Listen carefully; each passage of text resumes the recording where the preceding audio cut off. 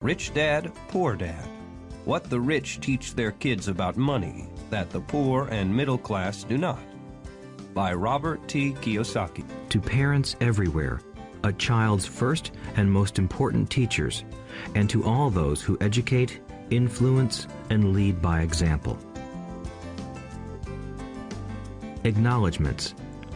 How does a person say thank you when there are so many people to thank? Obviously, this book is a thank you to my two fathers, who were powerful role models, and to my mom, who taught me love and kindness. The person most responsible for this book becoming a reality is my wife, Kim, my partner in marriage, business, and in life. She makes my life complete. Introduction. Rich Dad, Poor Dad. Having two dads offered me the choice of contrasting points of view, one of a rich man and one of a poor man. I had two fathers, a rich one and a poor one. One was highly educated and intelligent. He had a PhD and completed 4 years of undergraduate work in less than 2 years. He then went on to Stanford University, the University of Chicago, and Northwestern University to do his advanced studies, all on full financial scholarships. The other father never finished the 8th grade. Both men were successful in their careers, working hard all their lives. Both earned substantial incomes, yet one always struggled financially. The other would become one of the richest men in Hawaii. One died, leaving tens of millions of dollars to his family, charities, and his church. The other left bills to be paid. Both men were strong, charismatic, and influential. Both men offered me advice, but they did not advise the same things. Both men believed strongly in education, but did not recommend the same course of study. If I had had only one dad, I would have had to accept or reject his advice. Having two dads offered me the choice of contrasting points of view, one of a rich man and one of a poor man. Instead of simply accepting or rejecting one or the other, I found myself thinking more, comparing, and then choosing for myself. The problem was that the rich man was not rich yet, and the poor man was not yet poor. Both were just starting out on their careers, and both were struggling with money and families. But they had very different points of view about money. For example, one dad would say, "The love of money is the root of all evil." The other said, "The lack of money is the root of all evil." As a young boy, having two strong fathers, both influencing me, was difficult. I wanted to be a good son and listen, but the two fathers did not say the same things. The contrast in their points of view, particularly about money, was so extreme that I grew curious and intrigued. I began to start thinking for long periods of time about what each was saying. Much of my private time was spent reflecting, asking myself questions such as, "Why does he say that?" and then asking the same question of the other dad's statement. It would have been much easier to simply say, "Yeah, he's right, I agree with that," or to simply reject the point of view by saying, "The old man doesn't know what he's talking about." Instead, having two dads whom I loved forced me to think and ultimately choose a way of thinking for myself. As a process, choosing for myself turned out to be much more valuable in the long run than simply accepting or rejecting a single point of view. One of the reasons the rich get richer, the poor get poorer, and the middle class struggles in debt is that the subject of money is taught at home, not in school. Most of us learn about money from our parents, so what can poor parents tell their child about money? They simply say, "Stay in school and study hard." The child may graduate with excellent grades, but with a poor person's financial programming and mindset.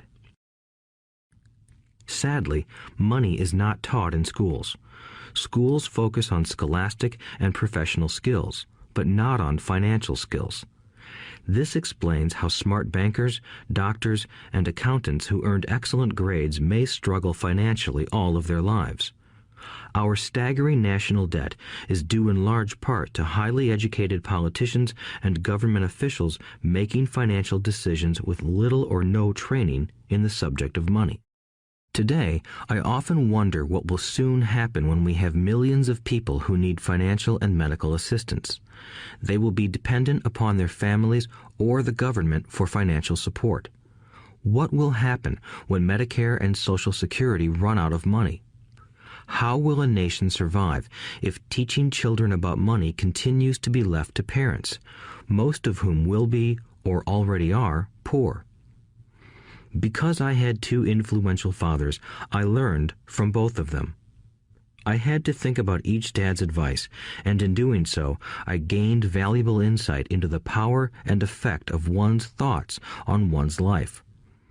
For example, one dad had a habit of saying, "I can't afford it." The other dad forbade those words to be used. He insisted I ask, "How can I afford it?" One is a statement, and the other is a question. One lets you off the hook, and the other forces you to think. My soon-to-be rich dad would explain that by automatically saying the words, "I can't afford it," your brain stops working. By asking the question, "How can I afford it?" your brain is put to work. He did not mean that you should buy everything you want. He was fanatical about exercising your mind, the most powerful computer in the world. He'd say, "My brain gets stronger every day because I exercise it. The stronger it gets, the more money I can make." He believed that automatically saying, "I can't afford it," was a sign of mental laziness. Although both dads worked hard, I noticed that one dad had a habit of putting his brain to sleep when it came to finances, and the other had a habit of exercising his brain. The long-term result was that one dad grew stronger financially, and the other grew weaker. It is not much different from a person who goes to the gym to exercise on a regular basis versus someone who sits on the couch watching television. Proper physical exercise increases your chances for health, and proper mental exercise increases your chances for wealth. My two dads had opposing attitudes, and that affected the way they thought. One dad thought that the rich should pay more in taxes to take care of those less fortunate. The other said, taxes punish those who produce and reward those who don't produce. One dad recommended, study hard so you can find a good company to work for. The other recommended, study hard so you can find a good company to buy. One dad said, the reason I'm not rich is because I have you kids. The other said, the reason I must be rich is because I have you kids. One encouraged talking about money and business at the dinner table, while the other forbade the subject of money to be discussed over a meal. One said, when it comes to money, play it safe, don't take risks. The other said, learn to manage risk. One believed, our home is our largest investment and our greatest asset. The other believed, my house is a liability, and if your house is your largest investment, you're in trouble.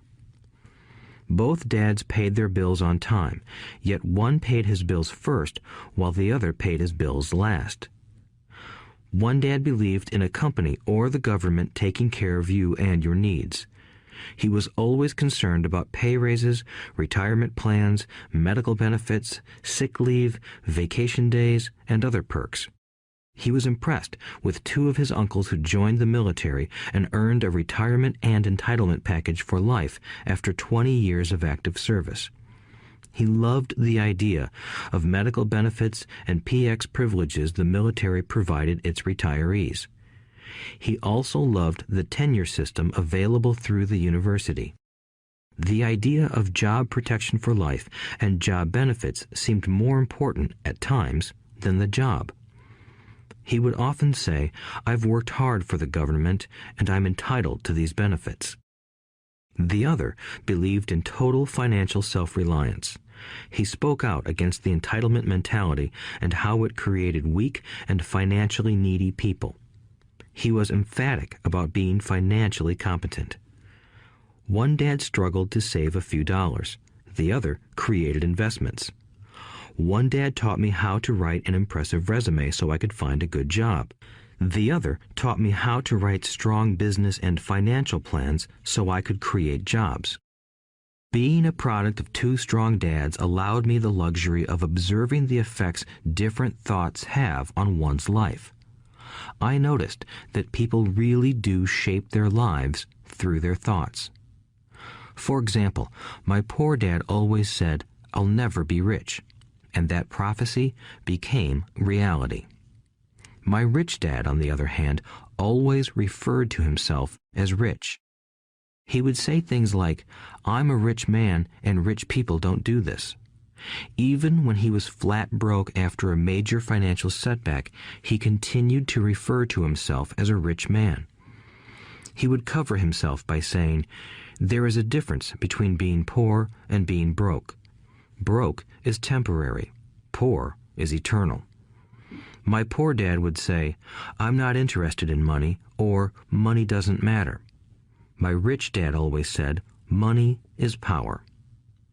The power of our thoughts may never be measured or appreciated, but it became obvious to me as a young boy that it was important to be aware of my thoughts and how I expressed myself. I noticed that my poor dad was poor, not because of the amount of money he earned, which was significant, but because of his thoughts and actions. As a young boy having two fathers, I became acutely aware of being careful about which thoughts I chose to adopt as my own. Should I listen to my rich dad or to my poor dad? Although both men had tremendous respect for education and learning, they disagreed about what they thought was important to learn. One wanted me to study hard, earn a degree, and get a good job to earn money.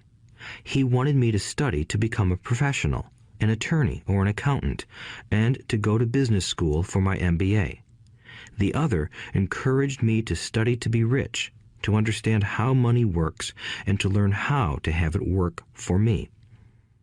"I don't work for money" were words he would repeat over and over. "Money works for me." At the age of 9, I decided to listen to and learn from my rich dad about money. In doing so, I chose not to listen to my poor dad, even though he was the one with all the college degrees. A lesson from Robert Frost. Robert Frost is my favorite poet. Although I love many of his poems, my favorite is "The Road Not Taken." I use its lesson almost daily. The Road Not Taken. Two roads diverged in a yellow wood, and sorry I could not travel both. And be one traveler long I stood, and looked down one as far as I could, to where it bent in the undergrowth, then took the other as just as fair, and having perhaps the better claim, because it was grassy and wanted wear. Though as for that the passing there had worn them really about the same, and both that morning equally lay in leaves no step had trodden black. Oh, I kept the first for another day, yet knowing how way leads on to way, I doubted if I should ever come back. I shall be telling this with a sigh, somewhere ages and ages hence. Two roads diverged in a wood, and I took the one less traveled by, and that has made all the difference. And that has made all the difference. Over the years, I have often reflected upon Robert Frost's poem. Choosing not to listen to my highly educated dad's advice and attitude about money was a painful decision, but it was a decision that shaped the rest of my life. Once I made up my mind about whom to listen to, my education about money began. My rich dad taught me over a period of 30 years until I was 39 years old. He stopped once he realized that I knew and fully understood what he had been trying to drum into my often thick skull.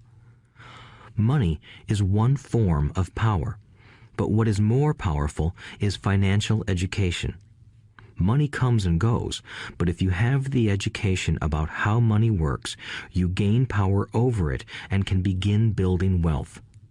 The reason positive thinking alone does not work is because most people went to school and never learned how money works, so they spend their lives working for money. Because I was only 9 years old when I started, the lessons my rich dad taught me were simple. And when it was all said and done, there were only 6 main lessons, repeated over 30 years. This audiobook is about those 6 lessons, put as simply as possible, just as simply as my rich dad put forth those lessons to me. The lessons are meant not to be answers, but guideposts that will assist you and your children to grow wealthier no matter what happens in a world of increasing change and uncertainty. Chapter 1. Lesson 1. The rich don't work for money. The poor and the middle class work for money. The rich have money work for them. Dad, can you tell me how to get rich? My dad put down the evening paper. Why do you want to get rich, son? Because today Jimmy's mom drove up in their new Cadillac and they were going to their beach house for the weekend. He took 3 of his friends, but Mike and I weren't invited. They told us we weren't invited because we were poor kids. They did? My dad asked incredulously. Yeah, they did, I replied in a hurt tone. My dad silently shook his head, pushed his glasses up the bridge of his nose, and went back to reading the paper. I stood waiting for an answer. The year was 1956. I was 9 years old. By some twist of fate, I attended the same public school where the rich people sent their kids. We were primarily a sugar plantation town. The managers of the plantation and the other affluent people, such as doctors, business owners, and bankers, sent their children to this elementary school. After grade 6, their children were generally sent off to private schools. Because my family lived on one side of the street, I went to this school. Had I lived on the other side of the street, I would have gone to a different school with kids from families more like mine. After grade 6, these kids and I would go on to the public intermediate and high school. There was no private school for them or for me. My dad finally put down the paper. I could tell he was thinking. Well, son, he began slowly, if you want to be rich, you have to learn to make money. How do I make money? I asked. Well, use your head, son, he said, smiling. Even then, I knew that really meant, that's all I'm going to tell you, or, I don't know the answer, so don't embarrass me. A partnership is formed. The next morning, I told my best friend, Mike, what my dad had said. As best as I could tell, Mike and I were the only poor kids in this school. Mike was also in this school by a twist of fate. Someone had drawn a jog in the line for the school district, and we wound up in school with the rich kids. We weren't really poor, but we felt as if we were because all the other boys had new baseball gloves, new bicycles, new everything. Mom and Dad provided us with the basics, like food and shelter and clothes, but that was about it. My dad used to say, if you want something, work for it. We wanted things, but there was not much work available for 9-year-old boys. So what do we do to make money? Mike asked. I don't know, I said, but do you want to be my partner? He agreed, and so on that Saturday morning, Mike became my first business partner. We spent all morning coming up with ideas on how to make money. Occasionally, we talked about all the cool guys at Jimmy's beach house having fun. It hurt a little, but that hurt was good, because it inspired us to keep thinking of a way to make money. Finally, that afternoon, a bolt of lightning struck. It was an idea Mike got from a science book he had read. Excitedly, we shook hands, and the partnership now had a business. For the next several weeks, Mike and I ran around our neighborhood, knocking on doors and asking our neighbors if they would save their toothpaste tubes for us. With puzzled looks, most adults consented with a smile. Some asked us what we were doing, To which we replied, "We can't tell you. It's a business secret." My mom grew distressed as the weeks wore on. We had selected a site next to her washing machine as the place we would stockpile our raw materials. In a brown cardboard box that at one time held ketchup bottles, our little pile of used toothpaste tubes began to grow.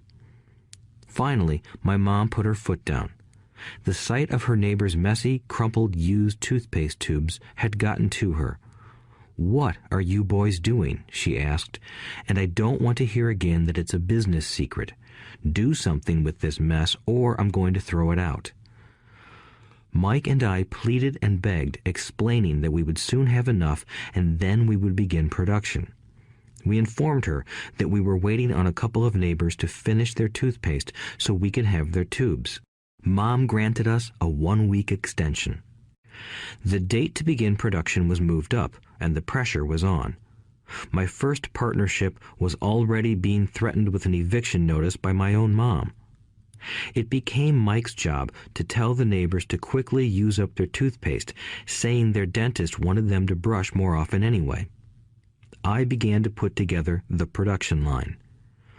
One day, my dad drove up with a friend to see 2 9-year-old boys in the driveway with their production line operating at full speed. There was fine white powder everywhere. On a long table were small milk cartons from school, and our family's hibachi grill was glowing with red-hot coals at maximum heat. Dad walked up cautiously, having to park the car at the base of the driveway since the production line blocked the carport. As he and his friend got closer, they saw a steel pot sitting on top of the coals in which the toothpaste tubes were being melted down. In those days, toothpaste did not come in plastic tubes. The tubes were made of lead, so once the paint was burned off, the tubes were dropped in the small steel pot. They melted until they became liquid, and with my mom's pot holders, we poured the lead through a small hole in the top of the milk cartons. The milk cartons were filled with plaster of Paris. White powder was everywhere.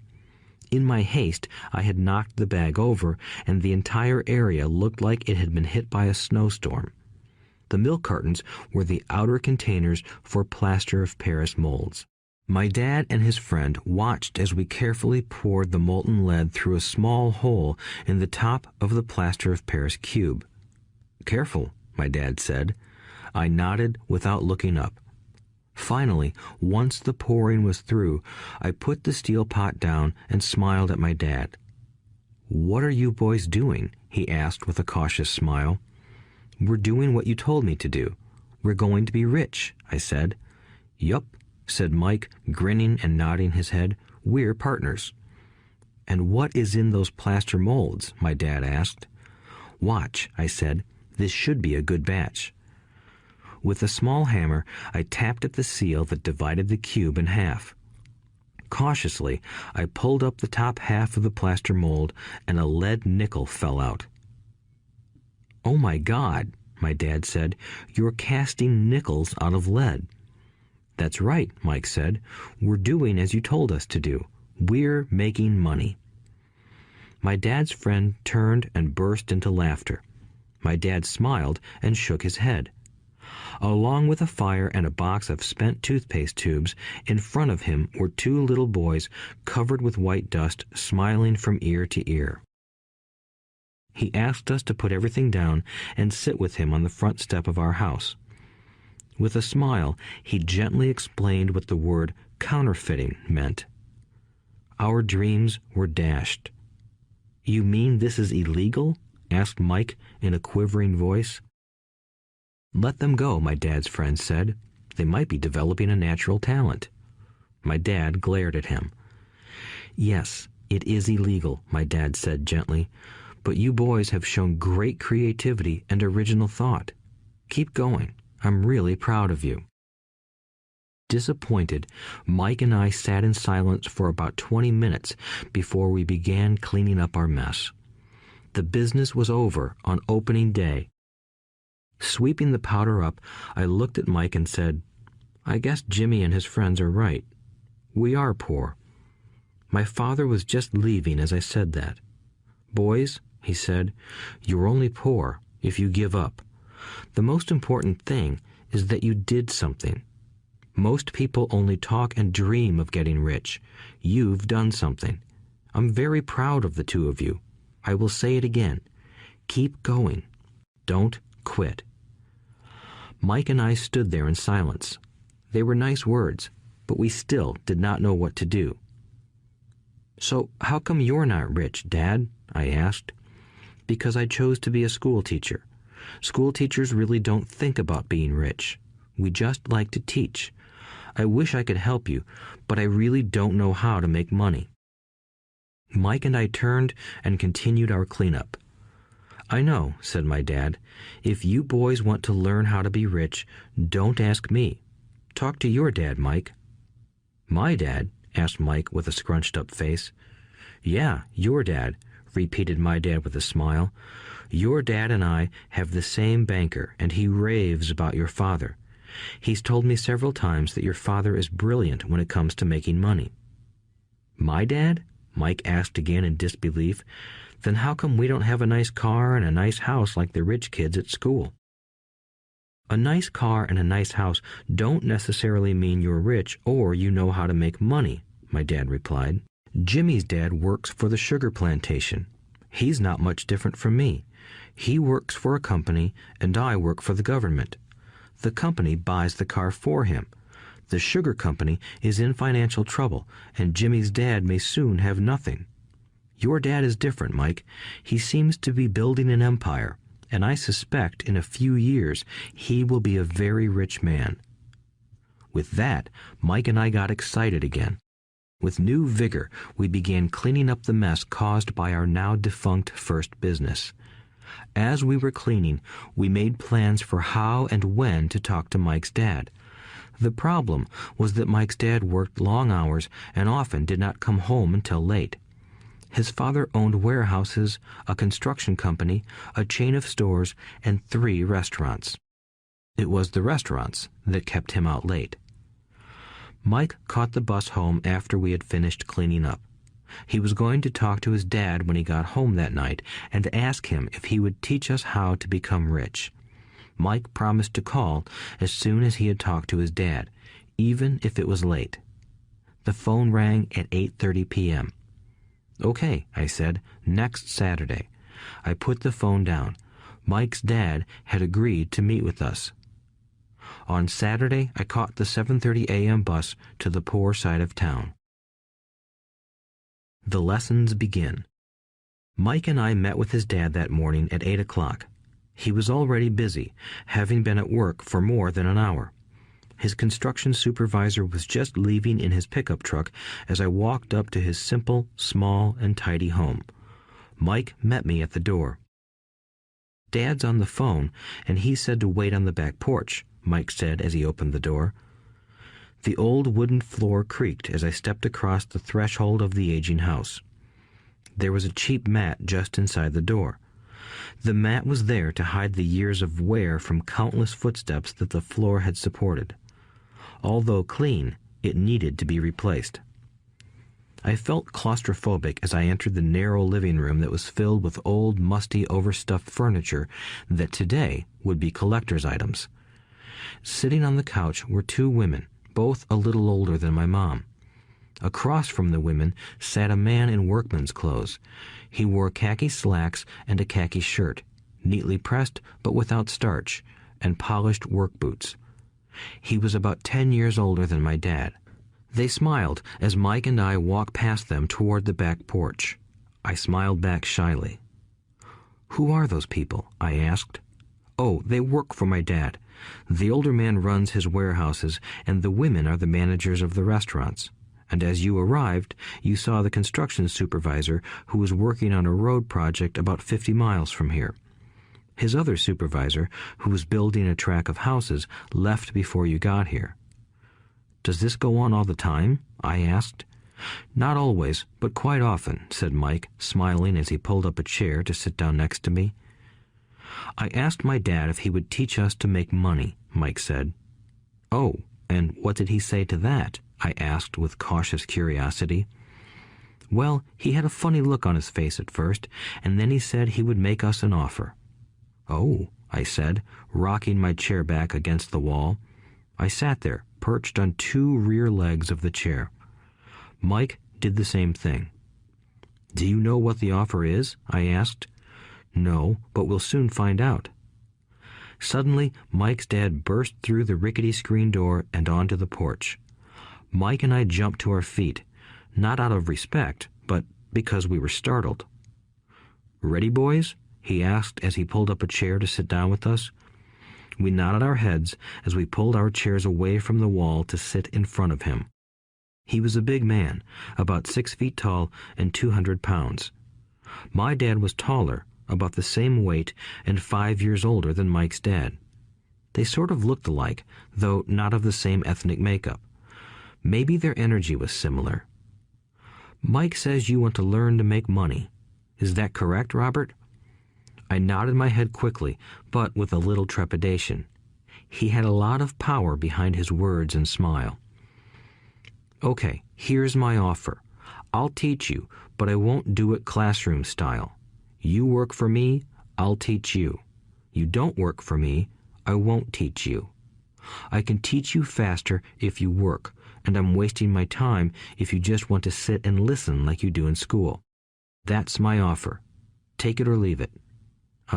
May I ask a question first?" I asked. "No. Take it or leave it. I've got too much work to do to waste my time. If you can't make up your mind decisively, then you'll never learn to make money anyway. Opportunities come and go. Being able to know when to make quick decisions is an important skill. You have the opportunity that you asked for. School is beginning, or it's over, in 10 seconds, Mike's dad said with a teasing smile. "Take it," I said. "Take it," said Mike. "Good," said Mike's dad. "Mrs. Martin will be by in 10 minutes. After I'm through with her, you'll ride with her to my superette and you can begin working. I'll pay you 10 cents an hour and you'll work 3 hours every Saturday." "But I have a softball game today," I said. Mike's dad lowered his voice to a stern tone. "Take it or leave it," he said. "I'll take it," I replied, choosing to work and learn instead of playing. 30 cents later. By 9 a.m. that day, Mike and I were working for Mrs. Martin. She was a kind and patient woman. She always said that Mike and I reminded her of her 2 grown sons. Although kind, she believed in hard work and kept us moving. We spent 3 hours taking canned goods off the shelves, brushing each can with a feather duster to get the dust off, and then restacking them neatly. It was excruciatingly boring work. Mike's dad, whom I called my rich dad, owned 9 of these little superettes, each with a large parking lot. They were the early version of the 7-Eleven convenience stores, little neighborhood grocery stores where people bought items such as milk, bread, butter, and cigarettes. The problem was that this was Hawaii before air conditioning was widely used, and the stores could not close their doors because of the heat. On 2 sides of the store, the doors had to be wide open to the road and parking lot. Every time a car drove by or pulled into the parking lot, dust would swirl and settle in the store. We knew we had a job as long as there was no air conditioning. For 3 weeks, Mike and I reported to Mrs. Martin and worked our 3 hours. By noon, our work was over, and she dropped 3 little dimes in each of our hands. Now, even at the age of 9 in the mid-1950s, 30 cents was not too exciting. Comic books cost 10 cents back then, so I usually spent my money on comic books and went home. By Wednesday of the 4th week, I was ready to quit. I had agreed to work only because I wanted to learn to make money from Mike's dad, and now I was a slave for 10 cents an hour. On top of that, I had not seen Mike's dad since that first Saturday. "I'm quitting," I told Mike at lunchtime. School was boring, and now I did not even have my Saturdays to look forward to. But it was the 30 cents that really got to me. This time, Mike smiled. "What are you laughing at?" I asked with anger and frustration. "Dad said this would happen. He said to meet with him when you were ready to quit." "What?" I said indignantly. He's been waiting for me to get fed up? Sort of, Mike said. Dad's kind of different. He doesn't teach like your dad. Your mom and dad lecture a lot. My dad is quiet and a man of few words. You just wait till this Saturday. I'll tell him you're ready. You mean I've been set up? No, not really. But maybe. Dad will explain on Saturday. Waiting in line on Saturday. I was ready to face Mike's dad. Even my real dad was angry with him. My real dad, the one I called the poor one, thought that my rich dad was violating child labor laws and should be investigated. My educated poor dad told me to demand what I deserve, at least 25 cents an hour. My poor dad told me that if I did not get a raise, I was to quit immediately. You don't need that damn job anyway, said my poor dad with indignation. At 8 o'clock Saturday morning, I walked through the door of Mike's house when Mike's dad opened it. Take a seat and wait in line, he said as I entered. He turned and disappeared into his little office next to a bedroom. I looked around the room and didn't see Mike anywhere. Feeling awkward, I cautiously sat down next to the same two women who were there 4 weeks earlier. They smiled and slid down the couch to make room for me. 45 minutes went by, and I was steaming. The two women had met with him and left 30 minutes earlier. An older gentleman was in there for 20 minutes and was also gone. The house was empty, and here I sat in a musty, dark living room on a beautiful, sunny Hawaiian day, waiting to talk to a cheapskate who exploited children. I could hear him rustling around the office, talking on the phone, and ignoring me. I was ready to walk out, but for some reason I stayed. Finally, 15 minutes later, at exactly 9 o'clock, Rich Dad walked out of his office, said nothing, and signaled with his hand for me to enter. I understand you want a raise or you're going to quit, Rich Dad said as he swiveled in his office chair. Well, you're not keeping your end of the bargain, I blurted out, nearly in tears. It was really frightening for me to confront a grown-up. You said that you would teach me if I worked for you. Well, I've worked for you. I've worked hard. I've given up my baseball games to work for you, but you haven't kept your word, and you haven't taught me anything. You are a crook like everyone in town thinks you are. You're greedy. You want all the money and don't take care of your employees. You made me wait and don't show me any respect. I'm only a little boy, but I deserve to be treated better. Rich Dad rocked back in his swivel chair, hands up to his chin, and stared at me. Not bad, he said. In less than a month, you sound like most of my employees. What? I asked.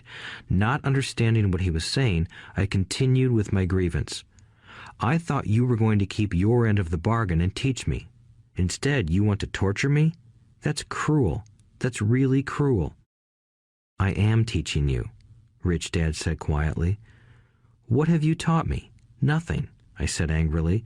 You haven't even talked to me once since I agreed to work for peanuts. 10 cents an hour. Ha! I should notify the government about you. We have child labor laws, you know. My dad works for the government, you know. Wow, said Rich Dad. Now you sound just like most of the people who used to work for me. People I've either fired or who have quit. So, what do you have to say? I demanded, feeling pretty brave for a little kid. You lied to me. I've worked for you, and you have not kept your word. You haven't taught me anything.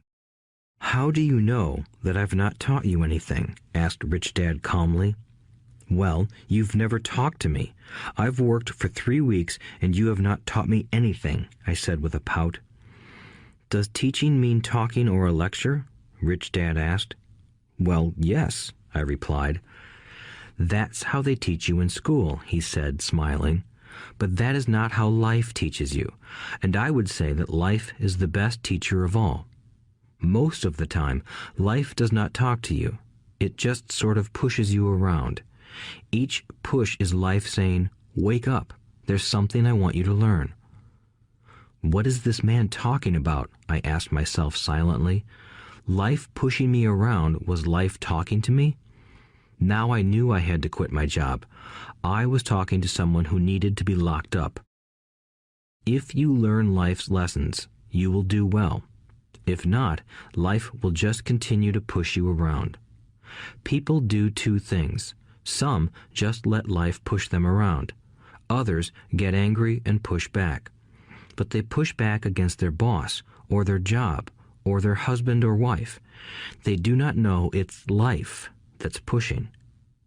I had no idea what he was talking about. Life pushes all of us around. Some people give up and others fight. A few learn the lesson and move on. They welcome life pushing them around. To these few people, it means they need and want to learn something. They learn and move on. Most quit, and a few, like you, fight. Rich Dad stood and shut the creaky old wooden window that needed repair. If you learn this lesson, you will grow into a wise, wealthy, and happy young man.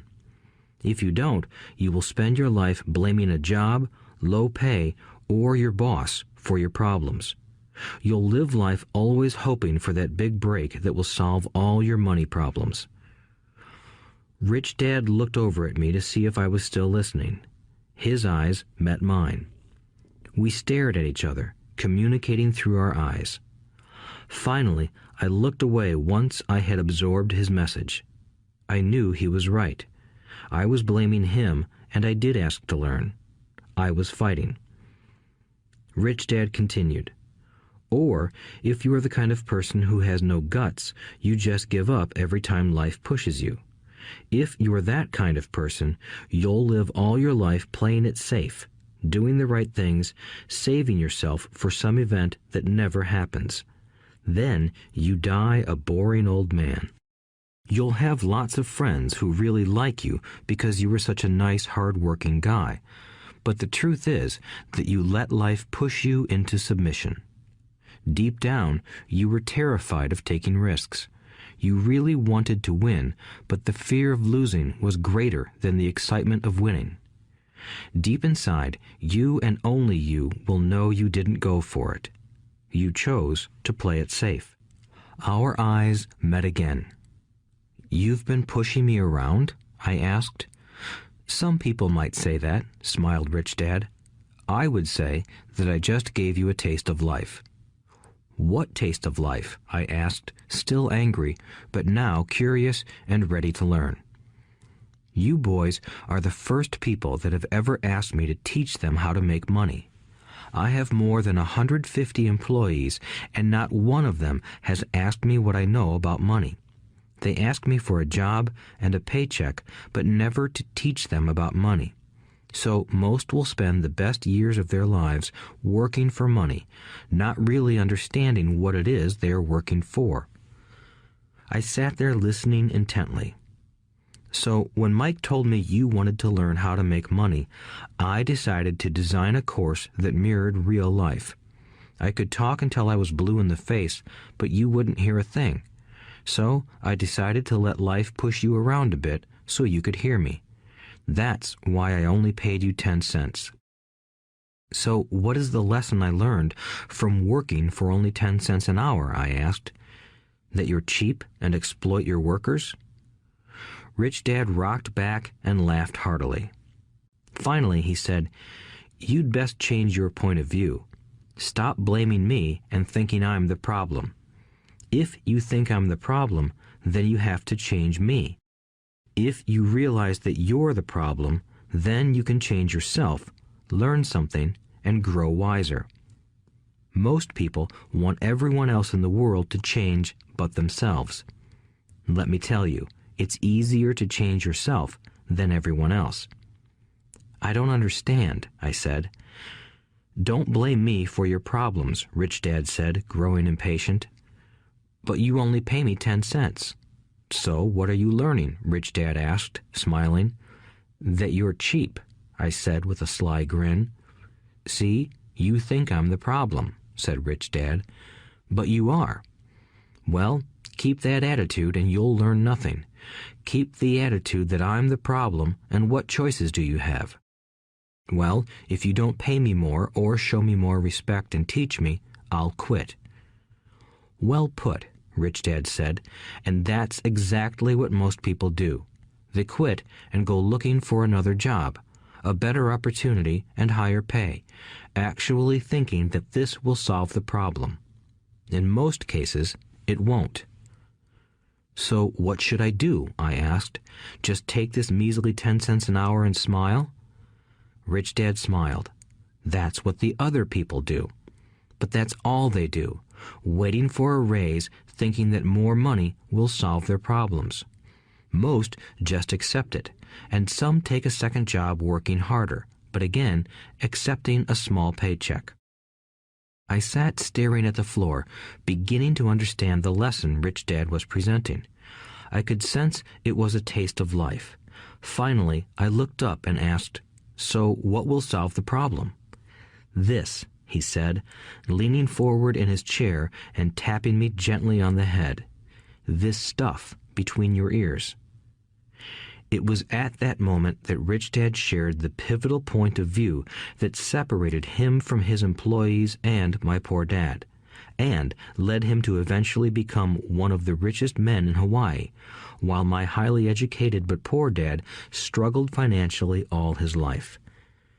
It was a singular point of view that made all the difference over a lifetime. Rich Dad said this point of view over and over, which I call lesson number 1. The poor and the middle class work for money. The rich have money work for them.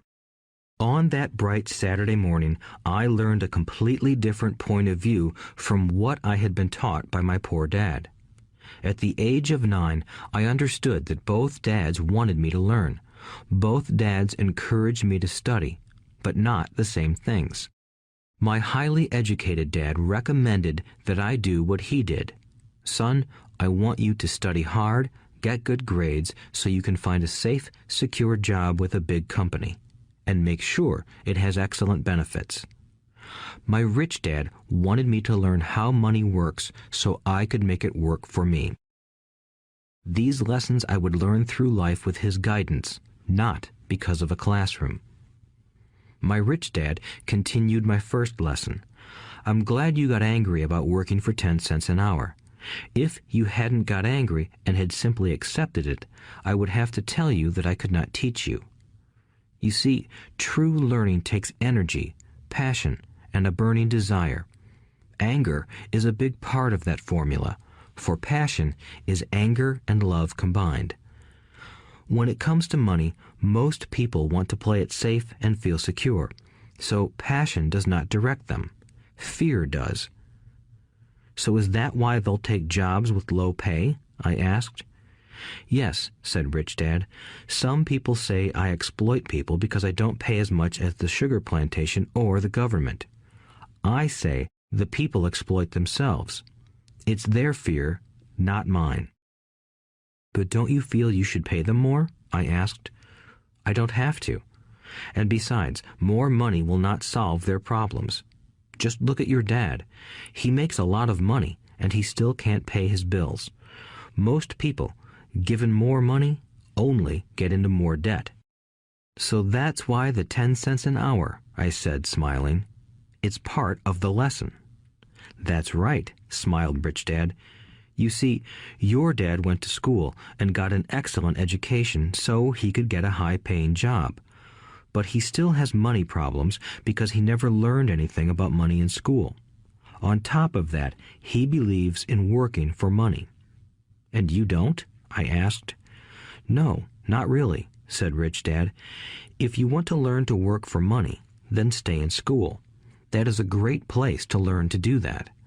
But if you want to learn how to have money work for you, then I will teach you that. But only if you want to learn." "Wouldn't everyone want to learn that?" I asked. "No," said Rich Dad, "simply because it's easier to learn to work for money, especially if fear is your primary emotion when the subject of money is discussed." "I don't understand," I said with a frown. "Don't worry about that for now. Just know that it's fear that keeps most people working at a job. the fear of not paying their bills, the fear of being fired, the fear of not having enough money, and the fear of starting over. That's the price of studying to learn a profession or trade and then working for money. Most people become a slave to money and then get angry at their boss. Learning to have money work for you is a completely different course of study? I asked. Absolutely, Rich Dad answered. Absolutely. We sat in the silence on that beautiful Hawaiian Saturday morning.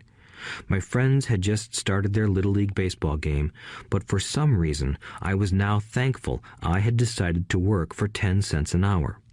I sensed that I was about to learn something my friends wouldn't learn in school. Ready to learn? Asked Rich Dad. Absolutely, I said with a grin. I have kept my promise. I've been teaching you from afar, my Rich Dad said. At 9 years old, you've gotten a taste of what it feels like to work for money. Just multiply your last month by 50 years, and you will have an idea of what most people spend their life doing. I don't understand, I said. How did you feel waiting in line to see me, once to get hired and once to ask for more money? Terrible, I said. If you choose to work for money, that is what life will be like, said Rich Dad. And how did you feel when Mrs. Martin dropped 3 dimes in your hand for 3 hours of work? I felt like it wasn't enough. It seemed like nothing. I was disappointed, I said. And that is how most employees feel when they look at their paychecks, especially after all the tax and other deductions are taken out. At least you got 100%. You mean most workers don't get paid everything? I asked with amazement. Heavens no, said Rich Dad. The government always takes its share first. How do they do that? I asked. Taxes, said Rich Dad. You're taxed when you earn. You're taxed when you spend. You're taxed when you save. You're taxed when you die. Why do people let the government do that to them? The rich don't, said Rich Dad with a smile. The poor and the middle class do. I'll bet you that I earn more than your dad, yet he pays more in taxes. How can that be? I asked. At my age, that made no sense to me. Why would someone let the government do that to them? Rich Dad rocked slowly and silently in his chair, just looking at me. Ready to learn? He asked. I nodded my head slowly. As I said, there is a lot to learn. Learning how to have money work for you is a lifetime study. Most people go to college for 4 years and their education ends.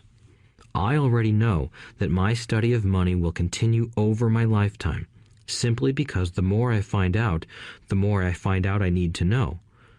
Most people never study the subject. They go to work, get their paycheck, balance their checkbooks, and that's it. Then they wonder why they have money problems. They think that more money will solve the problem, and don't realize that it's their lack of financial education that is the problem.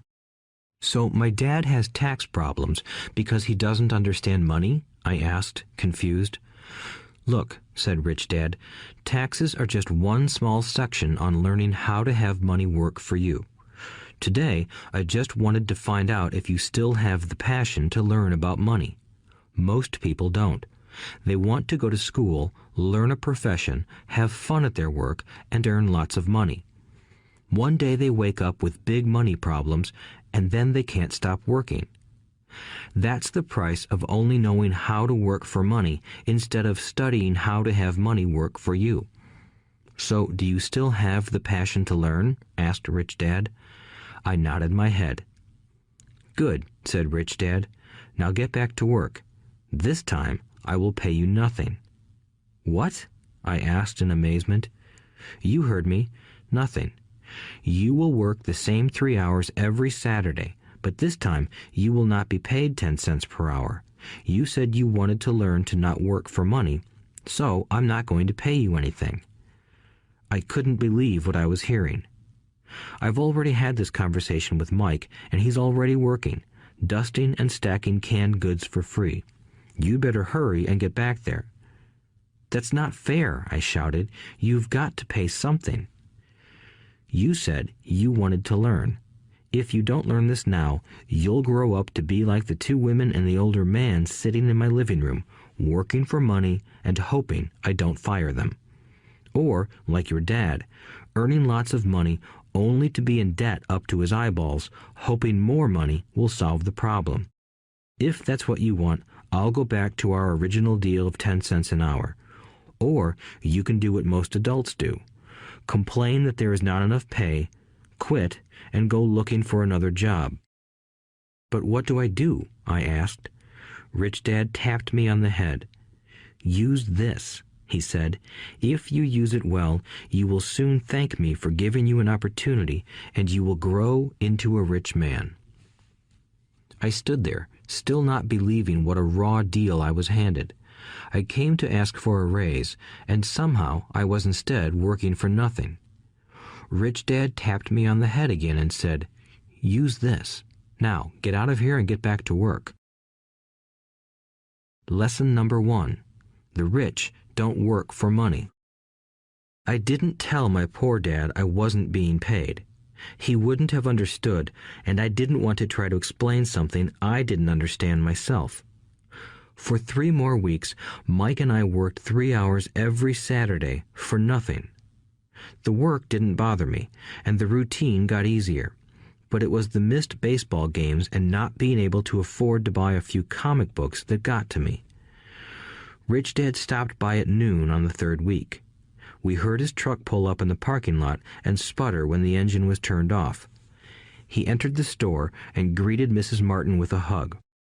After finding out how things were going in the store, he reached into the ice cream freezer, pulled out 2 bars, paid for them, and signaled to Mike and me. "Let's go for a walk, boys." We crossed the street, dodging a few cars, and walked across a large grassy field where a few adults were playing softball. Sitting down at a lone picnic table, he handed Mike and me the treats. "How's it going, boys?" "Okay," Mike said. I nodded in agreement. "Learn anything yet?" Rich Dad asked. Mike and I looked at each other, shrugged our shoulders, and shook our heads in unison. Avoiding one of life's biggest traps. Well, you boys had better start thinking. You're staring at one of life's biggest lessons. If you learn it, you'll enjoy a life of great freedom and security.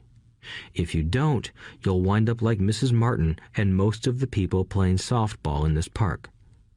They work very hard for little money, clinging to the illusion of job security and looking forward to a 3-week vacation each year and maybe a skimpy pension after 45 years of service. If that excites you, I'll give you a raise to 25 cents an hour. "But these are good, hard-working people. Are you making fun of them?" I demanded. A smile came over Rich Dad's face. "Mrs. Martin is like a mother to me. I would never be that cruel. I may sound unkind because I'm doing my best to point something out to the 2 of you. I want to expand your point of view so you can see something most people never have the benefit of seeing because their vision is too narrow. Most people never see the trap they are in." Mike and I sat there, uncertain of his message. He sounded cruel, yet we could sense he was trying to drive home a point. With a smile, Rich Dad said, "Doesn't that 25 cents an hour sound good? Doesn't it make your heart beat a little faster?" I shook my head no, but it really did. 25 cents an hour would be big bucks to me. "Okay, I'll pay you $1 an hour," Rich Dad said, with a sly grin. Now my heart started to race. My brain was screaming, "Take it, take it." I could not believe what I was hearing. Still, I said nothing. "Okay, $2 an hour." My little brain and heart nearly exploded. After all, it was 1956, and being paid $2 an hour would have made me the richest kid in the world. I couldn't imagine earning that kind of money. I wanted to say yes. I wanted the deal. I could picture a new bicycle, new baseball glove, and the adoration of my friends when I flashed some cash. On top of that, Jimmy and his rich friends could never call me poor again. But somehow my mouth stayed shut. The ice cream had melted and was running down my hand. Rich Dad was looking at two boys staring back at him, eyes wide open and brains empty. He was testing us, and he knew there was a part of our emotions that wanted to take the deal. He understood that every person has a weak and needy part of their soul that can be bought, and he knew that every individual also had a part of their soul that was resilient and could never be bought. It was only a question of which one was stronger. Okay, $5 an hour. Suddenly, I was silent. Something had changed. The offer was too big and ridiculous. Not many grown-ups in 1956 made more than that, but quickly my temptation disappeared and calm set in. Slowly, I turned to my left to look at Mike. He looked back at me. The part of my soul that was weak and needy was silenced. The part of me that had no price took over. I knew Mike had gotten to that point too. "Good," said Rich Dad softly. "Most people have a price, and they have a price because of human emotions named fear and greed. First, the fear of being without money motivates us to work hard, and then, once we get that paycheck, greed or desire starts us thinking about all the wonderful things money can buy. The pattern is then set." "What pattern?" I asked. "The pattern of get up, go to work, pay bills, get up, go to work, pay bills." People's lives are forever controlled by two emotions, fear and greed. Offer them more money, and they continue the cycle by increasing their spending. This is what I call the rat race. "There is another way?" Mike asked. "Yes," said Rich Dad slowly, "but only a few people find it." "And what is that way?" Mike asked. "That's what I hope you boys will learn as you work and study with me. That is why I took away all forms of pay." "Any hints?" Mike asked. "We're kind of tired of working hard, especially for nothing." "Well, the first step is telling the truth," said Rich Dad. "We haven't been lying," I said. "I did not say you were lying. I said to tell the truth," Rich Dad retorted. "The truth about what?" I asked. "How you're feeling," Rich Dad said. "You don't have to say it to anyone else. Just admit it to yourself." "You mean the people in this park, the people who work for you, Mrs. Martin, they don't do that?" I asked. "I doubt it," said Rich Dad. "Instead, they feel the fear of not having money. They don't confront it logically. They react emotionally instead of using their heads," Rich Dad said. "Then they get a few bucks in their hands, and again the emotions of joy, desire, and greed take over. And again they react instead of think." "So their emotions control their brain," Mike said. "That's correct," said Rich Dad. "Instead of admitting the truth about how they feel, they react to their feelings and fail to think. They feel the fear, so they go to work, hoping that money will soothe the fear, but it doesn't. It continues to haunt them, and they return to work, hoping again that money will calm their fears, and again it doesn't. Fear keeps them in this trap of working, earning money, hoping the fear will go away. But every day they get up, and that old fear wakes up with them. For millions of people, that old fear keeps them awake all night, causing a night of turmoil and worry. So they get up and go to work, hoping that a paycheck will kill that fear gnawing at their souls. Money is running their lives, and they refuse to tell the truth about that. Money is in control of their emotions and their souls." Rich Dad sat quietly, letting his words sink in.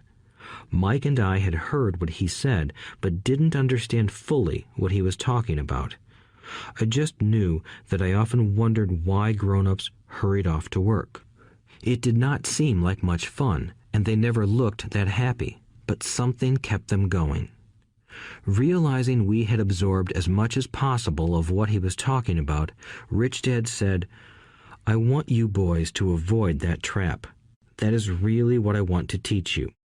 Not just to be rich, because being rich does not solve the problem. It doesn't? I asked, surprised. No, it doesn't. Let me explain the other emotion, desire. Some call it greed, but I prefer desire. It's perfectly normal to desire something better, prettier, more fun, or exciting. So people also work for money because of desire. They desire money for the joy they think it can buy. But the joy that money brings is often short-lived, and they soon need more money for more joy, more pleasure, more comfort, and more security.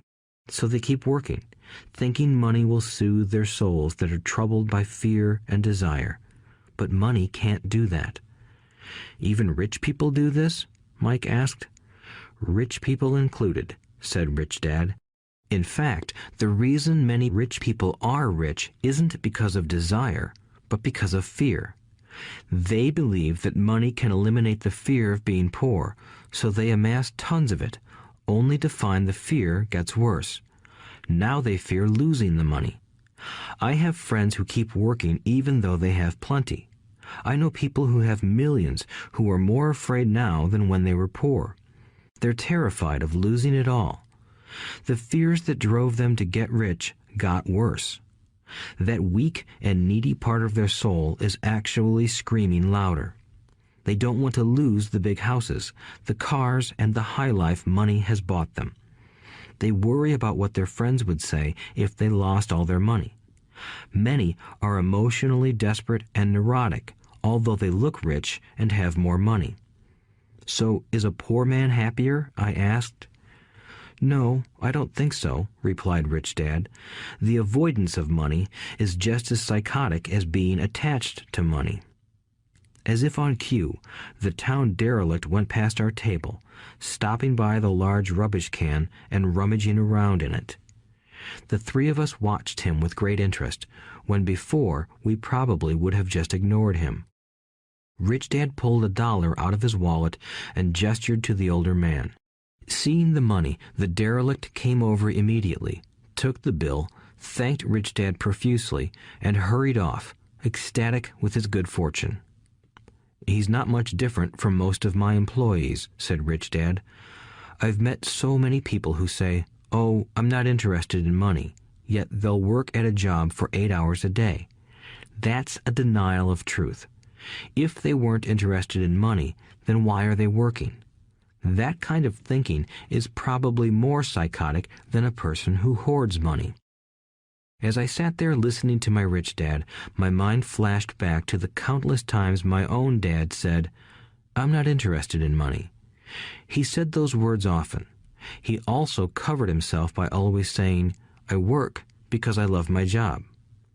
So, what do we do? I asked. Not work for money until all traces of fear and greed are gone? No, that would be a waste of time, said Rich Dad. Emotions are what make us human. The word emotion stands for energy in motion. Be truthful about your emotions and use your mind and emotions in your favor, not against yourself. Whoa, said Mike. Don't worry about what I just said. It will make more sense in years to come. Just be an observer, not a reactor, to your emotions. Most people do not know that it's their emotions that are doing the thinking. Your emotions are your emotions, but you have got to learn to do your own thinking. Can you give me an example? I asked. Sure, replied Rich Dad. When a person says, "I need to find a job," it's most likely an emotion doing the thinking. Fear of not having money generates that thought. But people do need money if they have bills to pay, I said. Sure they do, smiled Rich Dad. All I'm saying is that it's fear that is all too often doing the thinking. I don't understand, said Mike. For example, said Rich Dad, if the fear of not having enough money arises, instead of immediately running out to get a job, they instead might ask themselves this question. Will a job be the best solution to this fear over the long run? In my opinion, the answer is no. a job is really a short-term solution to a long-term problem. But my dad is always saying, stay in school and get good grades so you can find a safe, secure job, I interjected, somewhat confused. Yes, I understand he says that, said Rich Dad, smiling. Most people recommend that, and it's a good path for most people. But people make that recommendation primarily out of fear.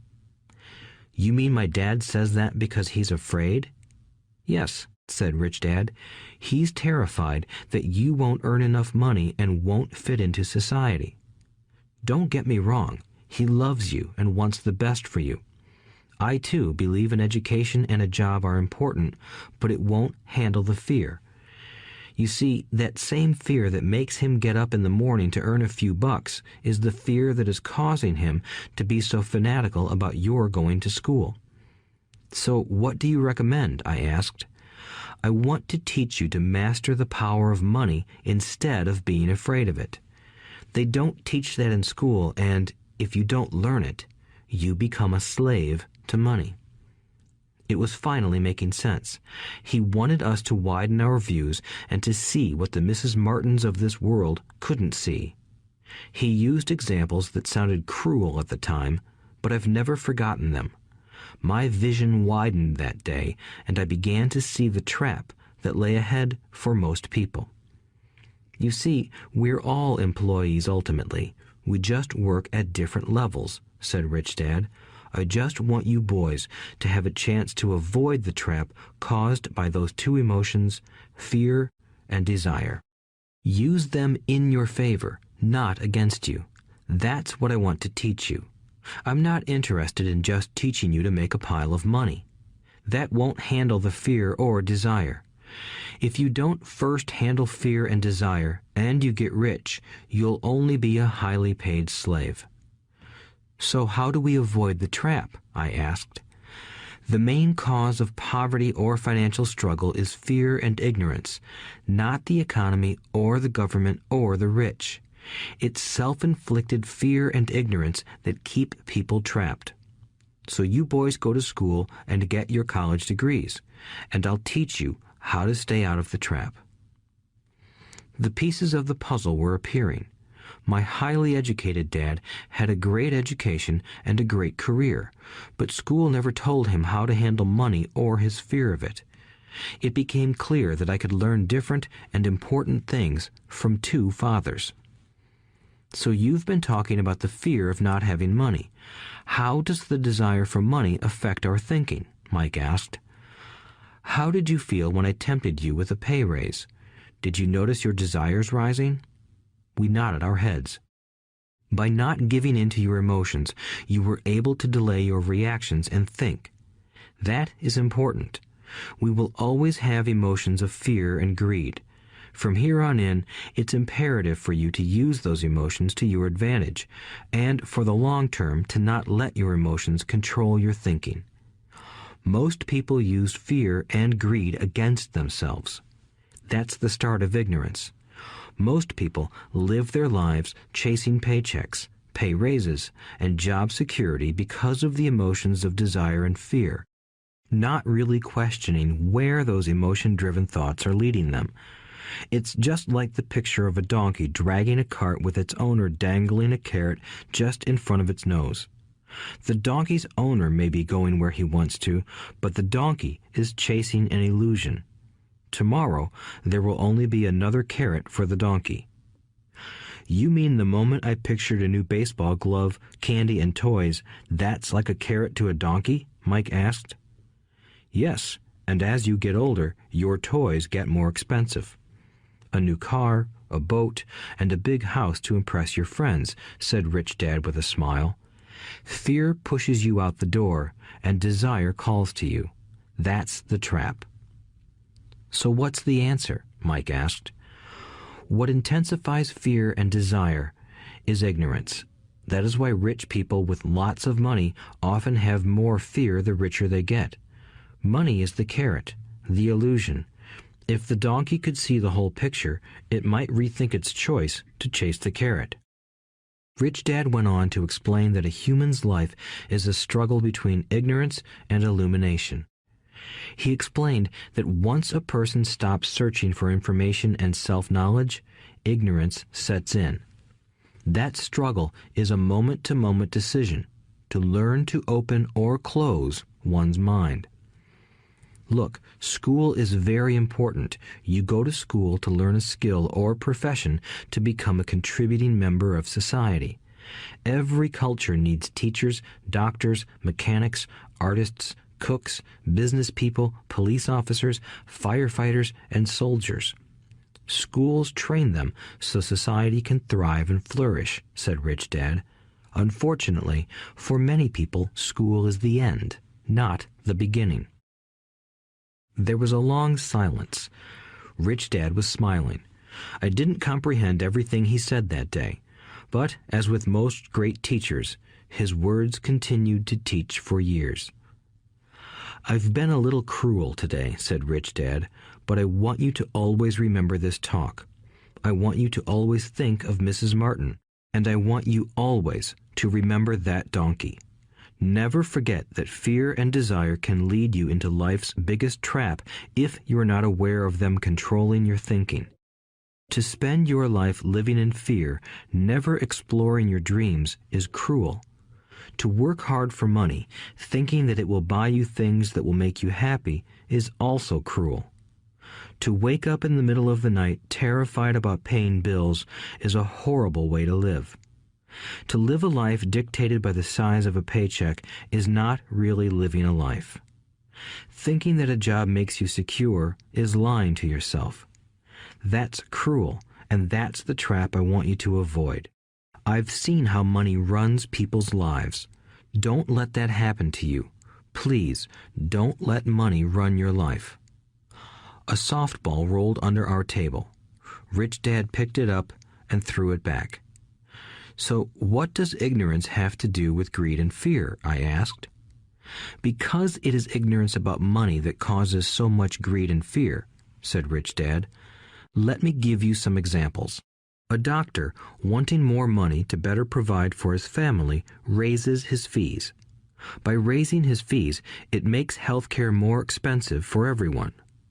It hurts the poor people the most, so they have worse health than those with money.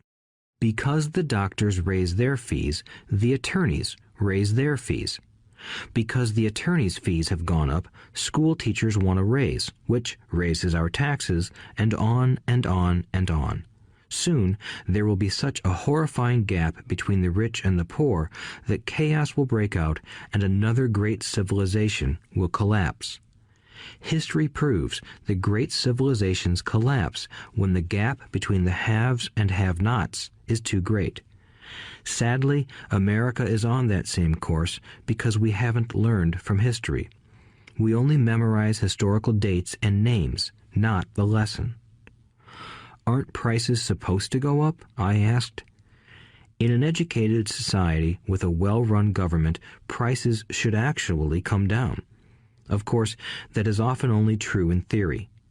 Prices go up because of greed and fear caused by ignorance.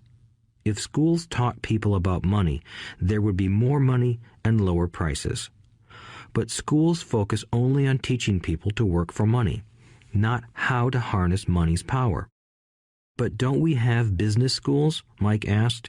"And haven't you encouraged me to go for my MBA?" "Yes," said Rich Dad, "but all too often business schools train employees to become sophisticated bean counters.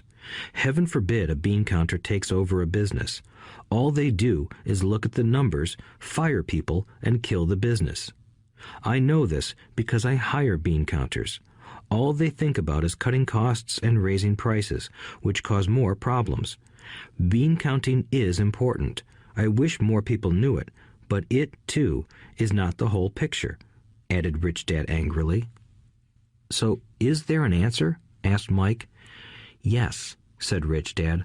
"Learn to use your emotions to think, not think with your emotions.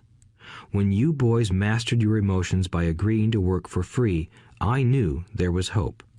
When you again resisted your emotions when I tempted you with more money, you were again learning to think in spite of being emotionally charged. That's the first step." Why is that step so important? I asked. Well, that's up to you to find out. If you want to learn, I'll take you boys into the briar patch, a place almost everyone else avoids. If you go with me, you'll let go of the idea of working for money and instead learn to have money work for you. And what will we get if we go with you? What if we agree to learn from you? What will we get? I asked. The same thing Brer Rabbit got, said Rich Dad, referring to the classic children's story. Is there a briar patch? I asked. Yes, said Rich Dad. The briar patch is our fear and greed. Confronting fear, weaknesses, and neediness by choosing our own thoughts is the way out. Choosing our thoughts? Mike asked, puzzled. Yes, choosing what we think rather than reacting to our emotions. Instead of just getting up and going to work because not having the money to pay your bills is scaring you, ask yourself, is working harder at this the best solution to this problem?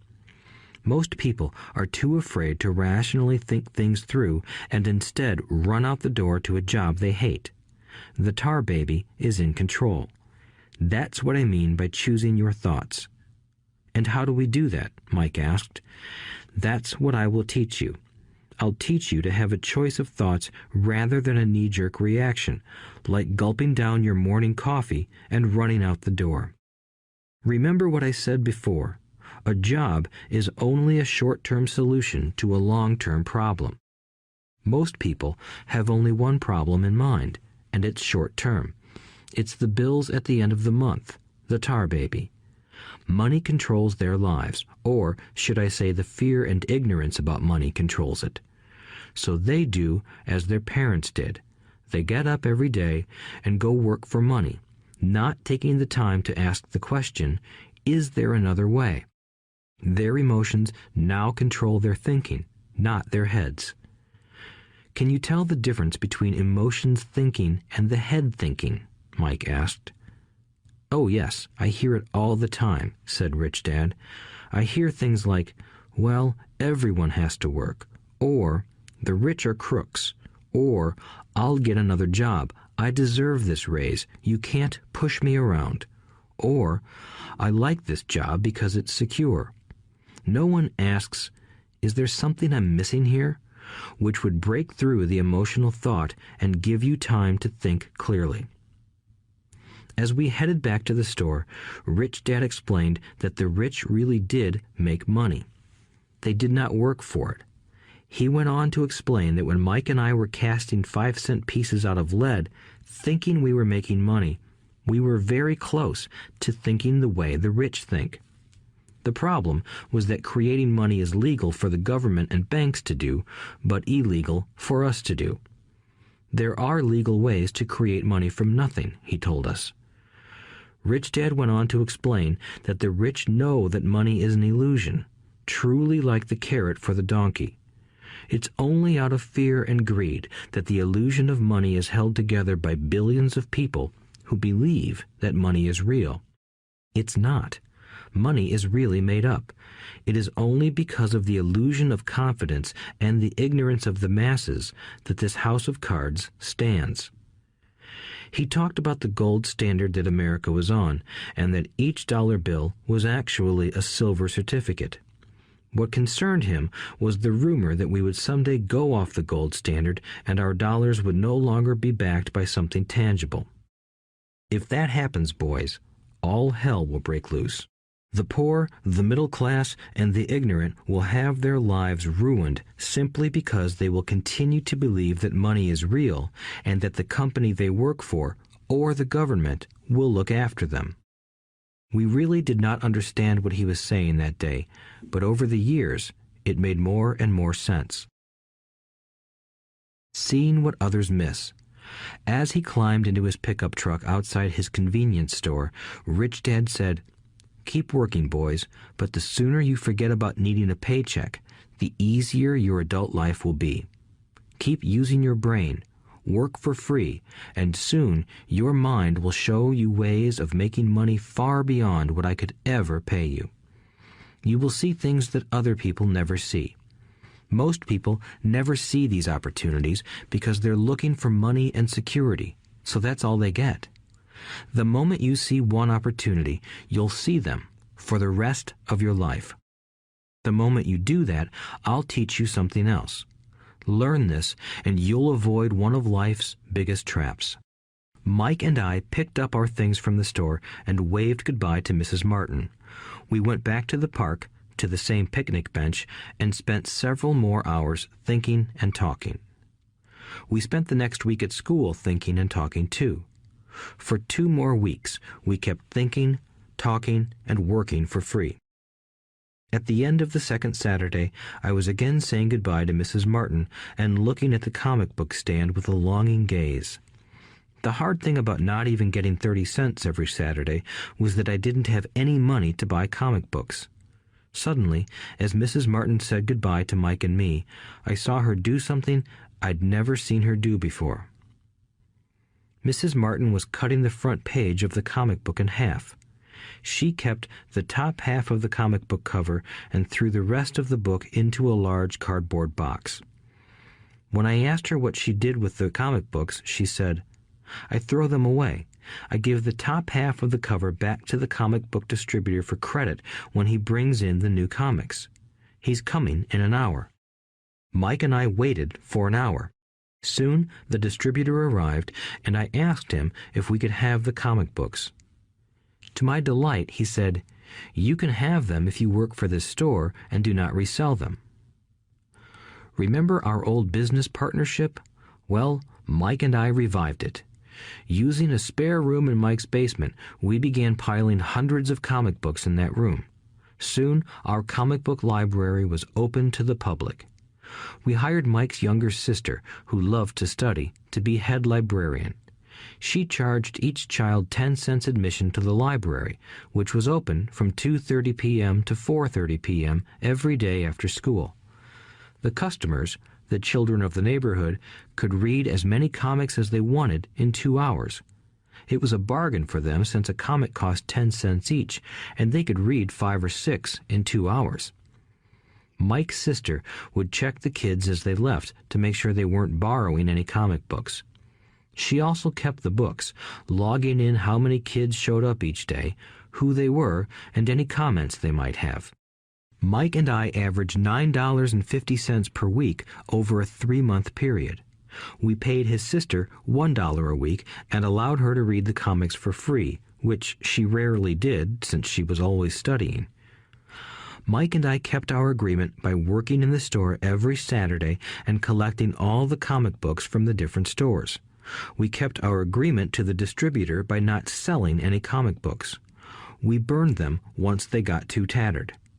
We tried opening a branch office, but we could never quite find someone as trustworthy and dedicated as Mike's sister. At an early age, we found out how hard it was to find good staff. 3 months after the library first opened, a fight broke out in the room. Some bullies from another neighborhood pushed their way in, and Mike's dad suggested we shut down the business. So our comic book business shut down, and we stopped working on Saturdays at the convenience store. But Rich Dad was excited because he had new things he wanted to teach us. He was happy because we had learned our first lessons so well. We learned to make money work for us. By not getting paid for our work at the store, we were forced to use our imaginations to identify an opportunity to make money. By starting our own business, the comic book library, we were in control of our own finances, not dependent on an employer. The best part was that our business generated money for us even when we weren't physically there. Our money worked for us. Instead of paying us money, Rich Dad had given us so much more. Chapter 2. Lesson 2. Why teach financial literacy? It's not how much money you make, it's how much money you keep. In 1990, Mike took over his father's empire and is, in fact, doing a better job than his dad did. We see each other once or twice a year on the golf course. He and his wife are wealthier than you can imagine. Rich Dad's empire is in great hands, and Mike is now grooming his son to take his place, as his dad had groomed us. In 1994, I retired at the age of 47, and my wife Kim was 37. Retirement does not mean not working. For us, it means that, barring unforeseen cataclysmic changes, we can work or not work, and our wealth grows automatically, staying ahead of inflation. Our assets are large enough to grow by themselves. It's like planting a tree. You water it for years, and then one day it doesn't need you anymore. Its roots are implanted deep enough. Then the tree provides shade for your enjoyment. Mike chose to run the empire, and I chose to retire. Whenever I speak to groups of people, they often ask what I would recommend that they do. How do I get started? Is there a book you would recommend? What should I do to prepare my children? What is your secret to success? How do I make millions? Whenever I hear one of these questions, I'm reminded of the following story. The Richest Businessmen. In 1923, a group of our greatest leaders and richest businessmen held a meeting at the Edgewater Beach Hotel in Chicago. Among them were Charles Schwab, head of the largest independent steel company; Samuel Insull, president of the world's largest utility; Howard Hobson, head of the largest gas company; Ivar Kruger, president of International Match Company, one of the world's largest companies at that time; Leon Fraser, president of the Bank of International Settlements; Richard Whitney, president of the New York Stock Exchange; Arthur Cotton and Jesse Livermore, two of the biggest stock speculators; and Albert Fall, a member of President Harding's cabinet. 25 years later, 9 of these titans ended their lives as follows. Schwab died penniless after living for 5 years on borrowed money. Insull died broke in a foreign land, and Kruger and Cotton also died broke. Hobson went insane. Whitney and Albert Fall were released from prison, and Fraser and Livermore committed suicide. I doubt if anyone can say what really happened to these men. If you look at the date, 1923, it was just before the 1929 market crash and the Great Depression, which I suspect had a great impact on these men and their lives. The point is this. Today, we live in times of greater and faster change than these men did. I suspect there will be many booms and busts in the coming years that will parallel the ups and downs these men faced. I am concerned that too many people are too focused on money and not on their greatest wealth, their education. If people are prepared to be flexible, keep an open mind, and learn, they will grow richer and richer despite tough changes. If they think money will solve problems, they will have a rough ride. Intelligence solves problems and produces money. Money without financial intelligence is money soon gone. Most people fail to realize that in life, it's not how much money you make, it's how much money you keep. We've all heard stories of lottery winners who are poor, then suddenly rich, and then poor again. They win millions, yet are soon back where they started.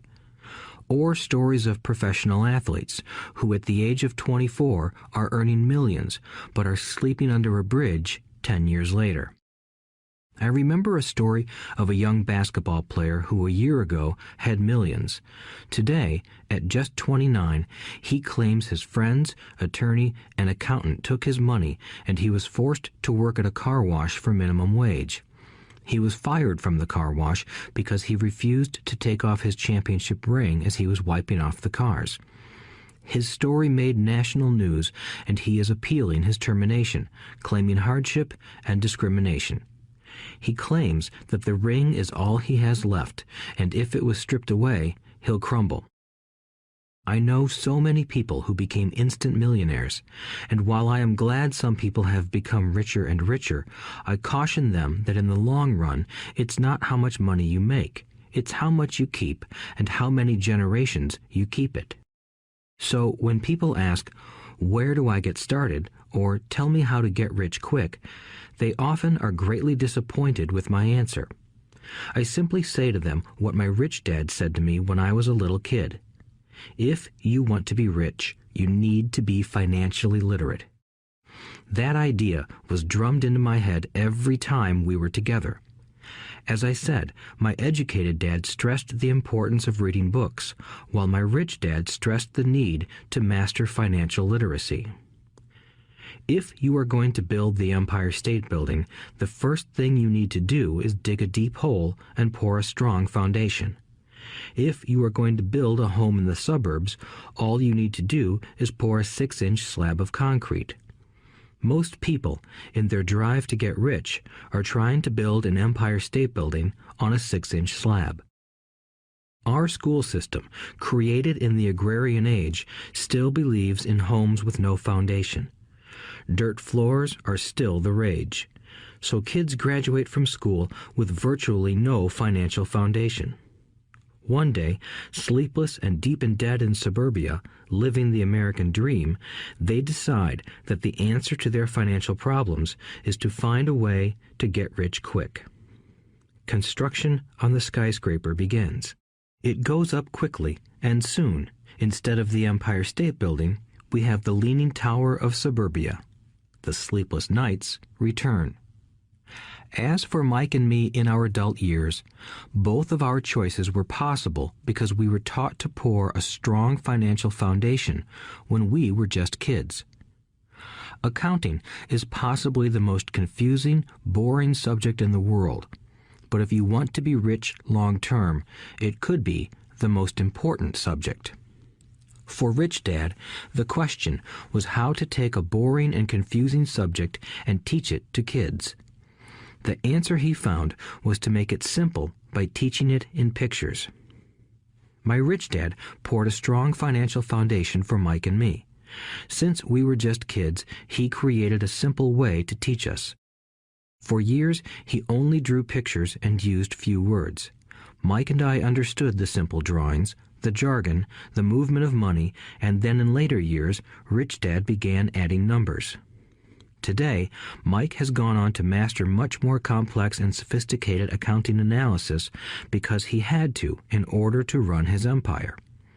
I am not as sophisticated because my empire is smaller, yet we come from the same simple foundation. Over the following pages, we will discuss those same simple line drawings Mike's dad created for us. Though basic, those drawings helped guide two little boys in building great sums of wealth on a solid and deep foundation. Rule number 1. You must know the difference between an asset and a liability, and buy assets. If you want to be rich, this is all you need to know.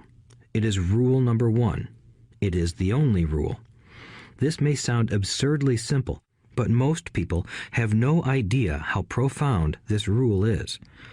Most people struggle financially because they do not know the difference between an asset and a liability. Rich people acquire assets. The poor and middle class acquire liabilities that they think are assets, said Rich Dad. When Rich Dad explained this to Mike and me, we thought he was kidding. Here we were, nearly teenagers, and waiting for the secret to getting rich. And this was his answer. It was so simple that we stopped for a long time to think about it. "What is an asset?" asked Mike. "Don't worry right now," said Rich Dad. "Just let the idea sink in. If you can comprehend the simplicity, your life will have a plan and be financially easy. It is simple. That is why the idea is missed."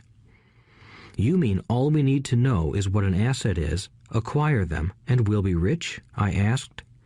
Rich Dad nodded his head. "It's that simple." "If it's that simple, how come everyone is not rich?" I asked. Rich Dad smiled. "Because people do not know the difference between an asset and a liability."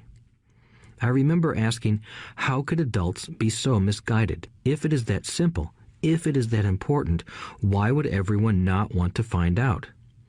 It took Rich Dad only a few minutes to explain what assets and liabilities were. As an adult, I have difficulty explaining it to other adults.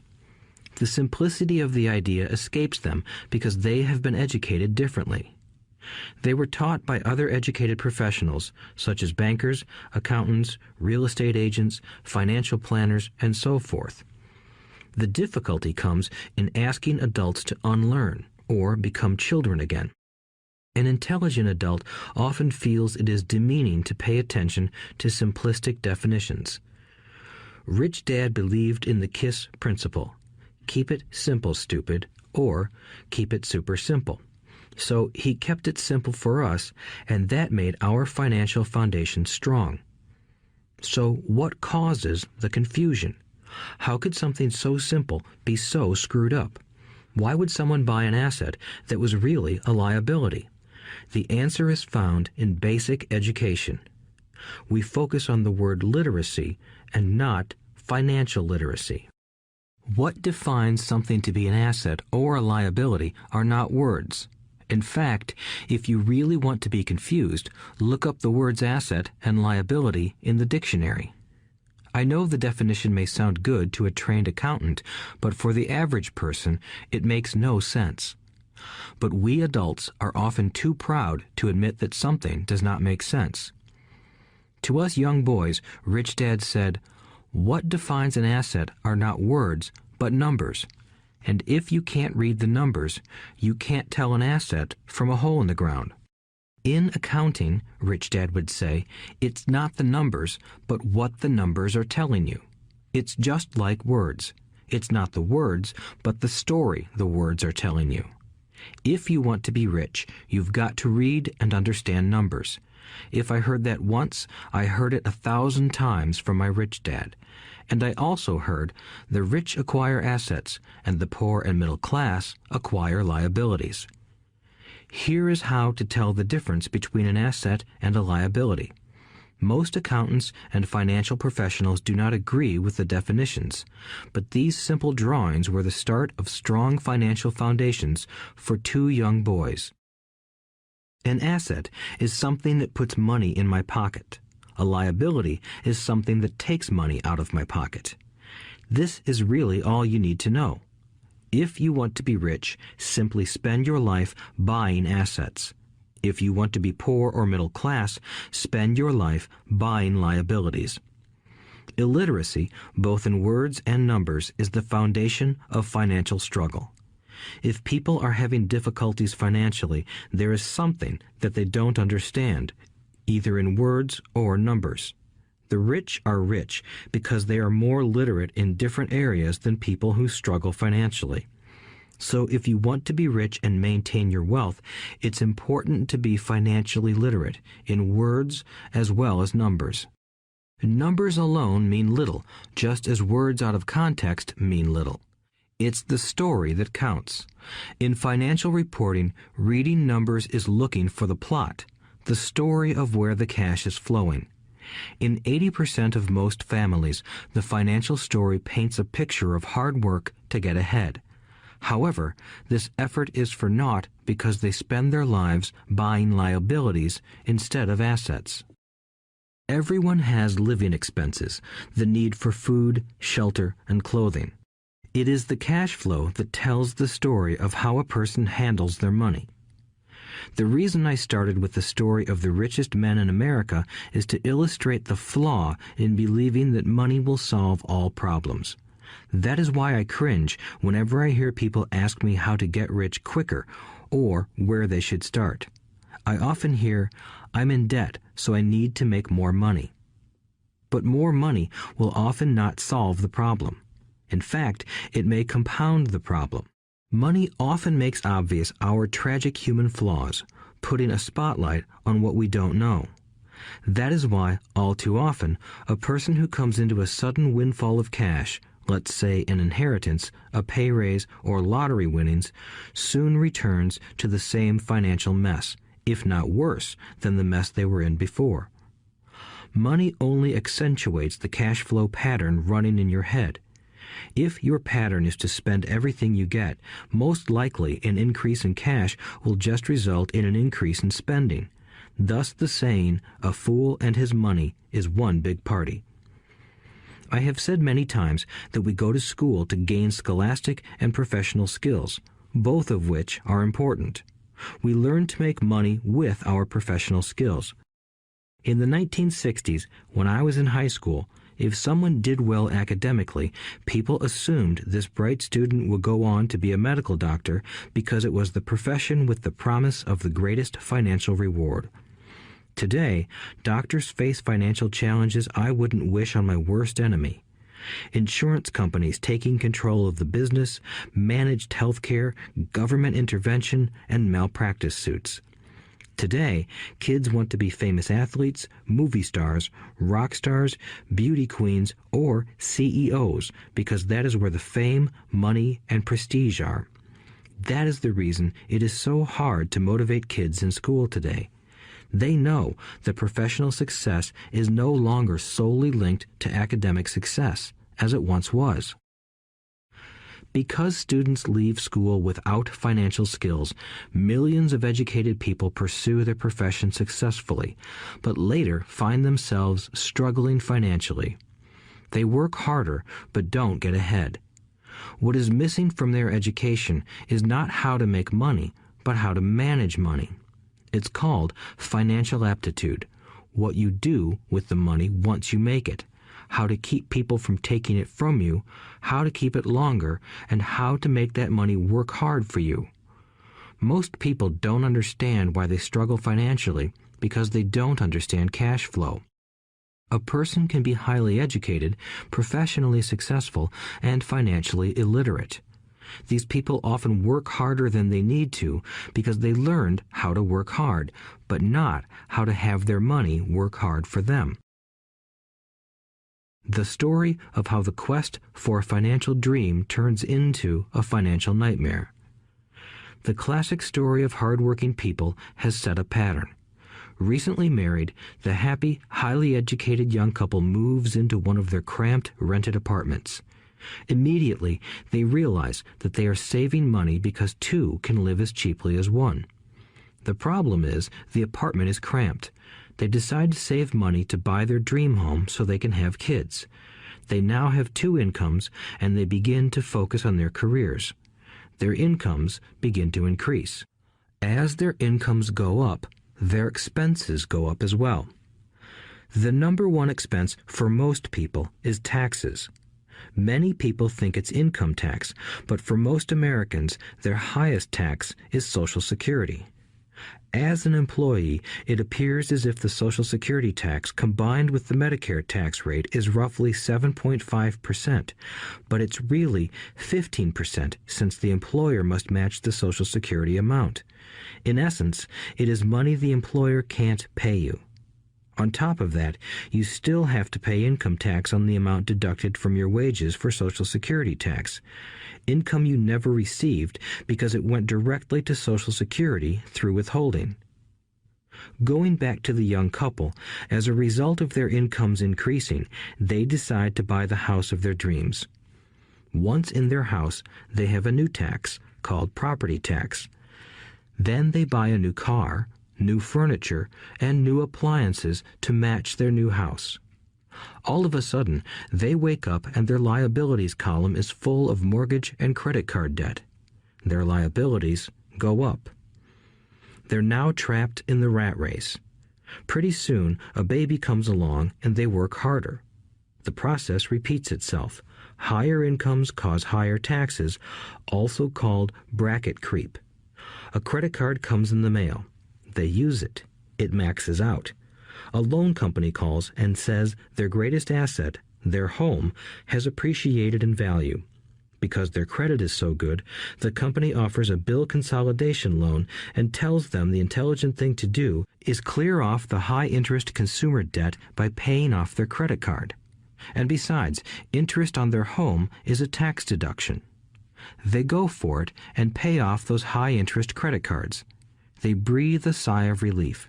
Their credit cards are paid off. They've now folded their consumer debt into their home mortgage. Their payments go down because they extend their debt over 30 years.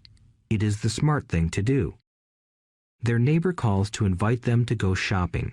The Memorial Day sale is on. They promise themselves they'll just window shop, but they take a credit card, just in case. I run into this young couple all the time. Their names change, but their financial dilemma is the same. They come to one of my talks to hear what I have to say. They ask me, "Can you tell us how to make more money?"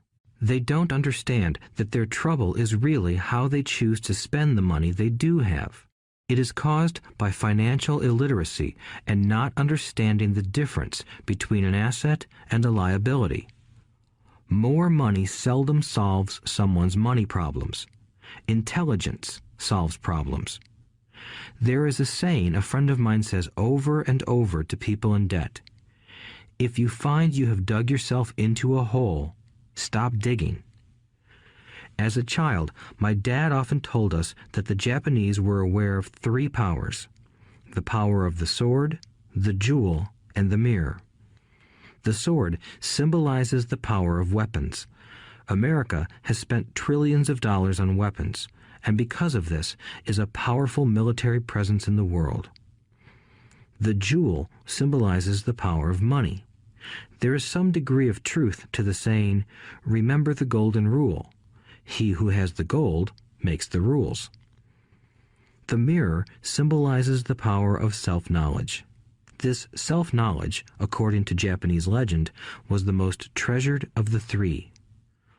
All too often, the poor and middle class allow the power of money to control them. By simply getting up and working harder, failing to ask themselves if what they do makes sense, they shoot themselves in the foot as they leave for work every morning. By not fully understanding money, the vast majority of people allow its awesome power to control them. If they used the power of the mirror, they would have asked themselves, "Does this make sense?" All too often, instead of trusting their inner wisdom, that genius inside, most people follow the crowd. They do things because everybody else does them. They conform rather than question. Often, they mindlessly repeat what they have been told. Diversify. Your home is an asset. Your home is your biggest investment. You get a tax break for going into greater debt. Get a safe job. Don't make mistakes. Don't take risks. It is said that the fear of public speaking is a fear greater than death for most people. According to psychiatrists, the fear of public speaking is caused by the fear of ostracism, the fear of standing out, the fear of criticism, the fear of ridicule, and the fear of being an outcast. The fear of being different prevents most people from seeking new ways to solve their problems. That is why my educated dad said the Japanese valued the power of the mirror the most, for it is only when we look into it that we find truth. Fear is the main reason that people say, "Play it safe." That goes for anything, be it sports, relationships, careers, or money. It is that same fear, the fear of ostracism, that causes people to conform to, and not question, commonly accepted opinions or popular trends. Your home is an asset. Get a bill consolidation loan and get out of debt. Work harder. It's a promotion. Someday I'll be a vice president. Save money. When I get a raise, I'll buy us a bigger house. Mutual funds are safe. Many financial problems are caused by trying to keep up with the Joneses. Occasionally, we all need to look in the mirror and be true to our inner wisdom rather than our fears. By the time Mike and I were 16 years old, we began to have problems in school. We were not bad kids. We just began to separate from the crowd. We worked for Mike's dad after school and on weekends. Mike and I often spent hours after work just sitting at a table with his dad while he held meetings with his bankers, attorneys, accountants, brokers, investors, managers, and employees. Here was a man who had left school at 13 who was now directing, instructing, ordering, and asking questions of educated people. They came at his beck and call and cringed when he didn't approve of them. Here was a man who had not gone along with the crowd. He was a man who did his own thinking and detested the words, "We have to do it this way because that's the way everyone else does it." He also hated the word can't. If you wanted him to do something, just say, "I don't think you can do it." Mike and I learned more sitting in on his meetings than we did in all our years of school, college included. Mike's dad was not book smart, but he was financially educated and successful as a result. He told us over and over again, an intelligent person hires people who are more intelligent than he is. So Mike and I had the benefit of spending hours listening to and learning from intelligent people. But because of this, Mike and I couldn't go along with the standard dogma our teachers preached, and that caused problems. Whenever the teacher said, "If you don't get good grades, you won't do well in the real world," Mike and I just raised our eyebrows. When we were told to follow set procedures and not deviate from the rules, we could see how school discouraged creativity. We started to understand why our rich dad told us that schools were designed to produce good employees instead of employers. Occasionally, Mike or I would ask our teachers how what we studied was applicable to the real world, or why we never studied money and how it worked. To the latter question, we often got the answer that money was not important, that if we excelled in our education, the money would follow. The more we knew about the power of money, the more distant we grew from the teachers and our classmates. My highly educated dad never pressured me about my grades, but we did begin to argue about money. By the time I was 16, I probably had a far better foundation with money than both my parents. I could keep books, I listened to tax accountants, corporate attorneys, bankers, real estate brokers, investors, and so forth. By contrast, my dad talked to other teachers. One day, my dad told me that our home was his greatest investment. A not-too-pleasant argument took place when I showed him why I thought a house was not a good investment. I showed him the ancillary expenses that went along with owning the home. A bigger home meant bigger expenses, and the cash flow kept going out through the expense column. Today, people still challenge me on the idea of a house not being an asset. I know that for many people, it is their dream as well as their largest investment. And owning your own home is better than nothing. I simply offer an alternative way of looking at this popular dogma. If my wife and I were to buy a bigger, flashier house, we realize it wouldn't be an asset. It would be a liability since it would take money out of our pocket. So here is the argument I put forth.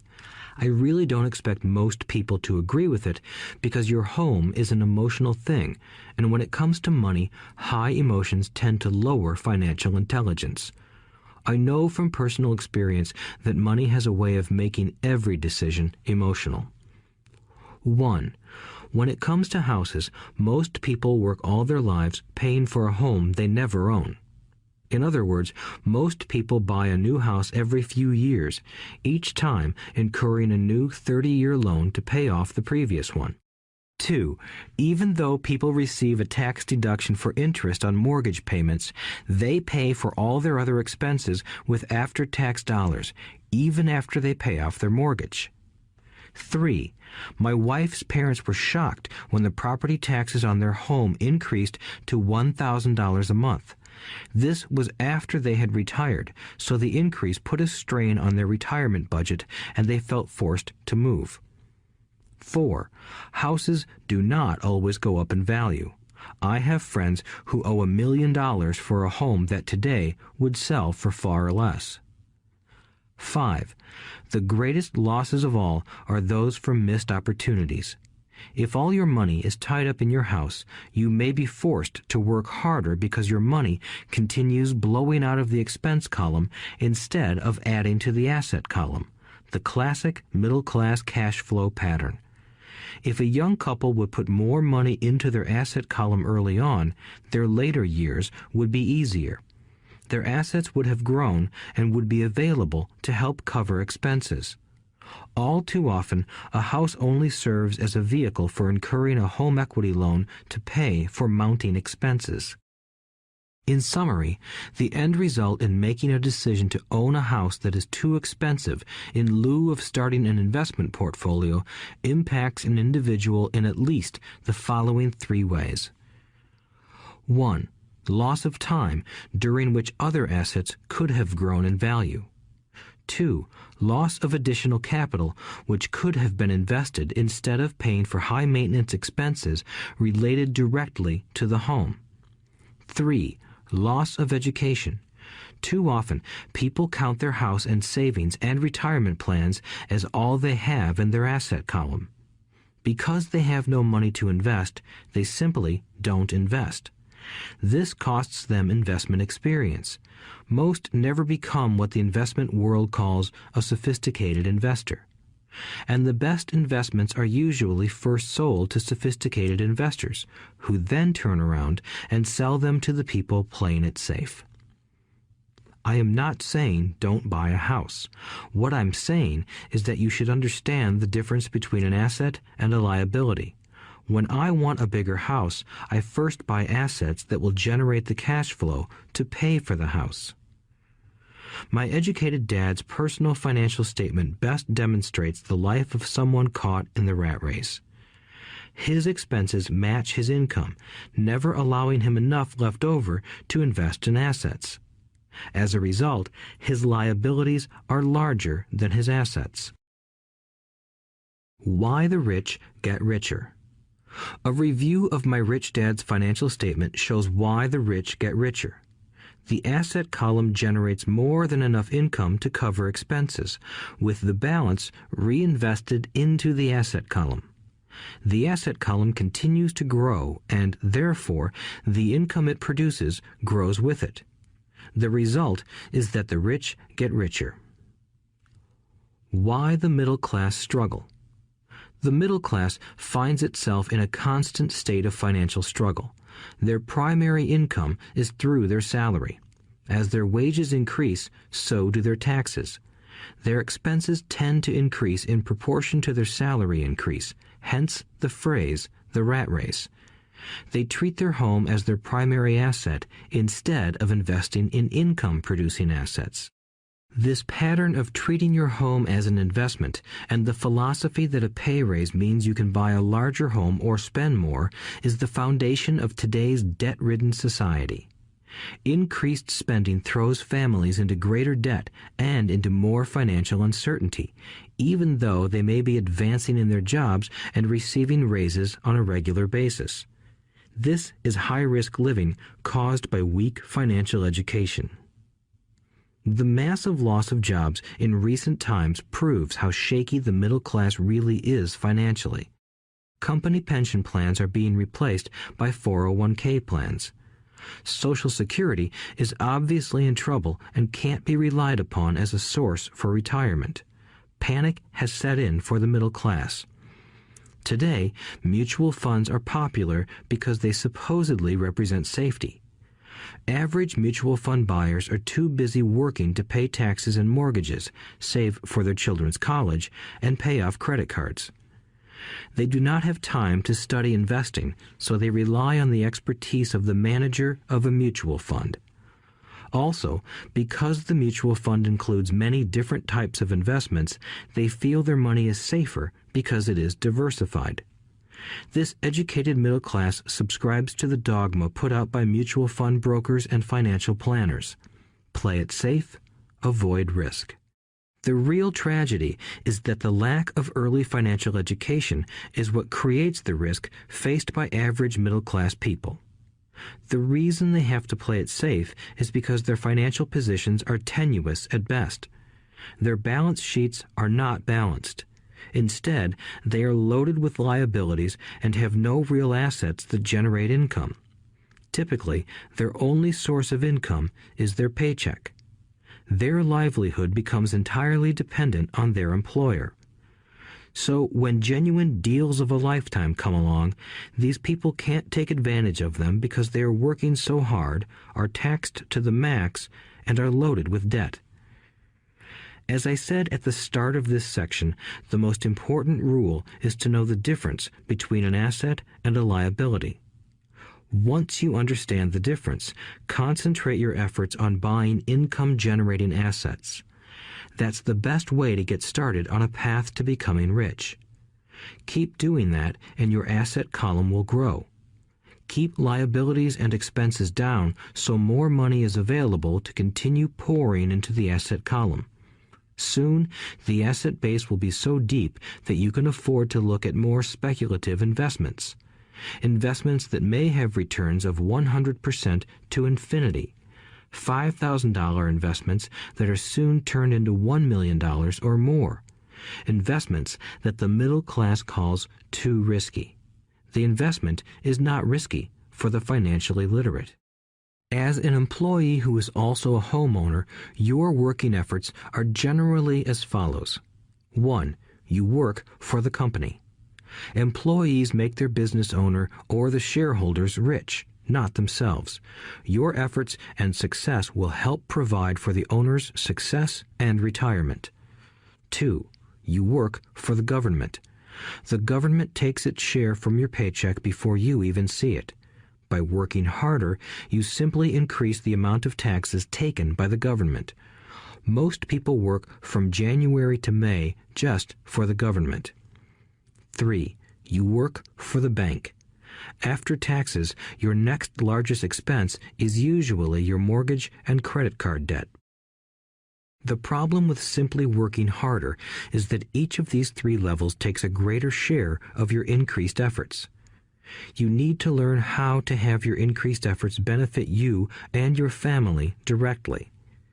Once you have decided to concentrate on minding your own business, focusing your efforts on acquiring assets instead of a bigger paycheck, how do you set your goals?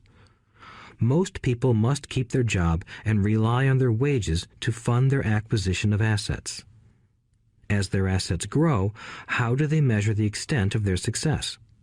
When does someone know that they are rich, that they have wealth? As well as having my own definitions for assets and liabilities, I also have my own definition for wealth. Actually, I borrowed it from a man named R. Buckminster Fuller. Some call him a quack, and others call him a genius. Years ago, he got architects buzzing because he applied for a patent for something he called a geodesic dome. But in the application, Fuller also said something about wealth. It was pretty confusing at first, but after reading it, it began to make some sense. Wealth is a person's ability to survive so many number of days forward, or, if I stopped working today, how long could I survive? Unlike net worth, the difference between your assets and liabilities, which is often filled with a person's expensive junk and opinions of what things are worth, this definition creates the possibility for developing a truly accurate measurement. I could now measure and know where I was in terms of my goal to become financially independent. Although net worth often includes non-cash producing assets, like stuff you bought that now sits in your garage, wealth measures how much money your money is making and, therefore, your financial survivability. Wealth is the measure of the cash flow from the asset column compared with the expense column. Let's use an example. Let's say I have cash flow from my asset column of $1,000 a month, and I have monthly expenses of $2,000 a month. What is my wealth? Let's go back to Buckminster Fuller's definition. Using his definition, how many days forward can I survive? Assuming a 30-day month, I have enough cash flow for half a month. When I achieve $2,000 a month cash flow from my assets, then I will be wealthy. So, while I'm not yet rich, I am wealthy. I now have income generated from assets each month that fully cover my monthly expenses. If I want to increase my expenses, I first must increase my cash flow to maintain this level of wealth. Also note that it is at this point that I'm no longer dependent on my wages. I have focused on and been successful in building an asset column that has made me financially independent. If I quit my job today, I would be able to cover my monthly expenses with the cash flow from my assets. My next goal would be to have the excess cash flow from my assets reinvested into the asset column. The more money that goes into my asset column, the more my asset column grows. The more my assets grow, the more my cash flow grows. And as long as I keep my expenses less than the cash flow from these assets, I grow richer with more and more income from sources other than my physical labor. As this reinvestment process continues, I am well on my way to becoming rich. Just remember this simple observation. The rich buy assets. The poor only have expenses. The middle class buy liabilities they think are assets. So how do I start minding my own business? What is the answer? Listen to the founder of McDonald's in the next chapter. Chapter 3. Lesson 3. Mind your own business. The rich focus on their asset columns while everyone else focuses on their income statements. In 1974, Ray Kroc, the founder of McDonald's, was asked to speak to the MBA class at the University of Texas at Austin. A friend of mine was a student in that MBA class. After a powerful and inspiring talk, the class adjourned and the students asked Ray if he would join them at their favorite hangout to have a few beers. Ray graciously accepted. "What business am I in?" Ray asked once the group had all their beers in hand. Everyone laughed, my friend said. Most of the MBA students thought Ray was just fooling around. No one answered, so Ray asked again. "What business do you think I'm in?" The students laughed again, and finally one brave soul yelled out, "Ray, who in the world doesn't know that you're in the hamburger business?" Ray chuckled. "That's what I thought you would say." He paused and then quickly added, "Ladies and gentlemen, I'm not in the hamburger business. My business is real estate."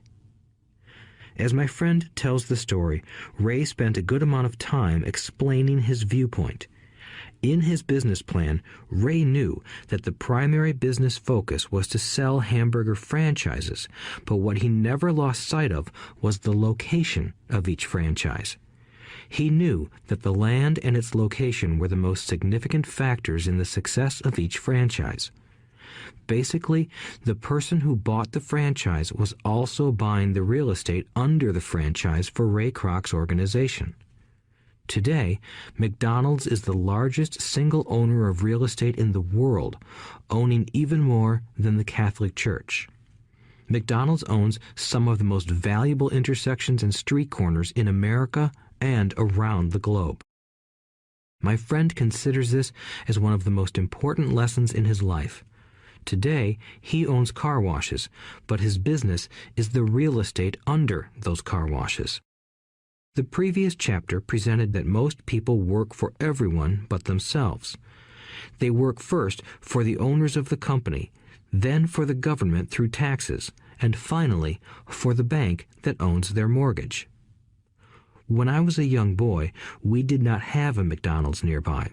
Yet my rich dad was responsible for teaching Mike and me the same lesson that Ray Kroc talked about at the University of Texas. It is secret number 3 of the rich. The secret is mind your own business.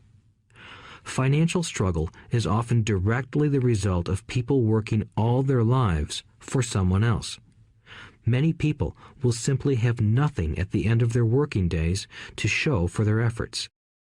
Our current educational system focuses on preparing today's youth to get good jobs by developing scholastic skills. Their lives will revolve around their wages or, as described earlier, their income column. Many will study further to become engineers, scientists, cooks, police officers, artists, writers, and so on. These professional skills allow them to enter the workforce and work for money.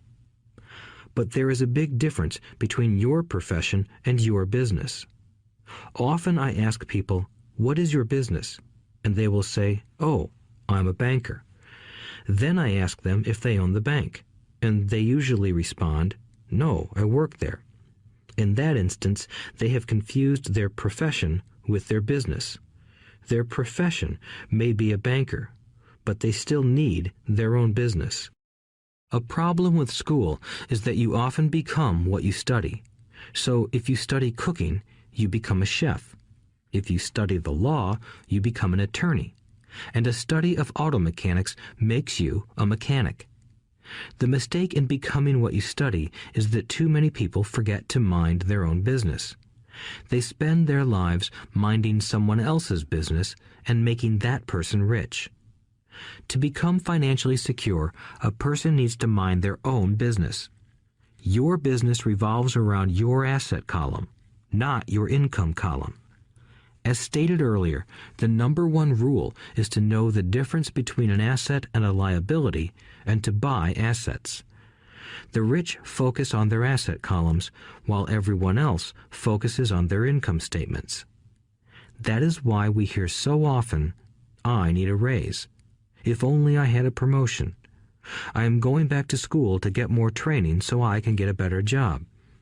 I am going to work overtime. Maybe I can get a second job." In some circles, these are sensible ideas, but you are still not minding your own business. These ideas all still focus on the income column and will only help a person become more financially secure if the additional money is used to purchase income-generating assets. The primary reason the majority of the poor and middle class are fiscally conservative, which means I can't afford to take risks, is that they have no financial foundation. They have to cling to their jobs and play it safe. When downsizing became the in thing to do, millions of workers found out their largest so-called asset, their home, was eating them alive. Their asset was costing them money every month. Their car, another asset, was eating them alive. The golf clubs in the garage that cost $1,000 were not worth $1,000 anymore. Without job security, they had nothing to fall back on. What they thought were assets could not help them survive in a time of financial crisis. I assume most of us have filled out a credit application to buy a house or a car. It's always interesting to look at the net worth section because of what accepted banking and accounting practices allow a person to count as assets. One day when I wanted a loan, my financial position did not look too good. So I added my new golf clubs, my art collection, books, electronics, Armani suits, wristwatches, shoes, and other personal effects to boost the number in the asset column. But I was turned down because I had too much investment real estate. The loan committee didn't like that I made so much money from rent. They wanted to know why I did not have a normal job with a salary. They did not question the Armani suits, golf clubs, or art collection. Life is sometimes tough when you do not fit the standard profile. I cringe every time I hear someone say to me that their net worth is $1 million or $100,000 or whatever. One of the main reasons net worth is not accurate is simply because the moment you begin selling your assets, you are taxed for any gains. So many people have put themselves in deep financial trouble when they run short of income. To raise cash, they sell their assets, but their personal assets can generally be sold for only a fraction of the value that is listed on their personal balance sheet. Or, if there is a gain on the sale of the assets, they are taxed on the gain. So again, the government takes its share, thus reducing the amount available to help them out of debt. That is why I say someone's net worth is often worth less than they think. Start minding your own business. Keep your daytime job, but start buying real assets, not liabilities or personal effects that have no real value once you get them home. A new car loses nearly 25% of the price you pay for it the moment you drive it off the lot. It is not a true asset even if your banker lets you list it as one. My $400 new titanium driver was worth $150 the moment I teed off. Keep expenses low. reduce liabilities, and diligently build a base of solid assets. For young people who have not yet left home, it is important for parents to teach them the difference between an asset and a liability. Get them to start building a solid asset column before they leave home, get married, buy a house, have kids, and get stuck in a risky financial position, clinging to a job and buying everything on credit. I see so many young couples who get married and trap themselves into a lifestyle that will not let them get out of debt for most of their working years. For many people, just as the last child leaves home, the parents realize they have not adequately prepared for retirement and they begin to scramble to put some money away. Then their own parents become ill and they find themselves with new responsibilities. So what kind of assets am I suggesting that you or your children acquire? In my world, real assets fall into the following categories. Businesses that do not require my presence. I own them, but they are managed or run by other people. If I have to work there, it's not a business. It becomes my job. Stocks, bonds, income-generating real estate, notes, IOUs, royalties from intellectual property such as music, scripts, and patents. Anything else that has value, produces income, or appreciates, and has a ready market. As a young boy, my educated dad encouraged me to find a safe job, but my rich dad encouraged me to begin acquiring assets that I loved. If you don't love it, you won't take care of it. I collect real estate simply because I love buildings and land. I love shopping for them, and I could look at them all day long.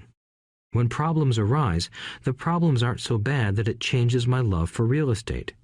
For people who hate real estate, they shouldn't buy it. I also love stocks of small companies, especially startups, because I am an entrepreneur, not a corporate person. In my early years, I worked in large organizations such as Standard Oil of California, the U.S. Marine Corps, and Xerox Corporation. I enjoyed my time with those organizations and have fond memories, but I know deep down I am not a company man. I like starting companies, not running them. So my stock buys are usually of small companies. Sometimes I even start the company and take it public. Fortunes are made in new stock issues, and I love the game.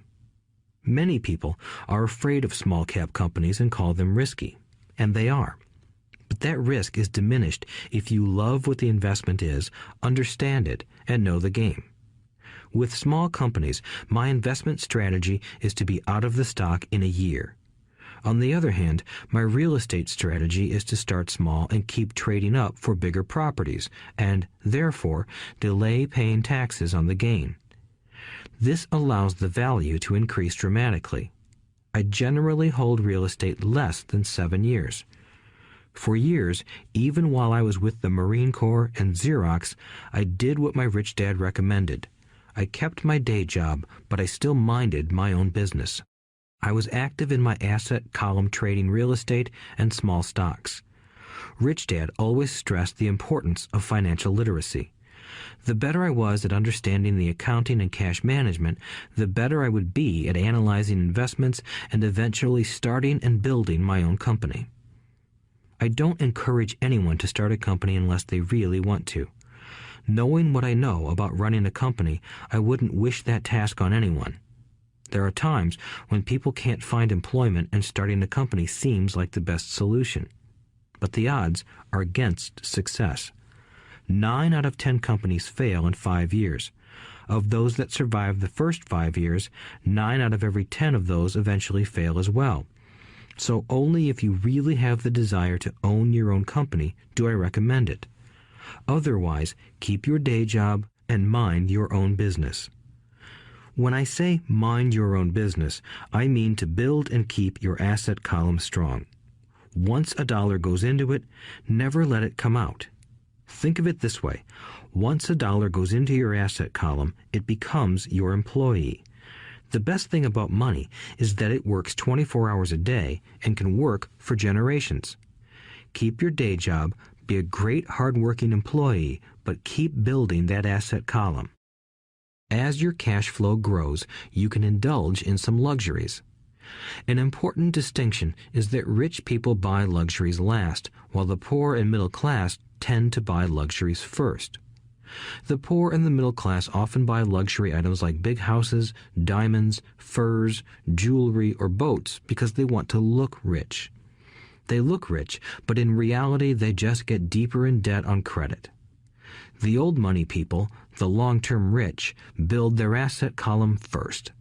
Then the income generated from the asset column buys their luxuries. The poor and middle class buy luxuries with their own sweat, blood, and children's inheritance. A true luxury is a reward for investing in and developing a real asset. For example, when my wife Kim and I had extra money coming from our apartment houses, she went out and bought her Mercedes. It didn't take any extra work or risk on her part because the apartment house bought the car. She did, however, have to wait 4 years while the real estate investment portfolio grew and began generating enough extra cash flow to pay for the car. But the luxury, the Mercedes, was a true reward because she proved she knew how to grow her asset column. That car now means a lot more to her than simply another pretty car. It means she used her financial intelligence to afford it. Instead, most people impulsively go out and buy a new car or some other luxury on credit. They may feel bored and just want a new toy. Buying a luxury on credit often causes a person to eventually resent that luxury because the debt becomes a financial burden. After you've taken the time and invested in and built your own business, you are now ready to learn the biggest secret of the rich, the secret that puts the rich way ahead of the pack. Chapter 4. Lesson 4. The History of Taxes and the Power of Corporations. My rich dad just played the game smart, and he did it through corporations, the biggest secret of the rich. I remember in school being told the story of Robin Hood and his merry men. My teacher thought it was a wonderful story of a romantic hero who robbed from the rich and gave to the poor. My rich dad did not see Robin Hood as a hero. He called Robin Hood a crook. Robin Hood may be long gone, but his followers live on. I often still hear people say, "Why don't the rich pay for it?" or "The rich should pay more in taxes and give it to the poor." It is this Robin Hood fantasy, or taking from the rich to give to the poor, that has caused the most pain for the poor and the middle class. The reason the middle class is so heavily taxed is because of the Robin Hood ideal. The reality is that the rich are not taxed. It's the middle class who pays for the poor, especially the educated upper-income middle class. Again, to understand fully how things happen, we need to look at the history of taxes.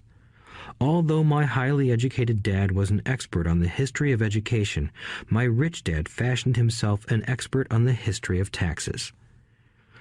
Rich Dad explained to Mike and me that originally in England and America, there were no taxes. Occasionally, there were temporary taxes levied in order to pay for wars. The king or the president would put the word out and ask everyone to chip in.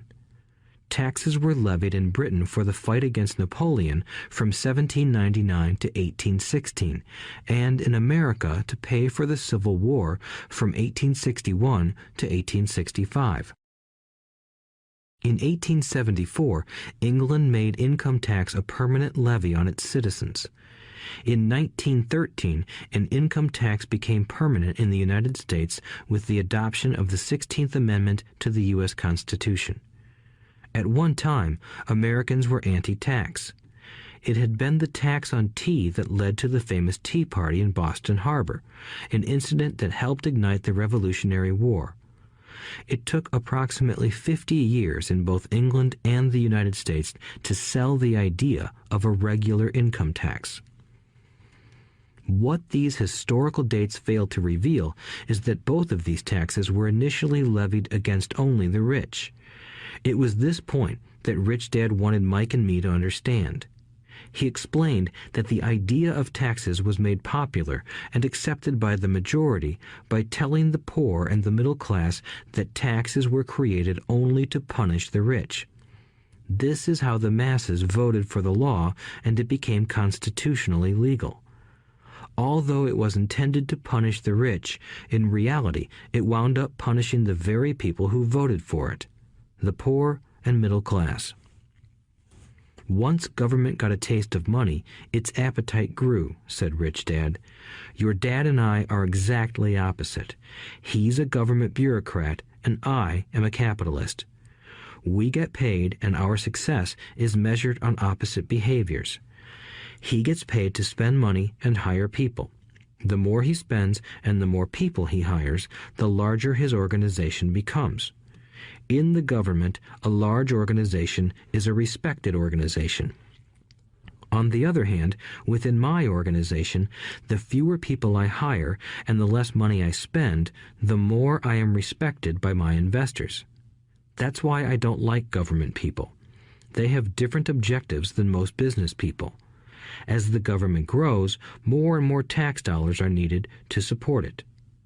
My educated dad sincerely believed that government should help people. He loved John F. Kennedy and especially the idea of the Peace Corps.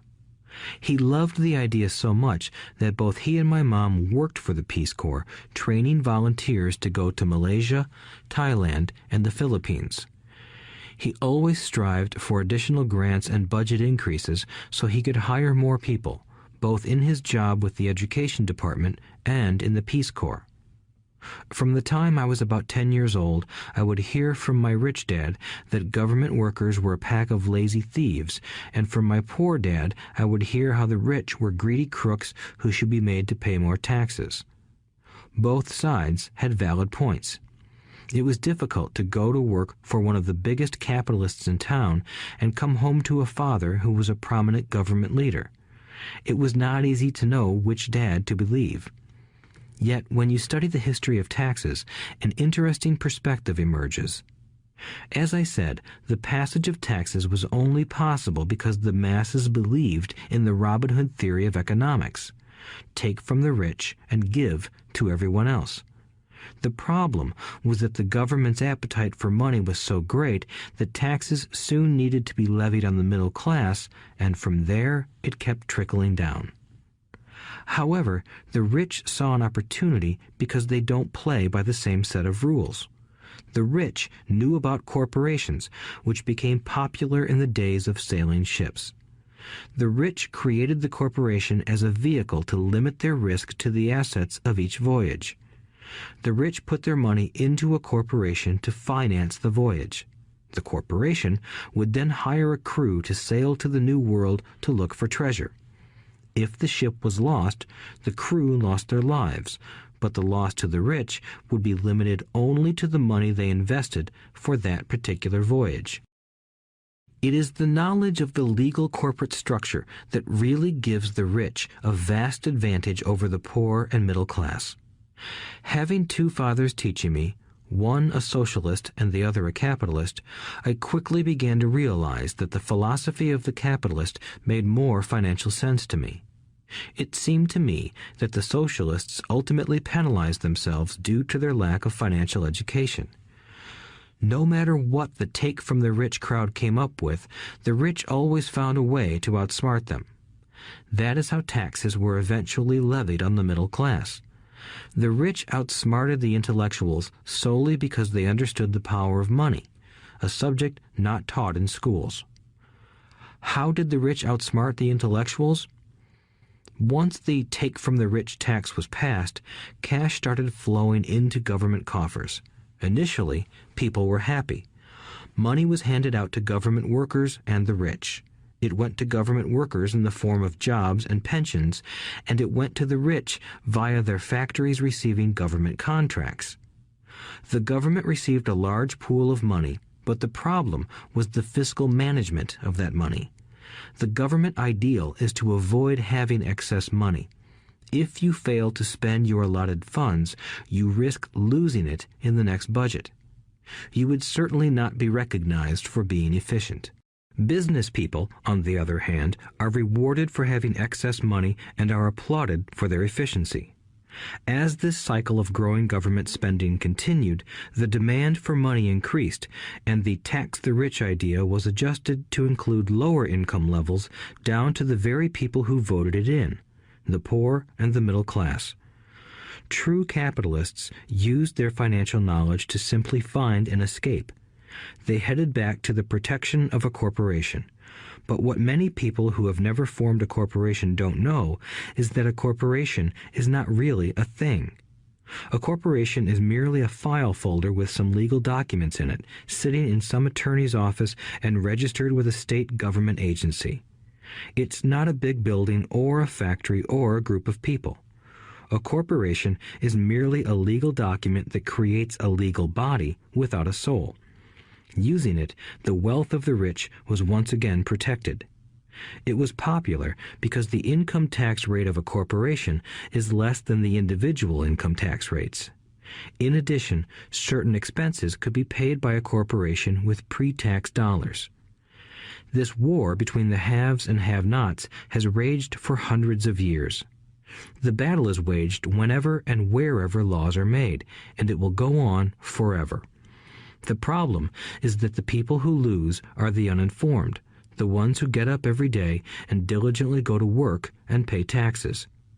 If they only understood the way the rich play the game, they could play it too. Then they would be on their way to their own financial independence. This is why I cringe every time I hear a parent advise their children to go to school so they can find a safe, secure job. An employee with a safe, secure job without financial aptitude has no escape. Average Americans today work 5 to 6 months for the government just to cover their taxes. In my opinion, that is simply too long. The harder you work, the more you pay the government. That is why I believe that the idea of take from the rich backfired on the very people who voted it in. Every time people try to punish the rich don't simply comply. They react. They have the money, power, and intent to change things. They don't just sit there and voluntarily pay more taxes. Instead, they search for ways to minimize their tax burden. They hire smart attorneys and accountants and persuade politicians to change laws or create legal loopholes. They use their resources to effect change. The tax code of the United States also allows other ways to reduce taxes. Most of these vehicles are available to anyone, but it is the rich who find them because they are minding their own business. For example, 1031 is jargon for Section 1031 of the Internal Revenue Code, which allows a seller to delay paying taxes on a piece of real estate that is sold for a capital gain through an exchange for a more expensive piece of real estate. Real estate is one investment vehicle that has a great tax advantage. As long as you keep trading up in value, you will not be taxed on the gains until you liquidate. People who don't take advantage of these legal tax savings are missing a great opportunity to build their asset columns. The poor and middle class don't have the same resources. They sit there and let the government's needles enter their arm and allow the blood donation to begin. Today, I am constantly shocked at the number of people who pay more taxes or take fewer deductions simply because they are afraid of the government. I have friends who have had their businesses shut down and destroyed, only to find out it was a mistake on the part of the government. I realize all that, but the price of working from January to May is a high price to pay for that intimidation. My poor dad never fought back. My rich dad didn't either. He just played the game smarter, and he did it through corporations, the biggest secret of the rich. You may remember the first lesson I learned from my rich dad. I was a little boy of 9 who had to sit and wait for him to choose to talk to me. I sat in his office waiting for him to get to me. He was ignoring me on purpose. He wanted me to recognize his power and to desire to have that power for myself one day. During all the years I studied and learned from him, he always reminded me that knowledge is power. and with money comes great power that requires the right knowledge to keep it and make it multiply. Without that knowledge, the world pushes you around. Rich Dad constantly reminded Mike and me that the biggest bully was not the boss or the supervisor, but the tax man. The tax man will always take more if you let him. The first lesson of having money work for you, as opposed to you working for money, is all about power. If you work for money, you give the power to your employer. If money works for you, you keep the power and control it. Once we had this knowledge of the power of money working for us, he wanted us to be financially smart and not let anyone or anything push us around. If you're ignorant, it's easy to be bullied. If you know what you're talking about, you have a fighting chance. That is why he paid so much for smart tax accountants and attorneys. It was less expensive to pay them than to pay the government.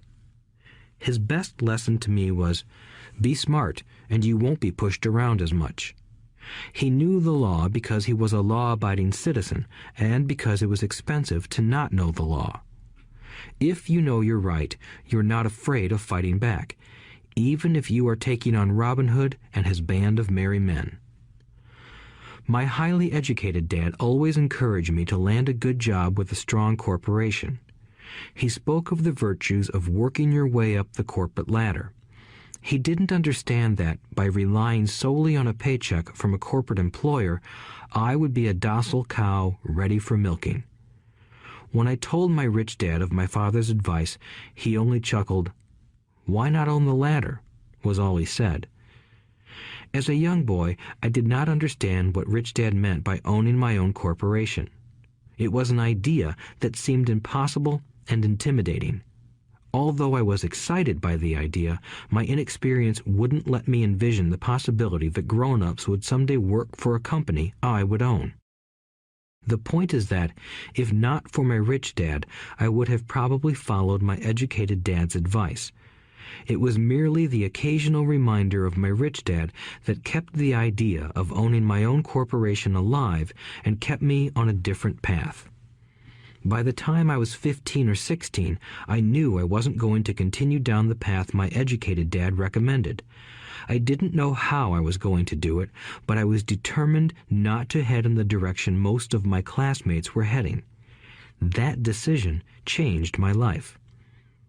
It was not until my mid-20s that my rich dad's advice began to make more sense to me.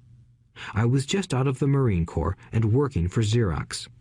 I was making a lot of money, but every time I looked at my paycheck, I was disappointed. The deductions were so large, and the more I worked, the greater they became. As I became more successful, my bosses talked about promotions and raises. It was flattering, but I could hear my rich dad asking in my ear, "Who are you working for? Who are you making rich?" In 1974, while still an employee for Xerox, I formed my first corporation and began minding my own business. There were already a few assets in my asset column, but now I was determined to focus on making it bigger. Those paychecks, with all the deductions, made all the years of my rich dad's advice make total sense. I could see the future if I followed my educated dad's advice. Many employers feel that advising their workers to mind their own business is bad for business. But for me, focusing on my own business and developing assets made me a better employee because I now had a purpose. I came in early and worked diligently, amassing as much money as possible so I could invest in real estate. Hawaii was just set to boom, and there were fortunes to be made. The more I realized that we were in the beginning stages of a boom, the more Xerox machines I sold. The more I sold, the more money I made, and, of course, the more deductions came out of my paycheck. It was inspiring. I wanted out of the employee trap so badly that I worked even harder so I could invest more. By 1978, I was consistently one of the top 5 salespeople at the company. I badly wanted out of the rat race. In less than 3 years, I was making more in my real estate holding corporation than I was making at Xerox, and the money I was making in my asset column in my own corporation was money working for me, not me pounding on doors selling copiers. My rich dad's advice made much more sense. Soon, the cash flow from my properties were so strong that my company bought me my first Porsche.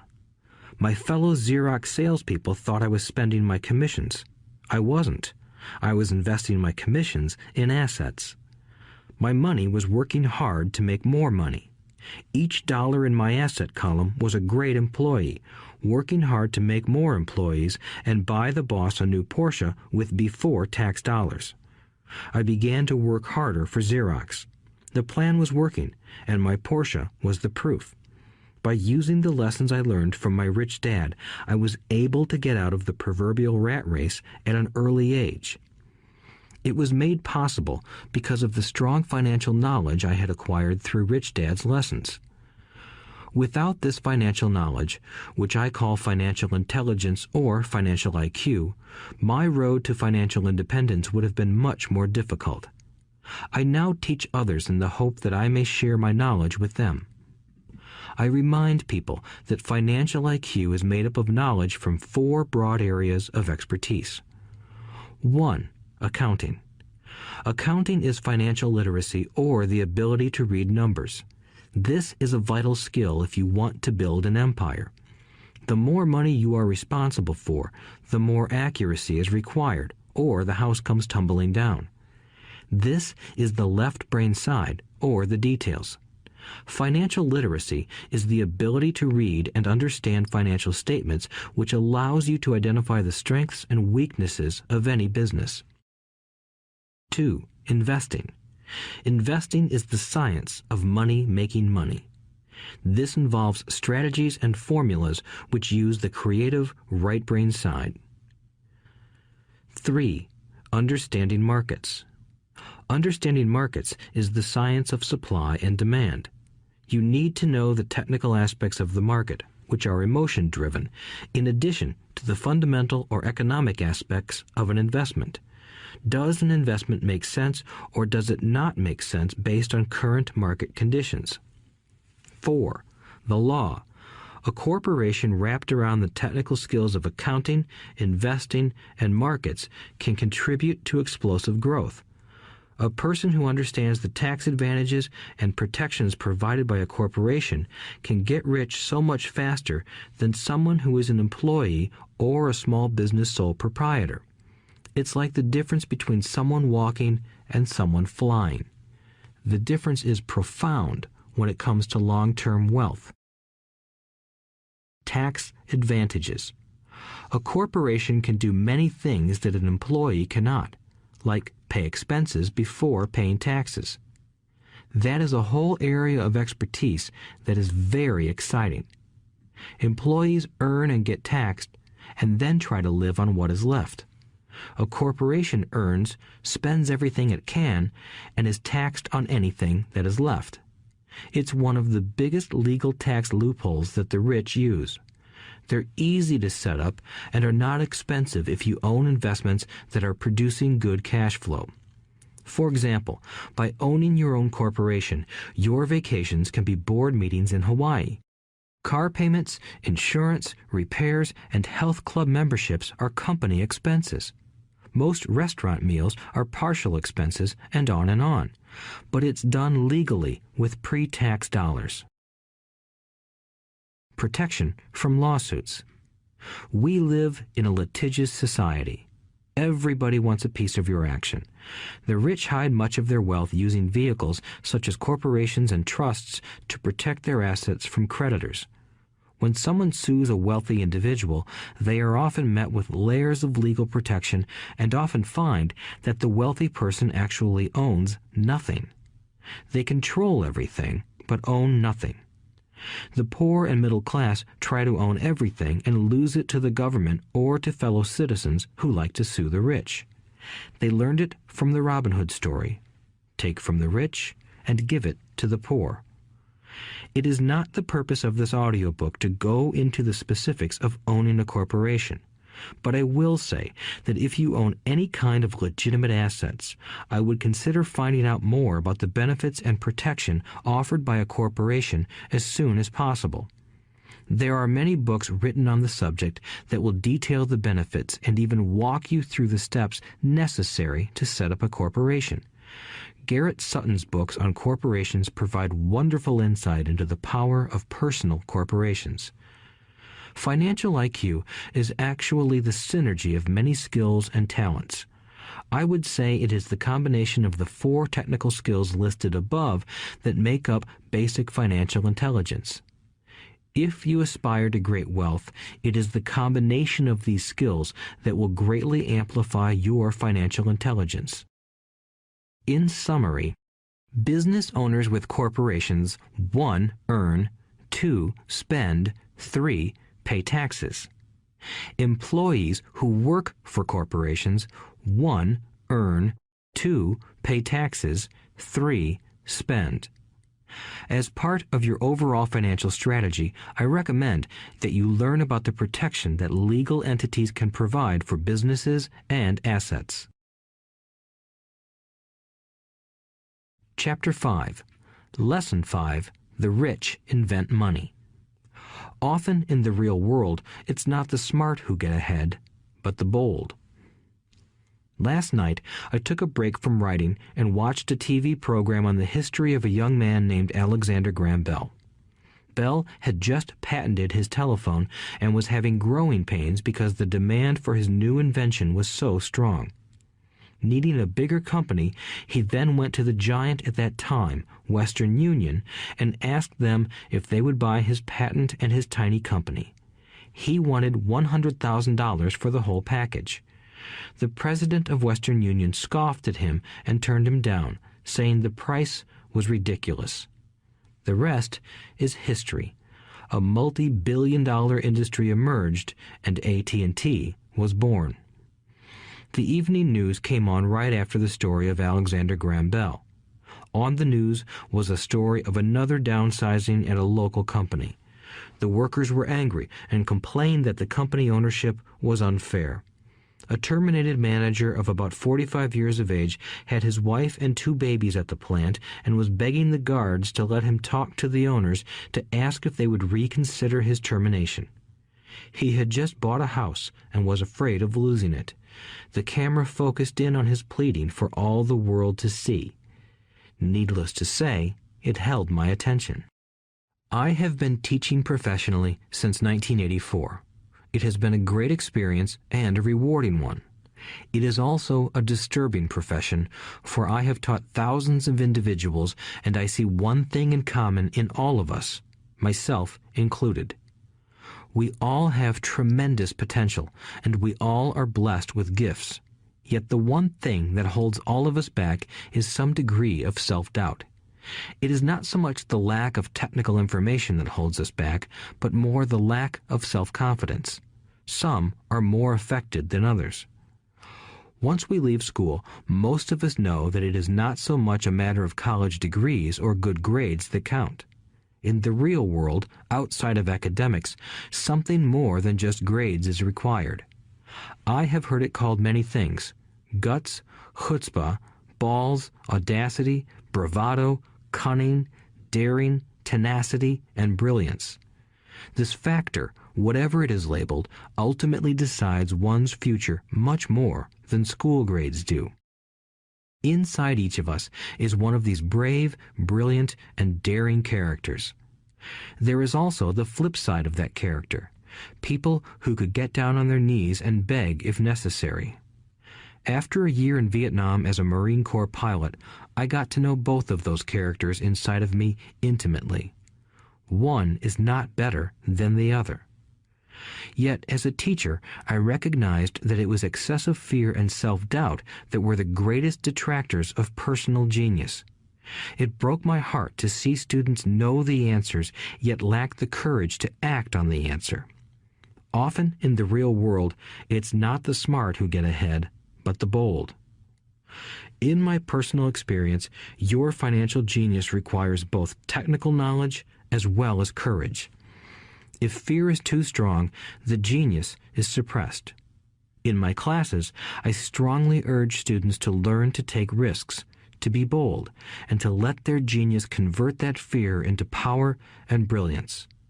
It works for some and just terrifies others.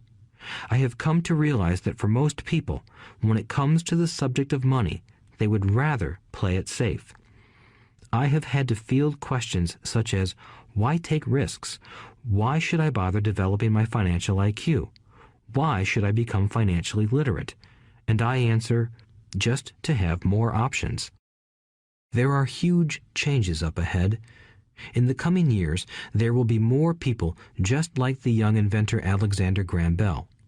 There will be 100 people like Bill Gates and hugely successful companies like Microsoft created every year all over the world. And there will also be many more bankruptcies, layoffs, and downsizings. So why bother developing your financial IQ? No one can answer that but you. Yet I can tell you why I myself do it. I do it because it is the most exciting time to be alive. I'd rather be welcoming change than dreading change. I'd rather be excited about making millions than worrying about not getting a raise. This period we are in now is a most exciting time, unprecedented in our world's history. Generations from now, people will look back at this period of time and remark at what an exciting era it must have been. It was the death of the old and birth of the new. It was full of turmoil, and it was exciting. So why bother developing your financial IQ? Because if you do, you will prosper greatly. And if you don't, this period of time will be a frightening one. It will be a time of watching some people move boldly forward while others cling to worn-out life preservers. Land was wealth 300 years ago, so the person who owned the land owned the wealth. Later, wealth was in factories and production, and America rose to dominance. The industrialist owned the wealth. Today, wealth is in information, and the person who has the most timely information owns the wealth. The problem is that information flies around the world at the speed of light. The new wealth cannot be contained by boundaries and borders as land and factories were. The changes will be faster and more dramatic. There will be a dramatic increase in the number of new multimillionaires. There also will be those who are left behind. I find so many people struggling today, often working harder, simply because they cling to old ideas. They want things to be the way they were, and they resist change. I know people who are losing their jobs or their houses, and they blame technology or the economy or their boss. Sadly, they fail to realize that they might be the problem. Old ideas are their biggest liability. It is a liability simply because they fail to realize that while that idea or way of doing something was an asset yesterday, yesterday is gone. One afternoon, I was teaching how to invest using a board game I had invented, Cash Flow, as a teaching tool. A friend had brought someone along to attend the class. This friend of a friend was recently divorced, had been badly burned in the divorce settlement, and was now searching for some answers. Her friend thought the class might help. The game was designed to help people learn how money works. In playing the game, they learn about the interaction of the income statement with the balance sheet. They learn how cash flows between the two and how the road to wealth is through striving to increase your monthly cash flow from the asset column to the point that it exceeds your monthly expenses. Once you accomplish this, you are able to get out of the rat race and out onto the fast track. As I have said, some people hate the game, some love it, and others miss the point. This woman missed a valuable opportunity to learn something. In the opening round, she drew a doodad card with the boat on it. At first, she was happy. "Oh, I've got a boat." Then, as her friend tried to explain how the numbers worked on her income statement and balance sheet, she got frustrated because she had never liked math. The rest of her table waited while her friend continued explaining the relationship between the income statement, balance sheet, and monthly cash flow. Suddenly, when she realized how the numbers worked, it dawned on her that her boat was eating her alive. Later on in the game, she was also downsized and had a child. It was a horrible game for her. After the class, her friend came by and told me that she was upset. She had come to the class to learn about investing and did not like the idea that it took so long to play a silly game. Her friend attempted to tell her to look within herself to see if the game reflected her in any way. With that suggestion, the woman demanded her money back. She said that the very idea that a game could be a reflection of her was ridiculous. Her money was promptly refunded, and she left. Since 1984, I have made millions simply by doing what the school system does not do. In school, most teachers lecture. I hated lectures as a student. I was soon bored, and my mind would drift. In 1984, I began teaching via games and simulations, and I still rely on these tools today. I always encourage adult students to look at games as reflecting back to them what they know and what they need to learn. Most importantly, games reflect behavior. They are instant feedback systems. Instead of the teacher lecturing you, the game is giving you a personalized lecture, one that is custom-made just for you. The friend of the woman who left later called to give me an update. She said her friend was fine and had calmed down. In her cooling-off period, she could see some slight relationship between the game and her life. Although she and her husband did not own a boat, they did own everything else imaginable. She was angry after their divorce, both because he had run off with a younger woman and because, after 20 years of marriage, they had accumulated little in the way of assets. There was virtually nothing for them to split. Their 20 years of married life had been incredible fun, but all they had accumulated was a ton of doodads.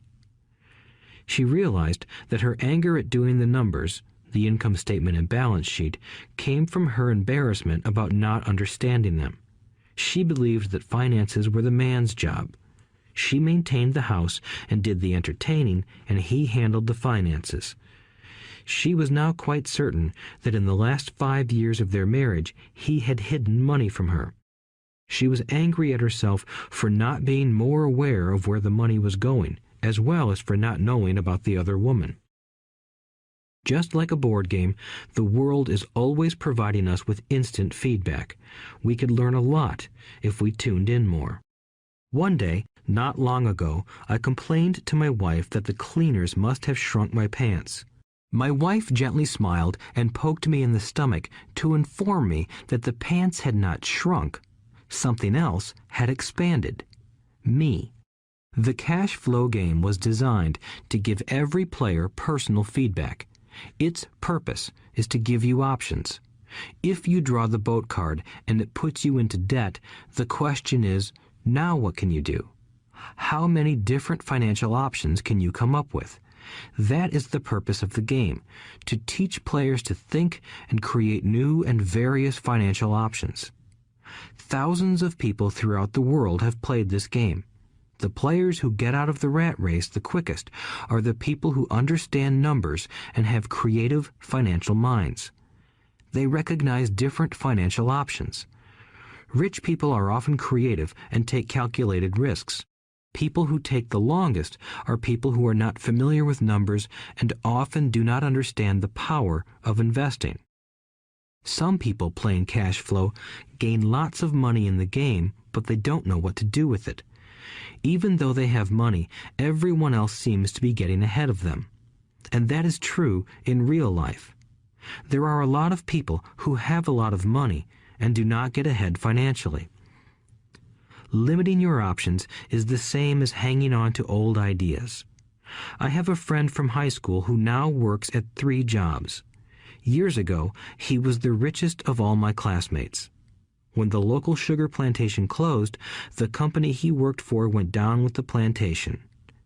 In his mind, he had but one option, and that was the old option: work hard.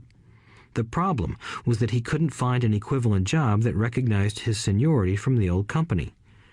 As a result, he is overqualified for the jobs he currently has. so his salary is lower. He now works 3 jobs to earn enough to survive. I have watched people playing cash flow complain that the right opportunity cards are not coming their way, so they sit there. I know people who do that in real life. They wait for the right opportunity. I have watched people get the right opportunity card and then not have enough money. Then they complain that they would have gotten out of the rat race if they had had more money. So they sit there. I know people in real life who do that also. They see all the great deals, but they have no money.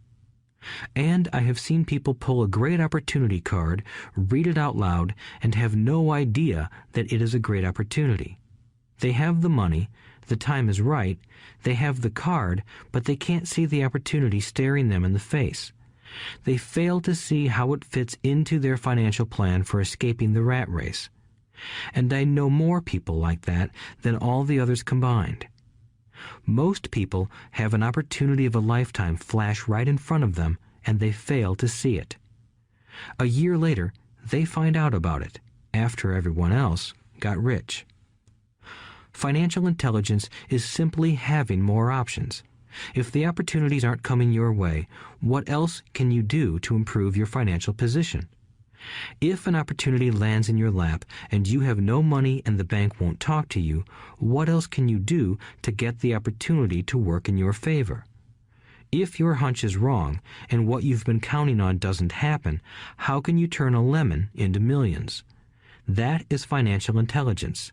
It is not so much what happens, but how many different financial solutions you can think of to turn a lemon into millions. It is how creative you are in solving financial problems. Most people only know one solution: work hard, save, and borrow. So why would you want to increase your financial intelligence? Because you want to be the kind of person who creates your own luck. You take whatever happens and make it better.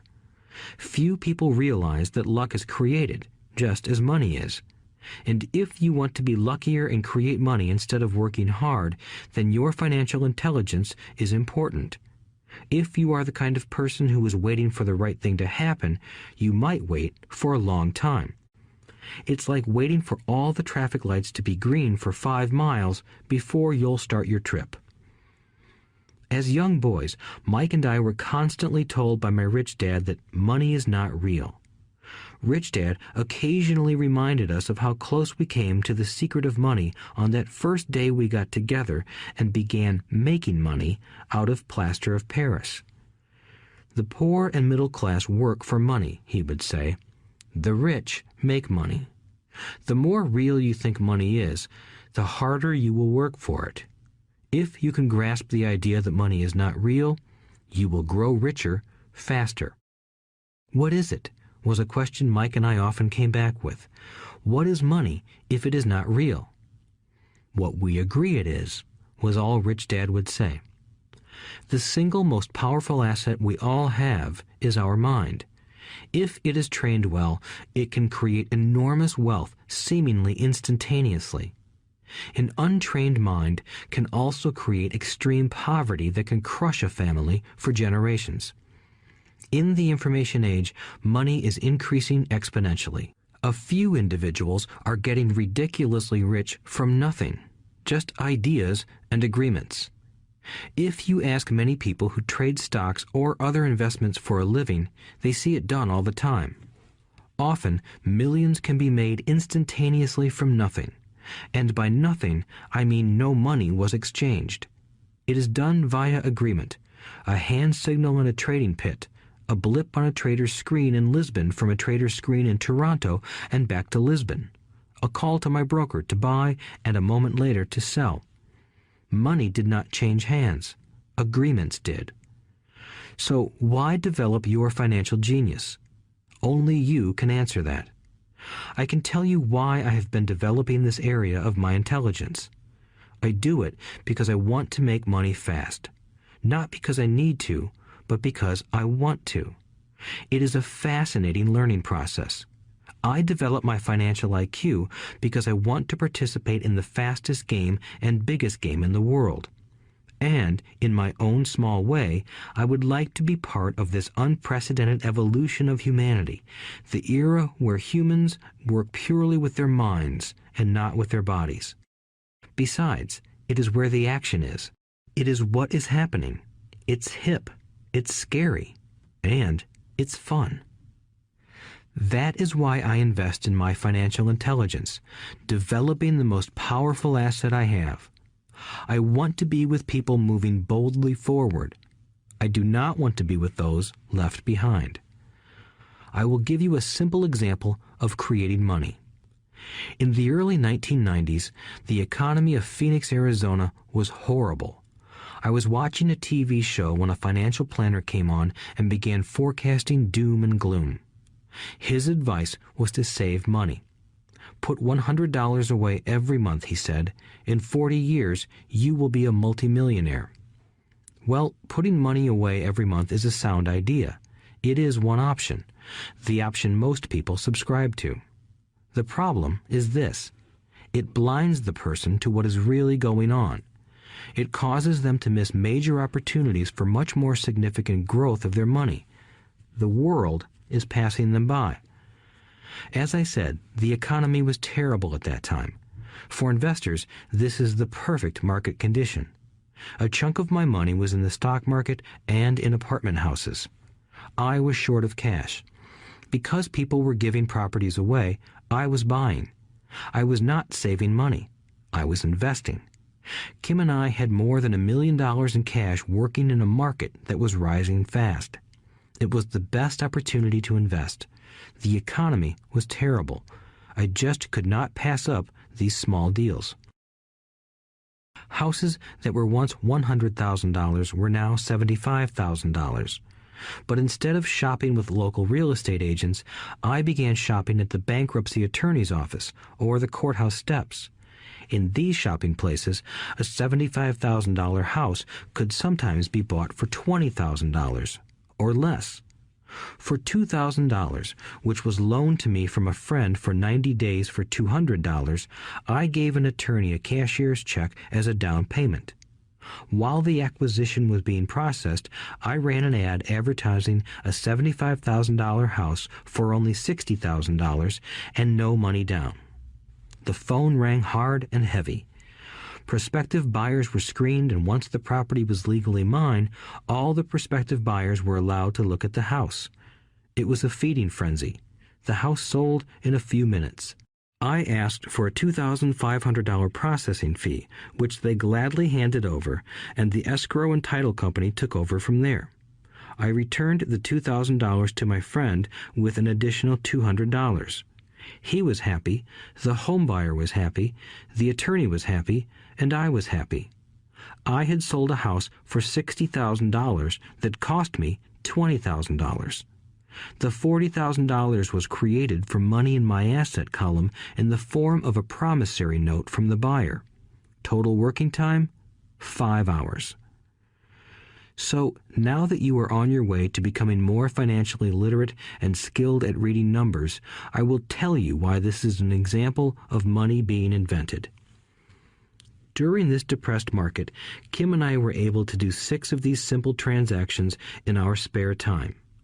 While the bulk of our money was in larger properties and the stock market, we were able to create more than $190,000 in assets, notes at 10% interest, in those 6 buy, create, and sell transactions.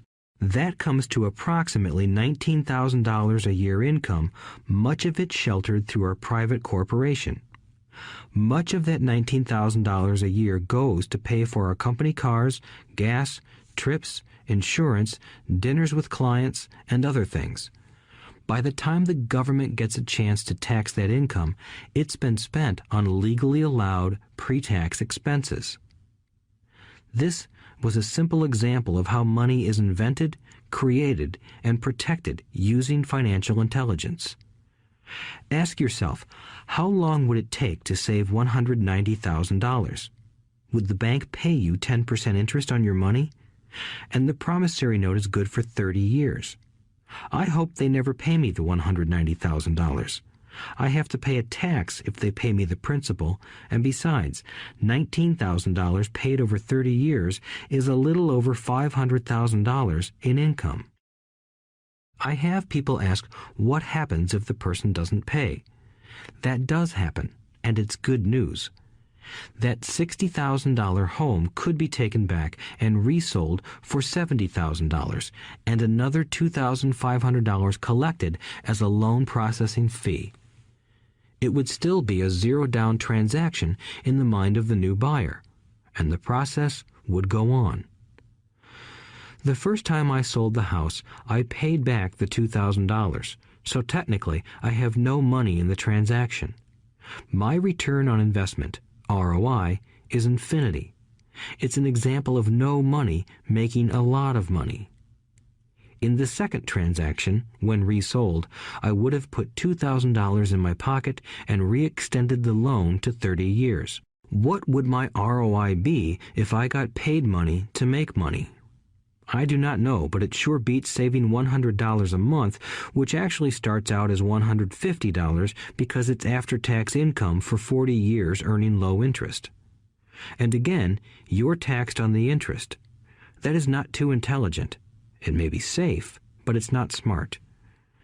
A few years later, as the Phoenix real estate market strengthened, those houses we sold for $60,000 became worth $110,000. Foreclosure opportunities were still available, but became rare. It cost a valuable asset, my time, to go out looking for them. Thousands of buyers were looking for the few available deals. The market had changed. It was time to move on and look for other opportunities to put in the asset column. You cannot do that here. That is against the law. You're lying. I hear those comments much more often than, "Can you show me how to do that?" The math is simple. You do not need algebra or calculus, and the escrow company handles the legal transaction and the servicing of the payments. I have no roofs to fix or toilets to unplug because the owners do that. It's their house. Occasionally, someone does not pay, and that is wonderful because there are late fees, or they move out and the property is sold again. The court system handles that. And it may not work in your area. The market conditions may be different, but the example illustrates how a simple financial process can create hundreds of thousands of dollars with little money and low risk. It is an example of money being only an agreement. Anyone with a high school education can do it. Yet most people won't. Most people listen to the standard advice of work hard and save money. For about 30 hours of work, approximately $190,000 was created in the asset column, and no taxes were paid. Which one sounds harder to you? 1. Work hard, pay 50% in taxes, save what is left, your savings, then earn 5%, which is also taxed. Or 2. Take the time to develop your financial intelligence, harness the power of your brain and the asset column. If you use option number 1, be sure to factor in how much time it takes you to save $190,000. Time is one of your greatest assets. Now, you may understand why I silently shake my head when I hear parents say, "My child is doing well in school and receiving a good education." It may be good, but is it adequate? I know the above investment strategy is a small one. It is used to illustrate how small can grow into big. Again, my success reflects the importance of a strong financial foundation, which starts with a strong financial education. I have said it before, but it's worth repeating. Financial intelligence is made up of these 4 main technical skills. 1. Accounting. Accounting is financial literacy, or the ability to read numbers. This is a vital skill if you want to build businesses or investments. 2. Investing. Investing is the science of money making money. 3. Understanding markets. Understanding markets is the science of supply and demand. Alexander Graham Bell gave the market what it wanted. So did Bill Gates. A $75,000 house offered for $60,000 that cost $20,000 was also the result of seizing an opportunity created by the market. Somebody was buying, and someone was selling. 4. The law.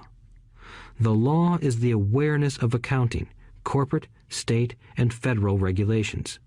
I recommend playing by the rules. It is this basic foundation, or the combination of these skills, that is needed to be successful in the pursuit of wealth, whether it be through the buying of small homes, apartment buildings, companies, stocks, bonds, precious metals, baseball cards, or the like. A few years later, the real estate market rebounded and everyone else was getting in. The stock market was booming and everyone was getting in. The U.S. economy was getting back on its feet. I began selling and was now traveling to Peru, Norway, Malaysia, and the Philippines. The investment landscape had changed. We were no longer buying real estate. Now I just watch the values climb inside the asset column and will probably begin selling. I suspect that some of those 6 little house deals will sell and the $40,000 note will be converted to cash. I need to call my accountant to be prepared for cash and seek ways to shelter it. The point I would like to make is that investments come and go. The market goes up and comes down. Economies improve and crash. The world is always handing you opportunities of a lifetime, every day of your life, but all too often we fail to see them. But they are there. And the more the world changes and the more technology changes, the more opportunities there will be to allow you and your family to be financially secure for generations to come.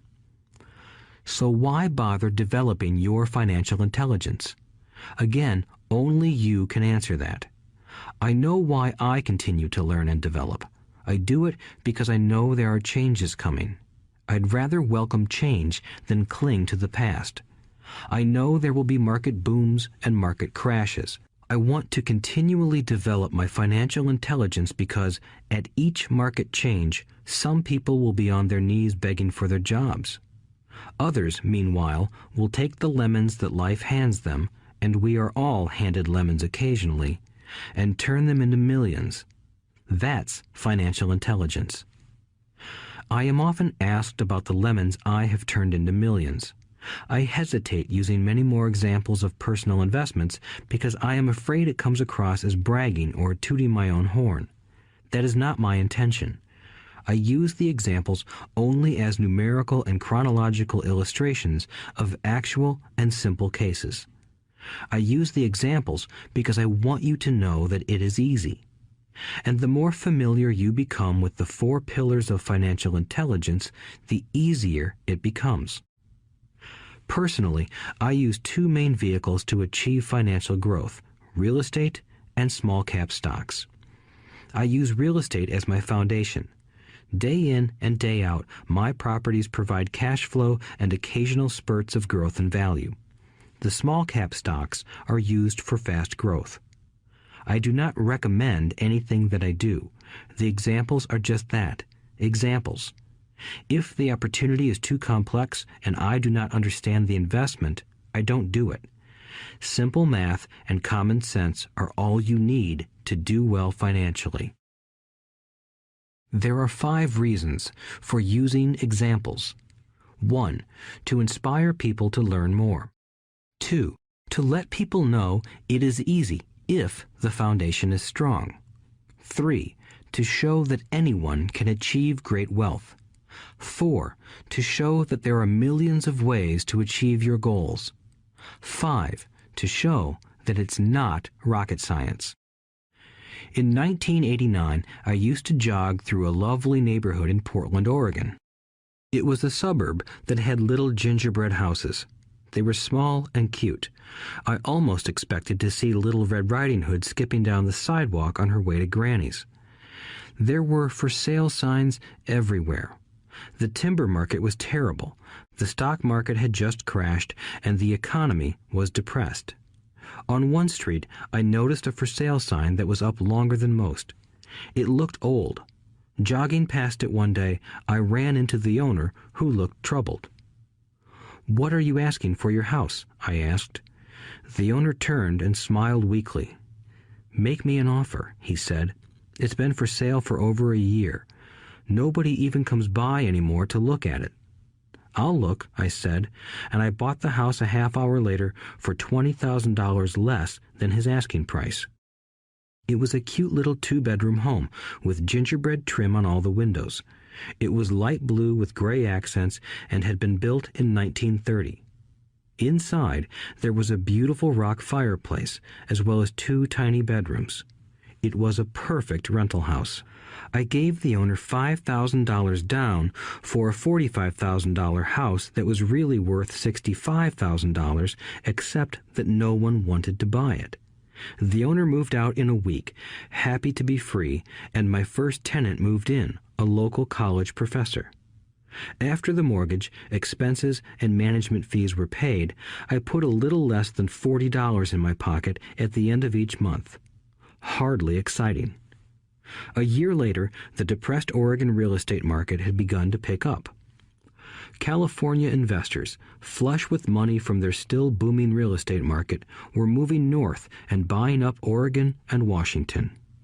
I sold that little house for $95,000 to a young couple from California who thought it was a bargain.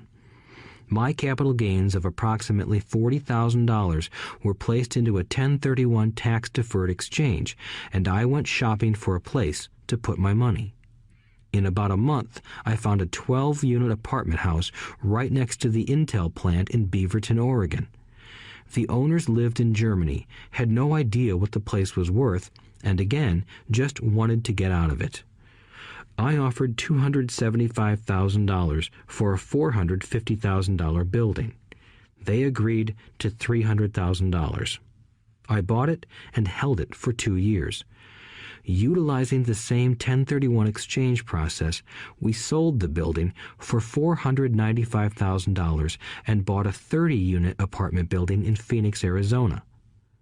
We had moved to Phoenix by then to get out of the rain and needed to sell anyway. Like the former Oregon market, the real estate market in Phoenix was depressed. The price of the 30-unit apartment building in Phoenix was $875,000, with $225,000 down. The cash flow from the 30 units was a little over $5,000 a month. The Arizona market began moving up, and a few years later, a Colorado investor offered us $1.2 million for the property. The point of this example is how a small amount can grow into a large amount. Again, it is a matter of understanding financial statements, investment strategies, a sense of the market, and the laws. If people are not versed in these subjects, then obviously they must follow standard dogma, which is to play it safe, diversify, and only invest in secure investments. The problem with secure investments is that they are often sanitized, that is, made so safe that the gains are less. Most large brokerage houses will not touch speculative transactions in order to protect themselves and their clients, and that is a wise policy. The really hot deals are not offered to people who are novices. Often, the best deals that make the rich even richer are reserved for those who understand the game. It is technically illegal to offer speculative deals to someone who is considered not sophisticated, but of course, it happens. The more sophisticated I get, the more opportunities come my way. Another case for developing your financial intelligence over a lifetime is simply that more opportunities are presented to you. And the greater your financial intelligence, the easier it is to tell whether a deal is good. It's your intelligence that can spot a bad deal or make a bad deal good. The more I learn, and there is a lot to learn, the more money I make simply because I gain experience and wisdom as the years go on. I have friends who are playing it safe, working hard at their profession and failing to gain financial wisdom, which does take time to develop. My overall philosophy is to plant seeds inside my asset column. That is my formula. I start small and plant seeds. Some grow, some don't. Inside our real estate corporation, we have property worth several $1 million. It is our own right, or real estate investment trust. The point I'm making is that most of those millions started out as little $5,000 to $10,000 investments. All of those down payments were fortunate to catch a fast-rising market and increase tax-free. We traded in and out several times over a number of years. We also own a stock portfolio, surrounded by a corporation that Kim and I call our personal mutual fund. We have friends who deal specifically with investors like us who have extra money each month to invest.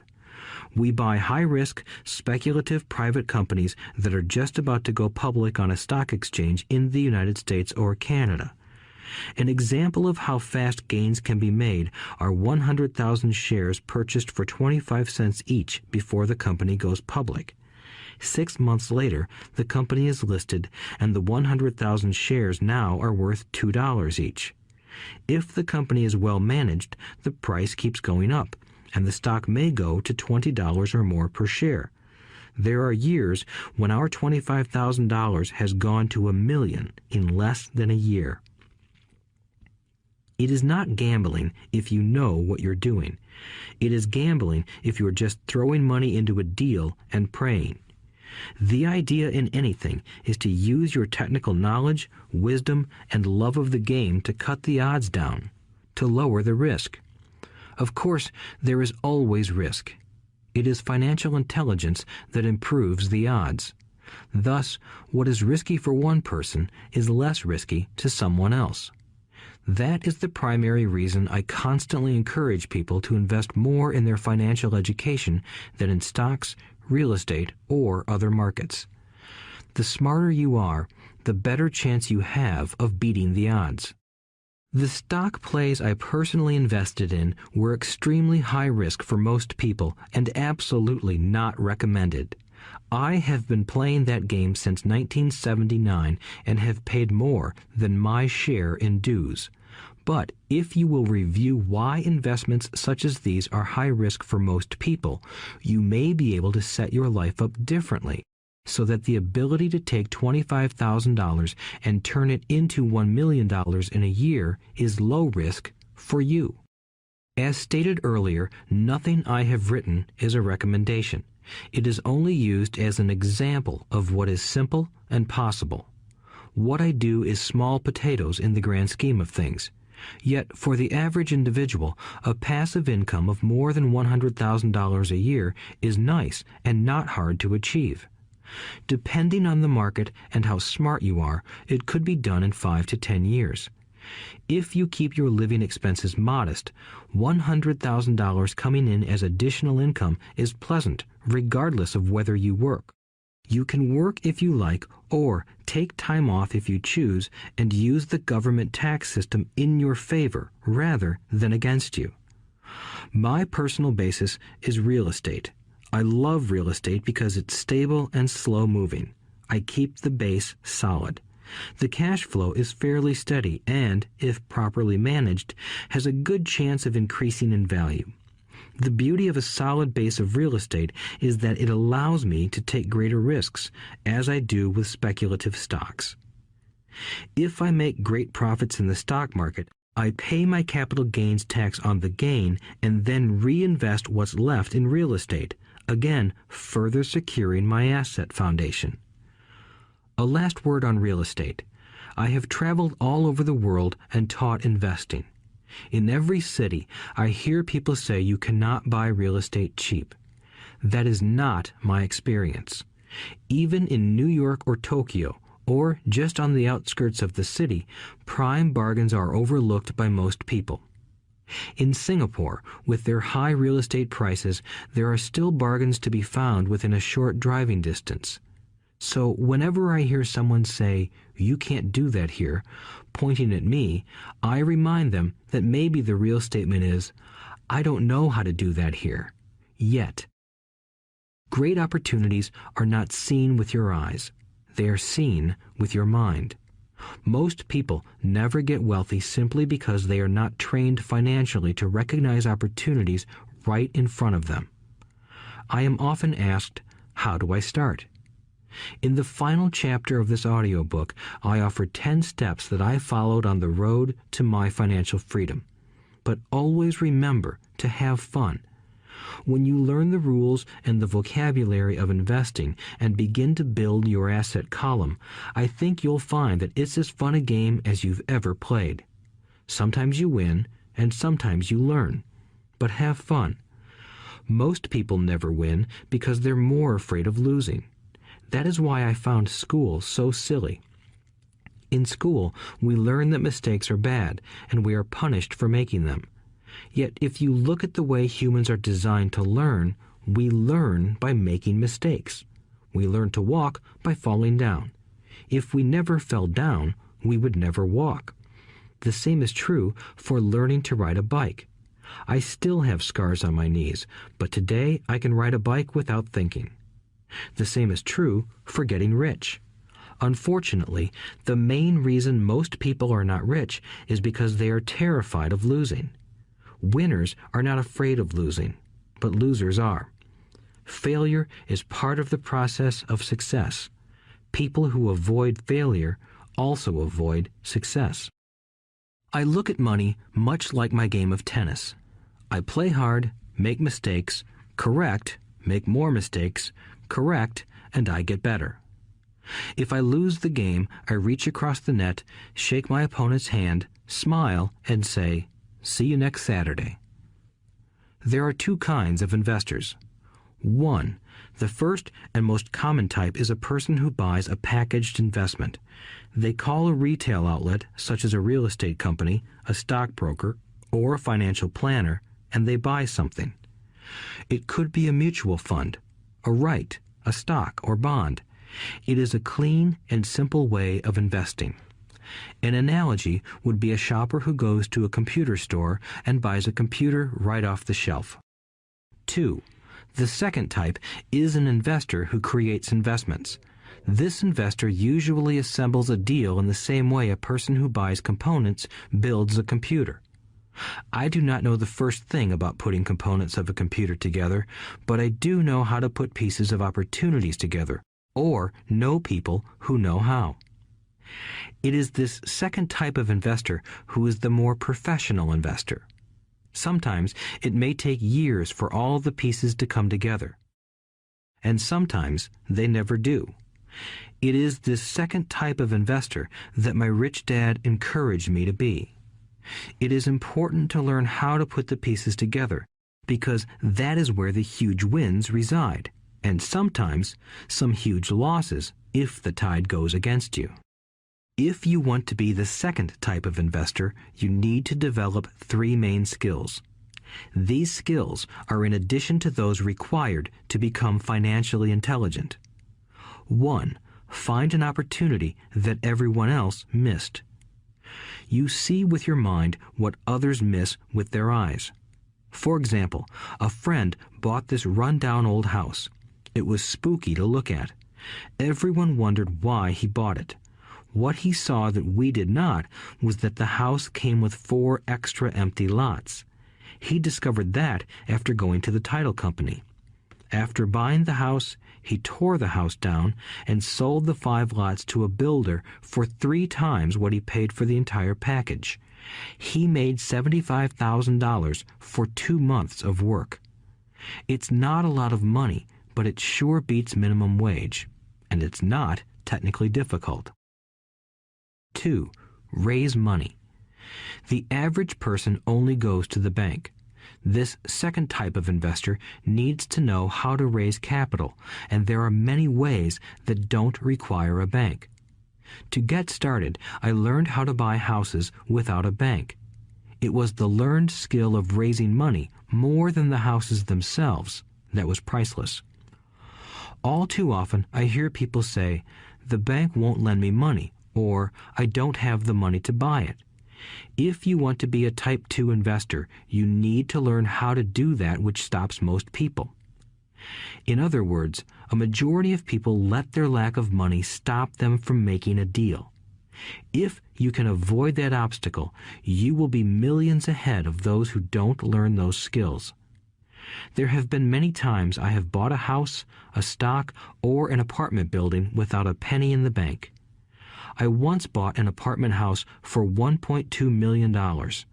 I did what is called tying it up with a written contract between seller and buyer. I then raised the $100,000 deposit, which bought me 90 days to raise the rest of the money. Why did I do it? Simply because I knew it was worth $2 million. I never raised the money. Instead, the person who put up the $100,000 gave me $50,000 for finding the deal, took over my position, and I walked away. Total working time? 3 days. Again, it's what you know more than what you buy. Investing is not buying. It's more a case of knowing. 3. Organize smart people.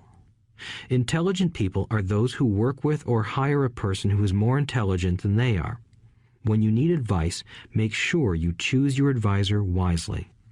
There is a lot to learn, but the rewards can be astronomical.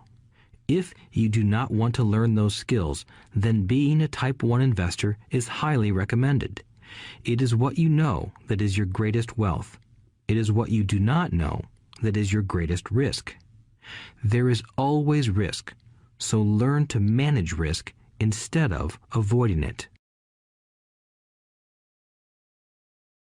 Chapter 6. Lesson 6. Work to learn, don't work for money. Job security meant everything to my educated dad. Learning meant everything to my rich dad. A few years ago, I granted an interview with a newspaper in Singapore. The young female reporter was on time, and the interview got underway immediately. We sat in the lobby of a luxurious hotel, sipping coffee and discussing the purpose of my visit to Singapore. I was to share the platform with Zig Ziglar. He was speaking on motivation, and I was speaking on the secrets of the rich. Someday, I would like to be a best-selling author like you, she said. I had seen some of the articles she had written for the paper, and I was impressed. She had a tough, clear style of writing. Her articles held a reader's interest. You have a great style, I said in reply. What holds you back from achieving your dream? My work does not seem to go anywhere, she said quietly. Everyone says that my novels are excellent, but nothing happens. So I keep my job with the paper. At least it pays the bills. Do you have any suggestions? Yes, I do, I said brightly. A friend of mine here in Singapore runs a school that trains people to sell. He runs sales training courses for many of the top corporations here in Singapore, and I think attending one of his courses would greatly enhance your career. She stiffened. Are you saying I should go to school to learn to sell? I nodded. You aren't serious, are you? Again, I nodded. What is wrong with that? I was now backpedaling. She was offended by something, and now I was wishing I had not said anything. In my attempt to be helpful, I found myself defending my suggestion. I have a master's degree in English literature. Why would I go to school to learn to be a salesperson? I am a professional. I went to school to be trained in a profession so I would not have to be a salesperson. I hate salespeople. All they want is money. So tell me why I should study sales. She was packing her briefcase. The interview was over. On the coffee table sat a copy of an earlier best-selling book I wrote.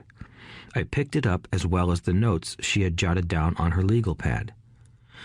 Do you see this? I said, pointing to her notes. She looked down at her notes. What? She said, confused.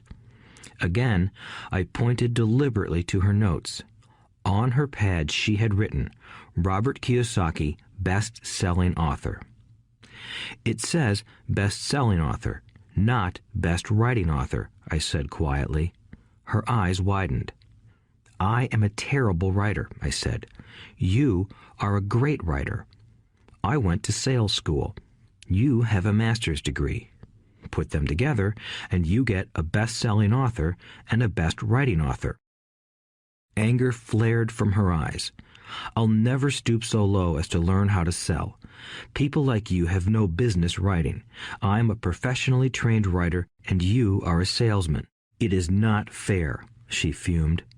She put the rest of her notes away and hurried out through the large glass doors into the humid Singapore morning. At least she gave me a fair and favorable write-up the next morning. The world is filled with smart, talented, educated, and gifted people. We meet them every day. They are all around us. A few days ago, my car was not running well. I pulled into a garage, and the young mechanic had it fixed in just a few minutes. He knew what was wrong by simply listening to the engine. I was amazed. I am constantly shocked at how little talented people earn. I have met brilliant, highly educated people who earn less than $20,000 a year. A business consultant who specializes in the medical trade was telling me how many doctors, dentists, and chiropractors struggle financially. All this time, I thought that when they graduated, the dollars would pour in. It was this business consultant who gave me the phrase, "They are one skill away from great wealth." What this phrase means is that most people need only to learn and master one more skill, and their income would jump exponentially. I have mentioned before that financial intelligence is a synergy of accounting, investing, marketing, and law. Combine those 4 technical skills, and making money with money is easier than most people would believe.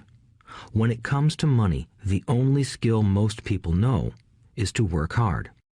The classic example of a synergy of skills was that young writer for the newspaper. If she diligently learned the skills of sales and marketing, her income would jump dramatically. If I were her, I would take some courses in advertising copywriting as well as sales. Then, instead of working at the newspaper, I would seek a job at an advertising agency. Even if it were a cut in pay, she would learn how to communicate in shortcuts that are used in successful advertising. She also would spend time learning public relations, an important skill. She would learn how to get millions in free publicity. Then, at night and on weekends, she could be writing her great novel. When it was finished, she would be better able to sell her book. Then, in a short while, she could be a best-selling author. When I came out with my first book, If You Want to Be Rich and Happy, Don't Go to School, a publisher suggested I change the title to The Economics of Education. I told the publisher that, with a title like that, I would sell 2 books, one to my family and one to my best friend. The problem is that they would expect it for free. The obnoxious title, If You Want to Be Rich and Happy, Don't Go to School, was chosen because we knew it would get tons of publicity. I am pro-education and believe in education reform. If I were not pro-education, why would I continue to press for changing our antiquated educational system? So I chose a title that would get me on more TV and radio shows simply because I was willing to be controversial. Many people thought I was a fruitcake, but the book sold and sold. When I graduated from the U.S. Merchant Marine Academy in 1969, my educated dad was happy. Standard Oil of California had hired me for its oil tanker fleet as a third mate. The pay was low compared with my classmates, but it was okay for a first real job after college. My starting pay was about $42,000 a year, including overtime, and I only had to work for 7 months. I had 5 months of vacation. If I had wanted to, I could have taken the run to Vietnam with a subsidiary shipping company and easily doubled my pay instead of taking 5 months of vacation. I had a great career ahead of me, yet I resigned after 6 months with the company and joined the Marine Corps to learn how to fly. My educated dad was devastated. Rich Dad congratulated me. In school and in the workplace, the popular opinion is the idea of specialization. That is, in order to make more money or get promoted, you need to specialize. That is why medical doctors immediately begin to seek a specialty such as orthopedics or pediatrics. The same is true for accountants, architects, lawyers, pilots, and others. My educated dad believed in the same dogma. That is why he was thrilled when he eventually achieved his doctorate. He often admitted that schools reward people who study more and more about less and less. Rich Dad encouraged me to do exactly the opposite. You want to know a little about a lot, was his suggestion. That is why for years I worked in different areas of his companies. For a while, I worked in his accounting department. Although I would probably never have been an accountant, he wanted me to learn via osmosis. Rich Dad knew I would pick up jargon and a sense of what is important and what is not. I also worked as a busboy and construction worker as well as in sales, reservations, and marketing. He was grooming Mike and me. That is why he insisted we sit in on the meetings with his bankers, lawyers, accountants, and brokers. He wanted us to know a little about every aspect of his empire. When I quit my high-paying job with Standard Oil, my educated dad had a heart-to-heart talk with me. He was bewildered. He could not understand my decision to resign from a career that offered high pay, great benefits, lots of time off, and opportunity for promotion. When he asked me one evening, "Why did you quit?" I could not explain it to him, though I tried hard to. My logic did not fit his logic. The big problem was that my logic was my rich dad's logic. Job security meant everything to my educated dad. Learning meant everything to my rich dad. Educated dad thought I went to school to learn to be a ship's officer. Rich dad knew that I went to school to study international trade. So as a student, I made cargo runs, navigating large freighters, oil tankers, and passenger ships to the Far East and the South Pacific. Rich Dad emphasized that I should stay in the Pacific instead of taking ships to Europe because he knew that the emerging nations were in Asia, not Europe. While most of my classmates, including Mike, were partying at their fraternity houses, I was studying trade, people, business styles, and cultures in Japan, Taiwan, Thailand, Singapore, Hong Kong, Vietnam, Korea, Tahiti, Samoa, and the Philippines.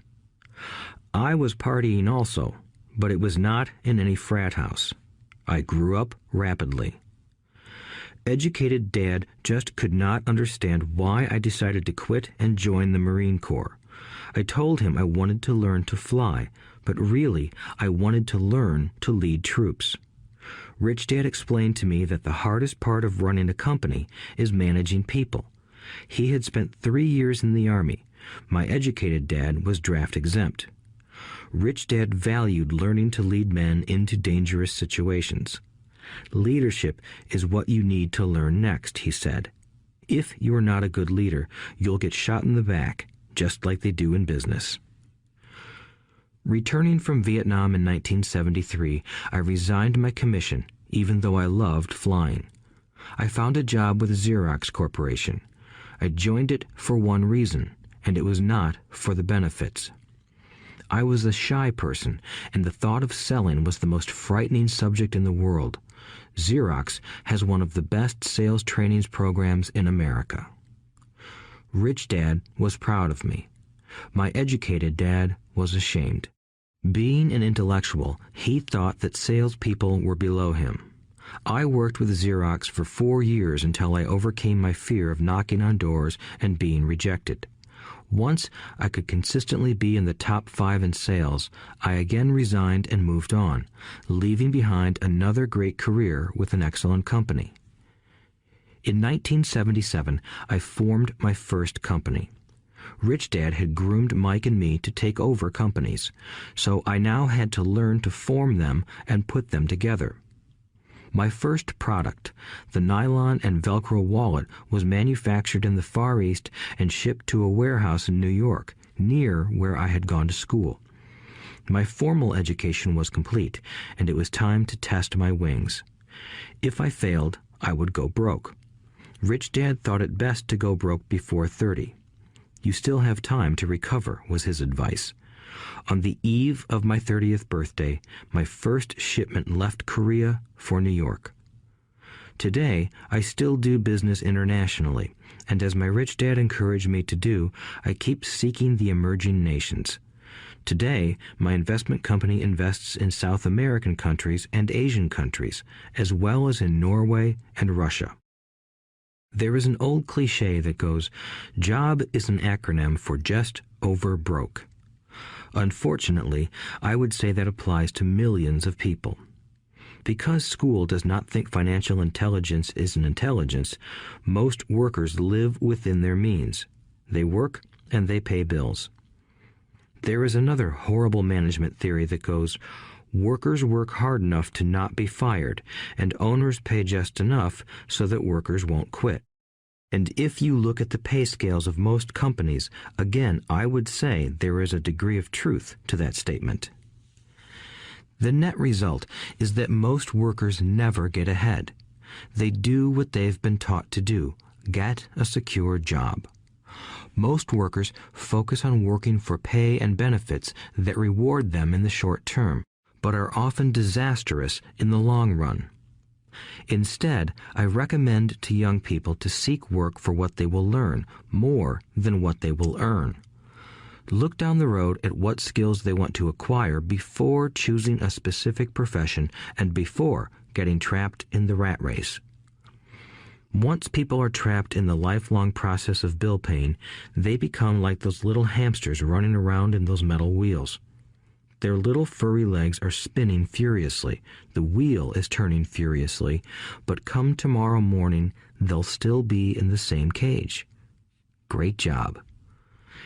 In the movie Jerry Maguire, starring Tom Cruise, there are many great one-liners. Probably the most memorable is, "Show me the money." But there is one line I thought most truthful. It comes from the scene where Tom Cruise is leaving the firm. He has just been fired, and he is asking the entire company, "Who wants to come with me?" And the whole place is silent and frozen. Only one woman speaks up and says, "I'd like to, but I'm due for a promotion in 3 months." That statement is probably the most truthful statement in the whole movie. It is the type of statement that people use to keep themselves busy, working away to pay bills. I know my educated dad looked forward to his pay raise every year, and every year he was disappointed. So he would go back to school to earn more qualifications so he could get another raise. Then, once again, there would be another disappointment. The question I often ask people is, where is this daily activity taking you? Just like the little hamster, I wonder if people look at where their hard work is taking them. What does the future hold? In his book, The Retirement Myth, Craig S. Carpel writes, "I visited the headquarters of a major national pension consulting firm and met with a managing director who specializes in designing lush retirement plans for top management. When I asked her what people who don't have corner offices will be able to expect in the way of pension income, she said with a confident smile, 'The silver bullet.'" "What," I asked, "is the silver bullet?" She shrugged and said, "If baby boomers discover they don't have enough money to live on when they're older, they can always blow their brains out." Carpel goes on to explain the difference between the old defined benefit retirement plans and the new 401k plans that are riskier. It is not a pretty picture for most people working today, and that is just for retirement. Add medical fees and long-term nursing home care, and the picture is frightening.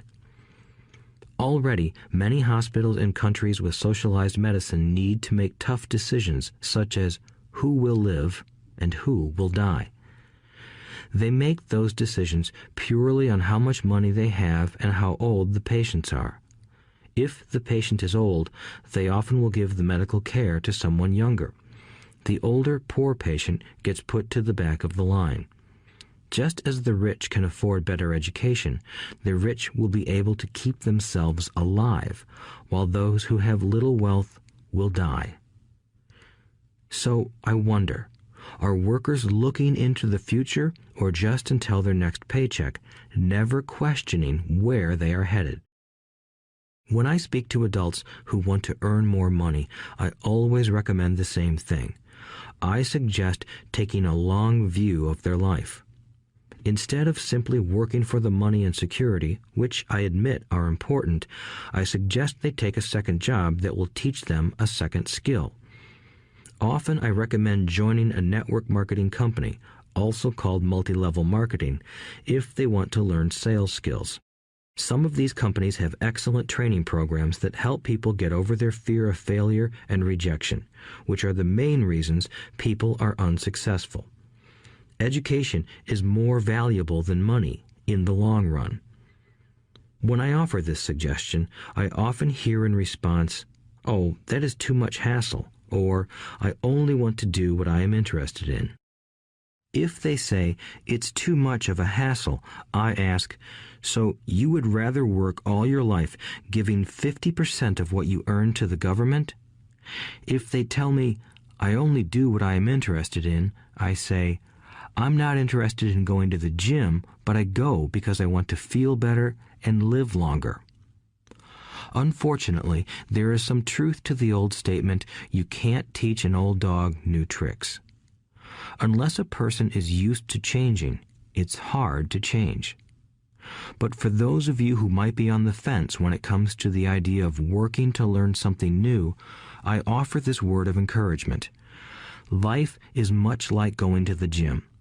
The most painful part is deciding to go. Once you get past that, it's easy. There have been many days I have dreaded going to the gym, but once I am there and in motion, it is a pleasure. After the workout is over, I am always glad I talked myself into going.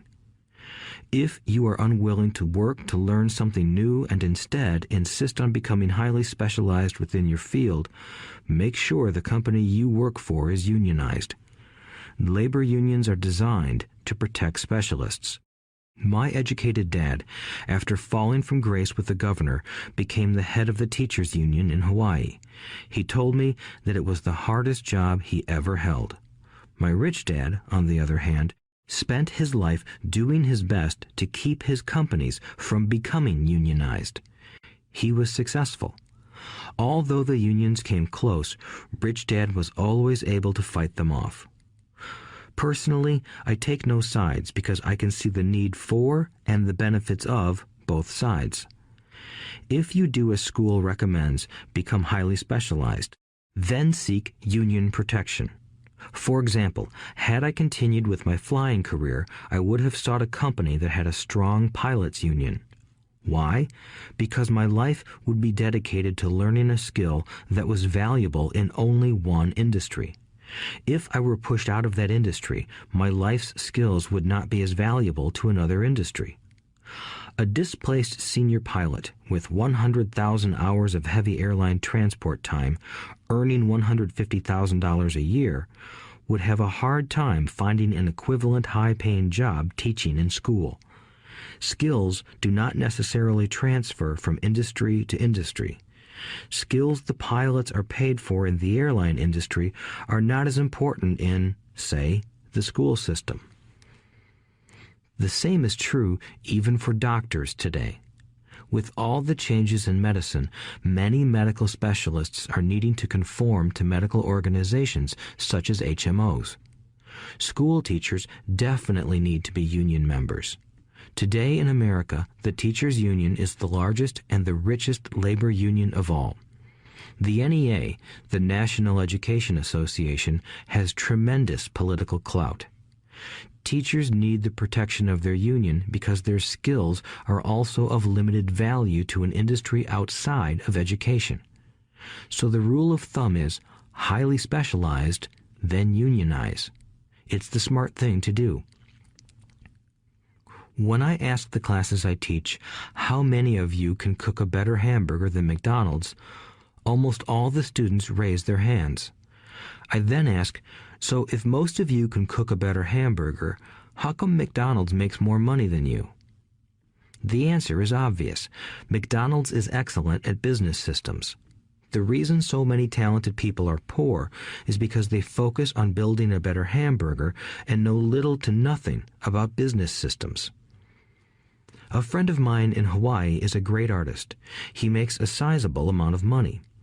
One day, his mother's attorney called to tell him that she had left him $35,000. That is what was left of her estate after the attorney and the government took their shares.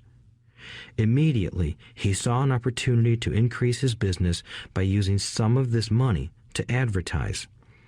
2 months later, his first 4-color full-page ad appeared in an expensive magazine that targeted the very rich. The ad ran for 3 months. He received no replies from the ad, and all of his inheritance is now gone. He now wants to sue the magazine for misrepresentation. This is a common case of someone who can build a beautiful hamburger but knows little about business. When I asked him what he learned, his only reply was, "Advertising salespeople are crooks." I then asked him if he would be willing to take a course in sales and a course in direct marketing. His reply, "I don't have the time, and I don't want to waste my money." The world is filled with talented poor people. All too often, they're poor or struggle financially or earn less than they are capable of, not because of what they know, but because of what they do not know. They focus on perfecting their skills at building a better hamburger rather than the skills of selling and delivering the hamburger. Maybe McDonald's does not make the best hamburger, but they are the best at selling and delivering a basic average burger. Poor Dad wanted me to specialize. That was his view on how to be paid more. Even after being told by the governor of Hawaii that he could no longer work in state government, my educated dad continued to encourage me to get specialized. Educated Dad then took up the cause of the teachers' union, campaigning for further protection and benefits for these highly skilled and educated professionals. We argued often, but I know he never agreed that over-specialization is what caused the need for union protection. He never understood that the more specialized you become, the more you are trapped and dependent on that specialty. Rich Dad advised that Mike and I groom ourselves. Many corporations do the same thing. They find a young, bright student just out of business school and begin grooming that person to someday take over the company. So these bright young employees do not specialize in one department. They are moved from department to department to learn all the aspects of business systems. The rich often groom their children or the children of others. By doing so, their children gain an overall knowledge of the operations of the business and how the various departments interrelate. For the World War II generation, it was considered bad to skip from company to company. Today, it is considered smart. Since people will skip from company to company rather than seek greater specialization in skills, why not seek to learn more than to earn? In the short term, it may earn you less, but it will pay dividends in the long term.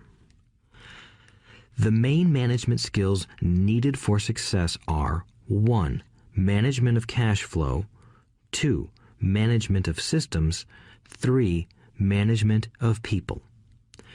The most important specialized skills are sales and marketing. The ability to sell, to communicate to another human being, be it a customer, employee, boss, spouse, or child, is the base skill of personal success. Communication skills such as writing, speaking, and negotiating are crucial to a life of success. These are skills I work on constantly, attending courses or buying educational resources to expand my knowledge. As I have mentioned, my educated dad worked harder and harder the more competent he became. He also became more trapped the more specialized he got. Although his salary went up, his choices diminished. Soon after he was locked out of government work, he found out how vulnerable he really was professionally. It is like professional athletes who suddenly are injured or are too old to play. Their once high-paying position is gone, and they have limited skills to fall back on. I think that is why my educated dad sided so much with the unions after that. He realized how much a union would have benefited him. Rich Dad encouraged Mike and me to know a little about a lot. He encouraged us to work with people smarter than we were and to bring smart people together to work as a team. Today, it would be called a synergy of professional specialties. Today, I meet ex-school teachers earning hundreds of thousands of dollars a year. They earn that much because they have specialized skills in their field as well as other skills. They can teach as well as sell and market. I know of no other skills to be more important than selling and marketing. The skills of selling and marketing are difficult for most people, primarily due to their fear of rejection. The better you are at communicating, negotiating, and handling your fear of rejection, the easier life is. Just as I advise that newspaper writer who wanted to become a best-selling author, I advise anyone else today. Being technically specialized has its strengths as well as its weaknesses. I have friends who are geniuses, but they cannot communicate effectively with other human beings, and, as a result, their earnings are pitiful. I advise them to just spend a year learning to sell. Even if they earn nothing, their communication skills will improve, and that is priceless. In addition to being good learners, sellers, and marketers, we need to be good teachers as well as good students. To be truly rich, we need to be able to give as well as to receive. In cases of financial or professional struggle, there is often a lack of giving and receiving. I know many people who are poor because they are neither good students nor good teachers. Both of my dads were generous men. Both made it a practice to give first. Teaching was one of their ways of giving. The more they gave, the more they received. One glaring difference was in the giving of money. My rich dad gave lots of money away. He gave to his church, to charities, and to his foundation. He knew that to receive money, you had to give money. Giving money is the secret to most great wealthy families. That is why there are organizations like the Rockefeller Foundation and the Ford Foundation. These are organizations designed to take their wealth and increase it, as well as give it away in perpetuity. My educated dad always said, "When I have some extra money, I'll give it." The problem was that there was never any extra. So he worked harder to draw more money in rather than focus on the most important law of money: give and you shall receive. Instead, he believed in receive and then you give. In conclusion, I became both dads. One part of me is a hardcore capitalist who loves the game of money making money. The other part is a socially responsible teacher who is deeply concerned with this ever-widening gap between the haves and have-nots. I personally hold the archaic educational system primarily responsible for this growing gap. Chapter 7. Overcoming Obstacles. The primary difference between a rich person and a poor person is how they manage fear. Once people have studied and become financially literate, they may still face roadblocks to becoming financially independent. There are 5 main reasons why financially literate people may still not develop abundant asset columns that could produce a large cash flow. The 5 reasons are: 1. Fear. 2. Cynicism. 3. Laziness. 4. Bad habits. 5. Arrogance. Overcoming fear. I have never met anyone who really likes losing money. And in all my years, I have never met a rich person who has never lost money. But I have met a lot of poor people who have never lost a dime. Investing, that is. The fear of losing money is real. Everyone has it, even the rich. But it's not having fear that is the problem. It's how you handle fear. It's how you handle losing. It's how you handle failure that makes the difference in one's life. The primary difference between a rich person and a poor person is how they manage that fear. It's okay to be fearful. It's okay to be a coward when it comes to money. You can still be rich. We're all heroes at something and cowards at something else. My friend's wife is an emergency room nurse. When she sees blood, she flies into action. When I mention investing, she runs away. When I see blood, I don't run. I pass out. My rich dad understood phobias about money. Some people are terrified of snakes. Some people are terrified about losing money. Both are phobias, he would say. So his solution to the phobia of losing money was this little rhyme. If you hate risk and worry, start early. If you start young, it's easier to be rich. I won't go into it here, but there is a staggering difference between a person who starts investing at age 20 versus age 30. The purchase of Manhattan Island is said to be one of the greatest bargains of all time. New York was purchased for $24 in trinkets and beads. Yet if that $24 had been invested at 8% annually, that $24 would have been worth more than $28 trillion by 1995. Manhattan could be repurchased with money left over to buy much of Los Angeles. But what if you don't have much time left or would like to retire early? How do you handle the fear of losing money? My poor dad did nothing. He simply avoided the issue, refusing to discuss the subject. My rich dad, on the other hand, recommended that I think like a Texan. I like Texas and Texans, he used to say. In Texas, everything is bigger. When Texans win, they win big. And when they lose, it's spectacular. They like losing? I asked. That's not what I'm saying. Nobody likes losing. Show me a happy loser, and I'll show you a loser, said Rich Dad.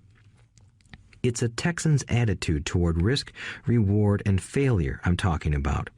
It's how they handle life. They live it big. Not like most of the people around here, living like roaches when it comes to money, terrified that someone will shine a light on them and whimpering when the grocery clerk shortchanges them a quarter. Rich Dad went on, "What I like best is the Texas attitude.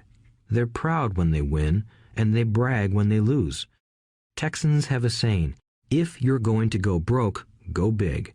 You don't want to admit you went broke over a duplex." He constantly told Mike and me that the greatest reason for lack of financial success was because most people played it too safe. People are so afraid of losing that they lose, were his words. Fran Tarkenton, a one-time great NFL quarterback, says it still another way. Winning means being unafraid to lose.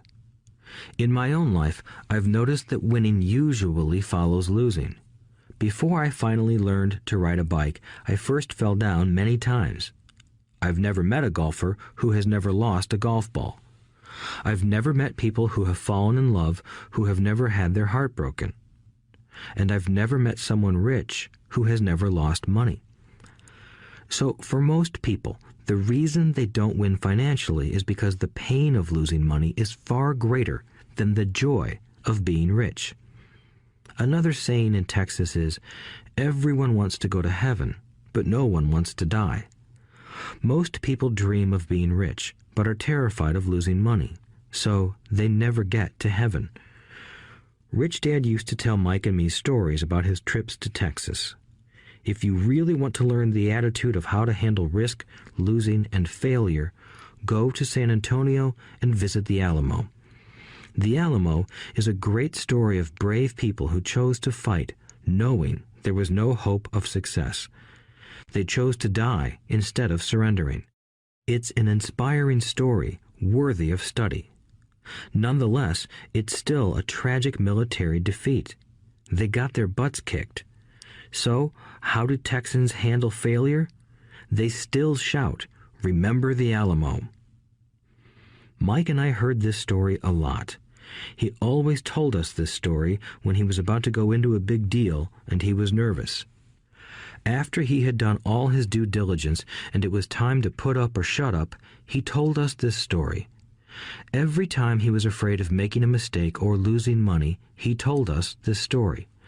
It gave him strength, for it reminded him that he could always turn a financial loss into a financial win. Rich Dad knew that failure would only make him stronger and smarter. It's not that he wanted to lose. He just knew who he was and how he would take a loss. He would take a loss and make it a win. That's what made him a winner and others losers. It gave him the courage to cross the line when others backed out. That's why I like Texans so much, he would say. They took a great failure and turned it into inspiration, as well as a tourist destination that makes them millions. But probably his words that mean the most to me today are these. Texans don't bury their failures. They get inspired by them. They take their failures and turn them into rallying cries. Failure inspires Texans to become winners. But that formula is not just the formula for Texans. It is the formula for all winners. I've said that falling off my bike was part of learning to ride. I remember falling off only made me more determined to learn to ride, not less. I also said that I have never met a golfer who has never lost a ball. For top professional golfers, losing a ball or a tournament provides the inspiration to be better, to practice harder, to study more. That's what makes them better. For winners, losing inspires them. For losers, losing defeats them. I like to quote John D. Rockefeller, who said, "I always tried to turn every disaster into an opportunity." And being Japanese American, I can say this. Many people say that Pearl Harbor was an American mistake. I say it was a Japanese mistake. From the movie Tora, Tora, Tora, a somber Japanese admiral says to his cheering subordinates, "I am afraid we have awakened a sleeping giant." Remember Pearl Harbor became a rallying cry. It turned one of America's greatest losses into the reason to win. This great defeat gave America strength, and America soon emerged as a world power. Failure inspires winners, and failure defeats losers. It is the biggest secret of winners. It's the secret that losers do not know. The greatest secret of winners is that failure inspires winning. Thus, they're not afraid of losing. Repeating Fran Tarkenton's quote, "Winning means being unafraid to lose." People like Fran Tarkenton are not afraid of losing because they know who they are. They hate losing, so they know that losing will only inspire them to become better. There is a big difference between hating losing and being afraid to lose. Most people are so afraid of losing money that they lose. They go broke over a duplex. Financially, they play life too safe and too small. They buy big houses and big cars, but not big investments. The main reason that over 90% of the American public struggles financially is because they play not to lose. They don't play to win. They go to their financial planners or accountants or stockbrokers and buy a balanced portfolio. Most have lots of cash in CDs, low-yield bonds, mutual funds that can be traded within a mutual fund family, and a few individual stocks. It is a safe and sensible portfolio, but it is not a winning portfolio. It is a portfolio of someone playing not to lose. Don't get me wrong, it's probably a better portfolio than more than 70% of the population has, and that's frightening. It's a great portfolio for someone who loves safety. But playing it safe and balanced on your investment portfolio is not the way successful investors play the game. If you have little money and you want to be rich, you must first be focused, not balanced. If you look at any successful person, at the start they were not balanced. Balanced people go nowhere. They stay in one spot. To make progress, you must first go unbalanced. Just look at how you make progress walking. Thomas Edison was not balanced. He was focused. Bill Gates was not balanced. He was focused. Donald Trump is focused. George Soros is focused. George Patton did not take his tanks wide. He focused them and blew through the weak spots in the German line. The French went wide with the Maginot Line, and you know what happened to them. If you have any desire to be rich, you must focus. Do not do what poor and middle-class people do, put their few eggs in many baskets. Put a lot of your eggs in a few baskets and focus. Follow one course until successful. If you hate losing, play it safe. If losing makes you weak, play it safe. Go with balanced investments. If you're over 25 years old and are terrified of taking risks, don't change. Play it safe, but start early. Start accumulating your nest egg early because it will take time. But if you have dreams of freedom, of getting out of the rat race, the first question to ask yourself is, how do I respond to failure? If failure inspires you to win, maybe you should go for it, but only maybe. If failure makes you weak or causes you to throw temper tantrums, like spoiled brats who call attorneys to file lawsuits every time something doesn't go their way, then play it safe. Keep your daytime job, or buy bonds or mutual funds. But remember, there is risk in those financial instruments also, even though they may appear safe. I say all this, mentioning Texas and Fran Tarkenton, because stacking the asset column is easy. It's really a low-aptitude game. It doesn't take much education. Fifth-grade math will do. But building your asset column is a game in which attitude plays a major role. It takes guts, patience, and a great attitude toward failure. Losers avoid failing, and failure turns losers into winners. Just remember the Alamo. Overcoming cynicism. The sky is falling. The sky is falling. Most of us know the story of Chicken Little, who ran around warning the barnyard of impending doom. We all know people who are that way. There's a Chicken Little inside each of us. As I stated earlier, the cynic is really a little chicken. We all get a little chicken when fear and doubt cloud our thoughts. All of us have doubts. I'm not smart.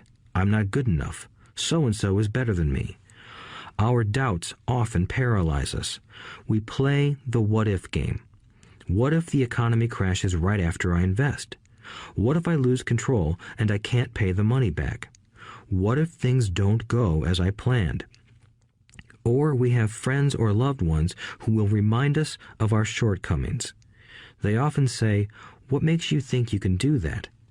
If it's such a good idea, how come someone else hasn't done it? That will never work. You don't know what you're talking about." These words of doubt often get so loud that we fail to act. A horrible feeling builds in our stomach. Sometimes we can't sleep. We fail to move forward. So we stay with what is safe, and opportunities pass us by. We watch life passing by as we sit immobilized with a cold knot in our body. We have all felt this at one time in our lives, some more than others. Peter Lynch of Fidelity Magellan Mutual Fund fame refers to warnings about the sky falling as noise, and we all hear it. Noise is either created inside our heads or comes from outside, often from friends, family, co-workers, and the media. Lynch recalls the time during the 1950s when the threat of nuclear war was so prevalent in the news that people began building fallout shelters and storing food and water. If they had invested that money wisely in the market, instead of building a fallout shelter, they'd probably be financially independent today. When violence breaks out in a city, gun sales go up all over the country. A person dies from rare hamburger meat in the state of Washington, and the Arizona Health Department orders restaurants to have all beef cooked well done. A drug company runs a TV commercial in February showing people catching the flu. Colds go up as well as sales of cold medicine. Most people are poor because when it comes to investing, the world is filled with Chicken Littles running around yelling, "The sky is falling, the sky is falling." And Chicken Littles are effective because every one of us is a little chicken. It often takes great courage to not let rumors and talk of doom and gloom affect your doubts and fears. But a savvy investor knows that the seemingly worst of times is actually the best of times to make money. When everyone else is too afraid to act, they pull the trigger and are rewarded. Some time ago, a friend named Richard came from Boston to visit Kim and me in Phoenix. He was impressed with what we had done through stocks and real estate. The Phoenix real estate prices were depressed.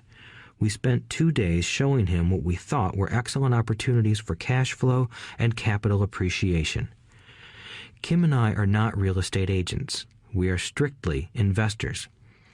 After identifying a unit in a resort community, we called an agent who sold it to him that afternoon. The price was a mere $42,000 for a 2-bedroom townhome. Similar units were going for $65,000. He had found a bargain. Excited, he bought it and returned to Boston. 2 weeks later, the agent called to say that our friend had backed out. I called immediately to find out why. All he said was that he talked to his neighbor, and his neighbor told him it was a bad deal. He was paying too much. I asked Richard if his neighbor was an investor. Richard said he was not. When I asked why he listened to him, Richard got defensive and simply said he wanted to keep looking. The real estate market in Phoenix turned, and a few years later, that little unit was renting for $1,000 a month, $2,500 in the peak winter months. The unit was worth $95,000. All Richard had to put down was $5,000, and he would have had a start at getting out of the rat race. Today, he still has done nothing. Richard's backing out did not surprise me. It's called buyer's remorse, and it affects all of us. The little chicken won, and a chance at freedom was lost. In another example, I hold a small portion of my assets in tax lien certificates instead of CDs. I earn 16% per year on my money, which certainly beats the interest rates banks offer on CDs. The certificates are secured by real estate and enforced by state law, which is also better than most banks. The formula they're bought on makes them safe. They just lack liquidity. So I look at them as 2 to 7 year CDs. Almost every time I tell someone that I hold my money this way, especially if they have money in CDs, they will tell me it's risky. They tell me why I should not do it. When I ask them where they get their information, they say from a friend or an investment magazine. They've never done it, and they're telling someone who's doing it why they shouldn't. The lowest yield I look for is 16%, but people who are filled with doubt are willing to accept a far lower return. Doubt is expensive.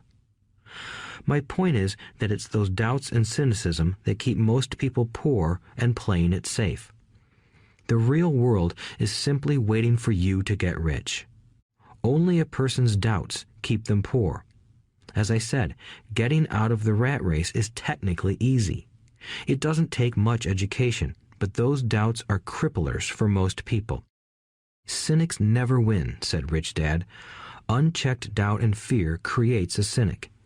Cynics criticize and winners analyze was another of his favorite sayings. Rich Dad explained that criticism blinded while analysis opened eyes. Analysis allowed winners to see that critics were blind and to see opportunities that everyone else missed. And finding what people miss is key to any success. Real estate is a powerful investment tool for anyone seeking financial independence or freedom. It is a unique investment tool. Yet every time I mention real estate as a vehicle, I often hear, "I don't want to fix toilets." That's what Peter Lynch calls noise. That's what my rich dad would say is the cynic talking, someone who criticizes and does not analyze, someone who lets their doubts and fears close their mind instead of open their eyes. So when someone says, "I don't want to fix toilets, I want to fire back," what makes you think I want to? They're saying a toilet is more important than what they want. I talk about freedom from the rat race, and they focus on toilets. That is the thought pattern that keeps most people poor. They criticize instead of analyze.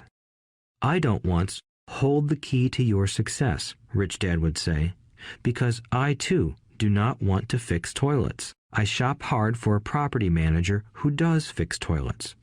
And by finding a great property manager who runs houses or apartments, well, my cash flow goes up. But more importantly, a great property manager allows me to buy a lot more real estate since I don't have to fix toilets. A great property manager is key to success in real estate.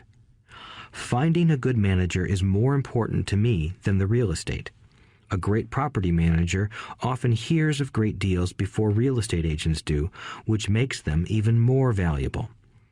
That is what Rich Dad meant by, I don't once hold the key to your success.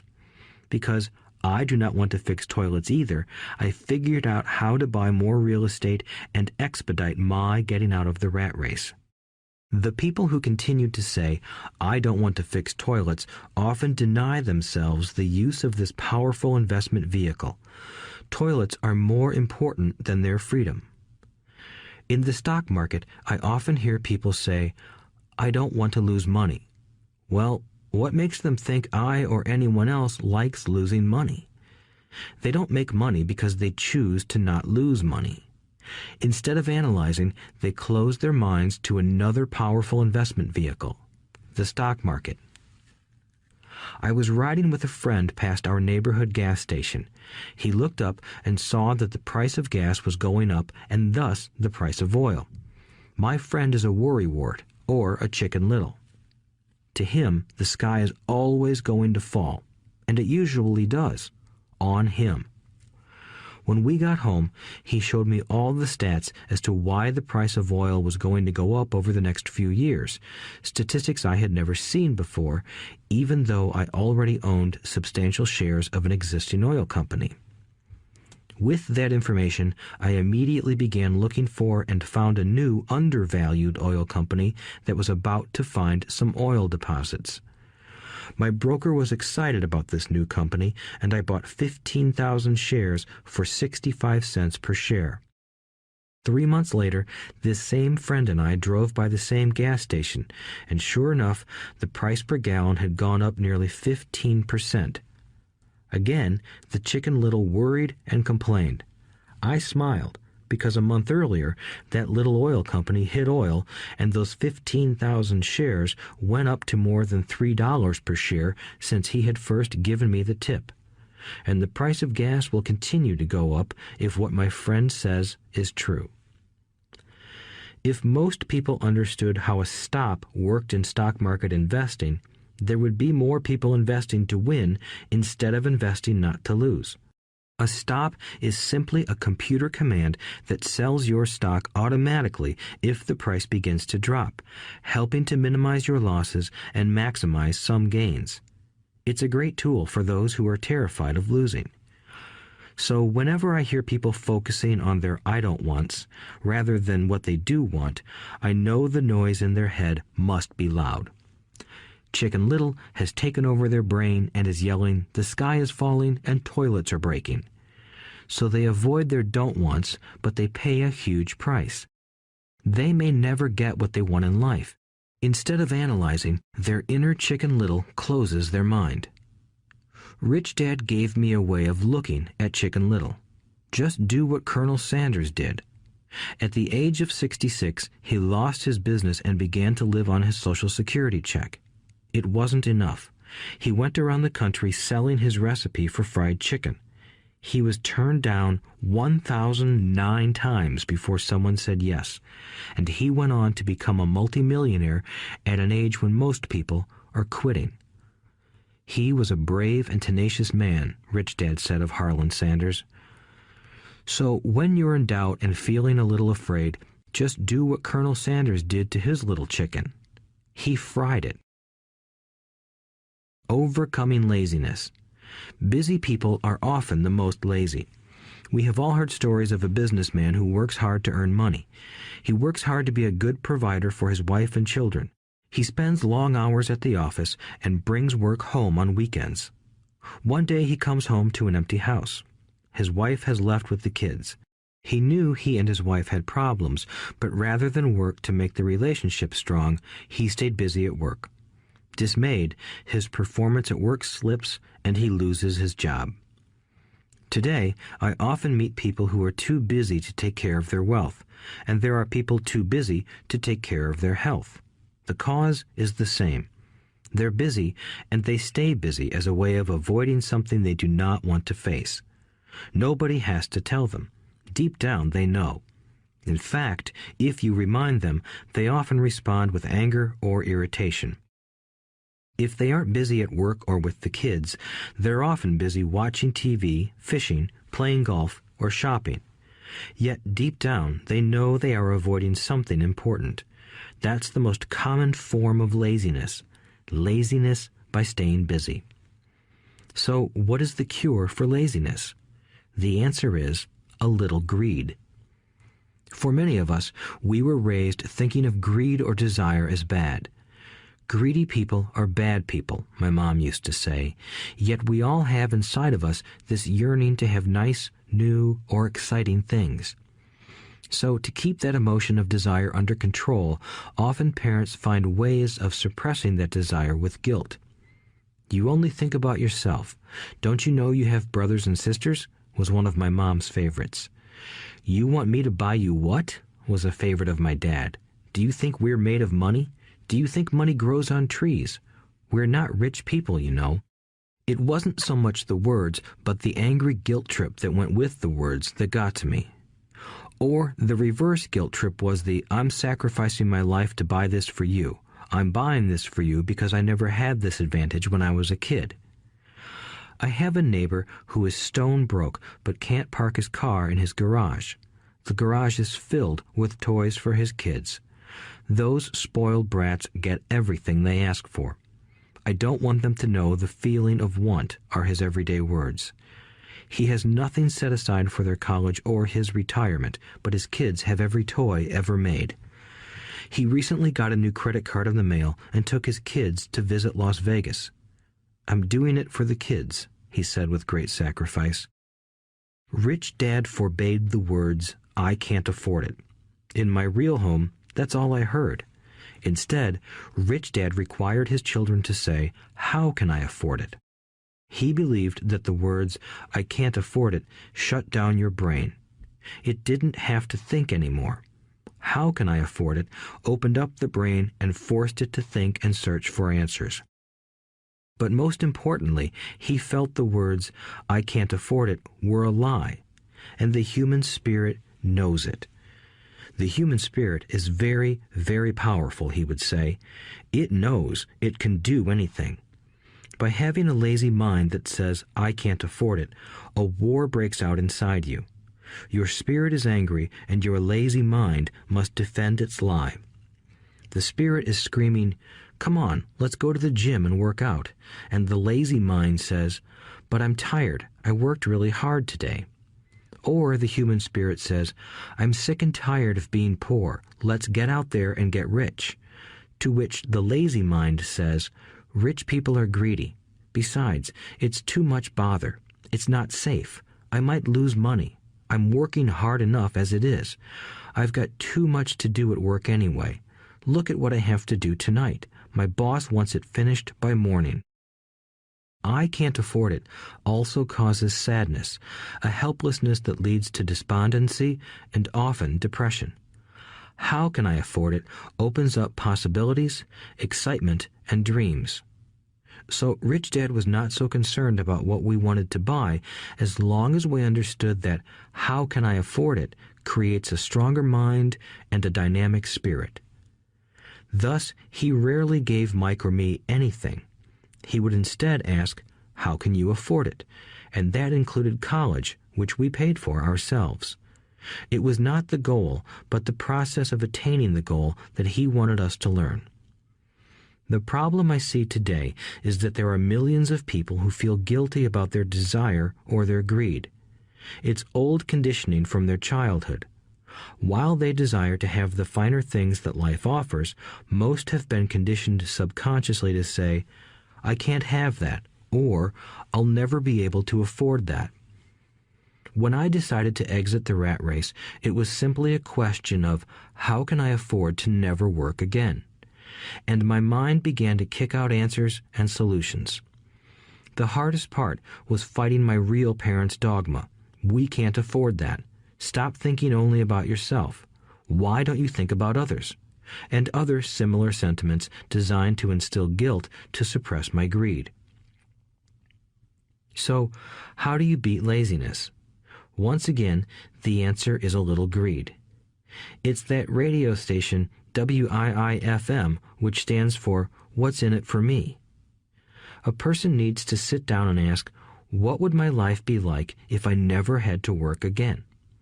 What would I do if I had all the money I needed? Without that little greed, the desire to have something better, progress is not made. Our world progresses because we all desire a better life. New inventions are made because we desire something better. We go to school and study hard because we want something better. So whenever you find yourself avoiding something you know you should be doing, then the only thing to ask yourself is, what's in it for me? Be a little greedy. It's the best cure for laziness. Too much greed, however, as anything in excess can be, is not good. But just remember what Michael Douglas said in the movie Wall Street. Greed is good. Rich Dad said it differently. Guilt is worse than greed, for guilt robs the body of its soul. I think Eleanor Roosevelt said it best. Do what you feel in your heart to be right, for you'll be criticized anyway. You'll be damned if you do, and damned if you don't. Overcoming bad habits. Our lives are a reflection of our habits more than our education. After seeing the movie Conan the Barbarian, starring Arnold Schwarzenegger, a friend said, "I'd love to have a body like Schwarzenegger." Most of the guys nodded in agreement. "I even heard he was really puny and skinny at one time," another friend added. "Yeah, I heard that too," another one said.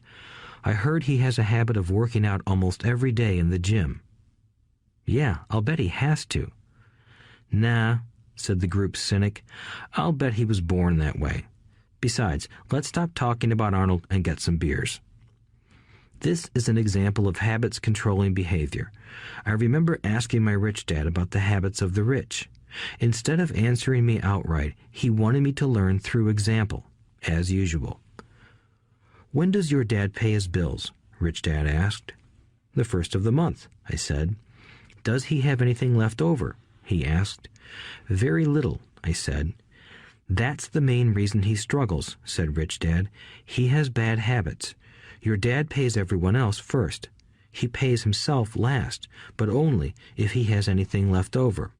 "Which he usually doesn't," I said. "But he has to pay his bills, doesn't he? You're saying he shouldn't pay his bills?"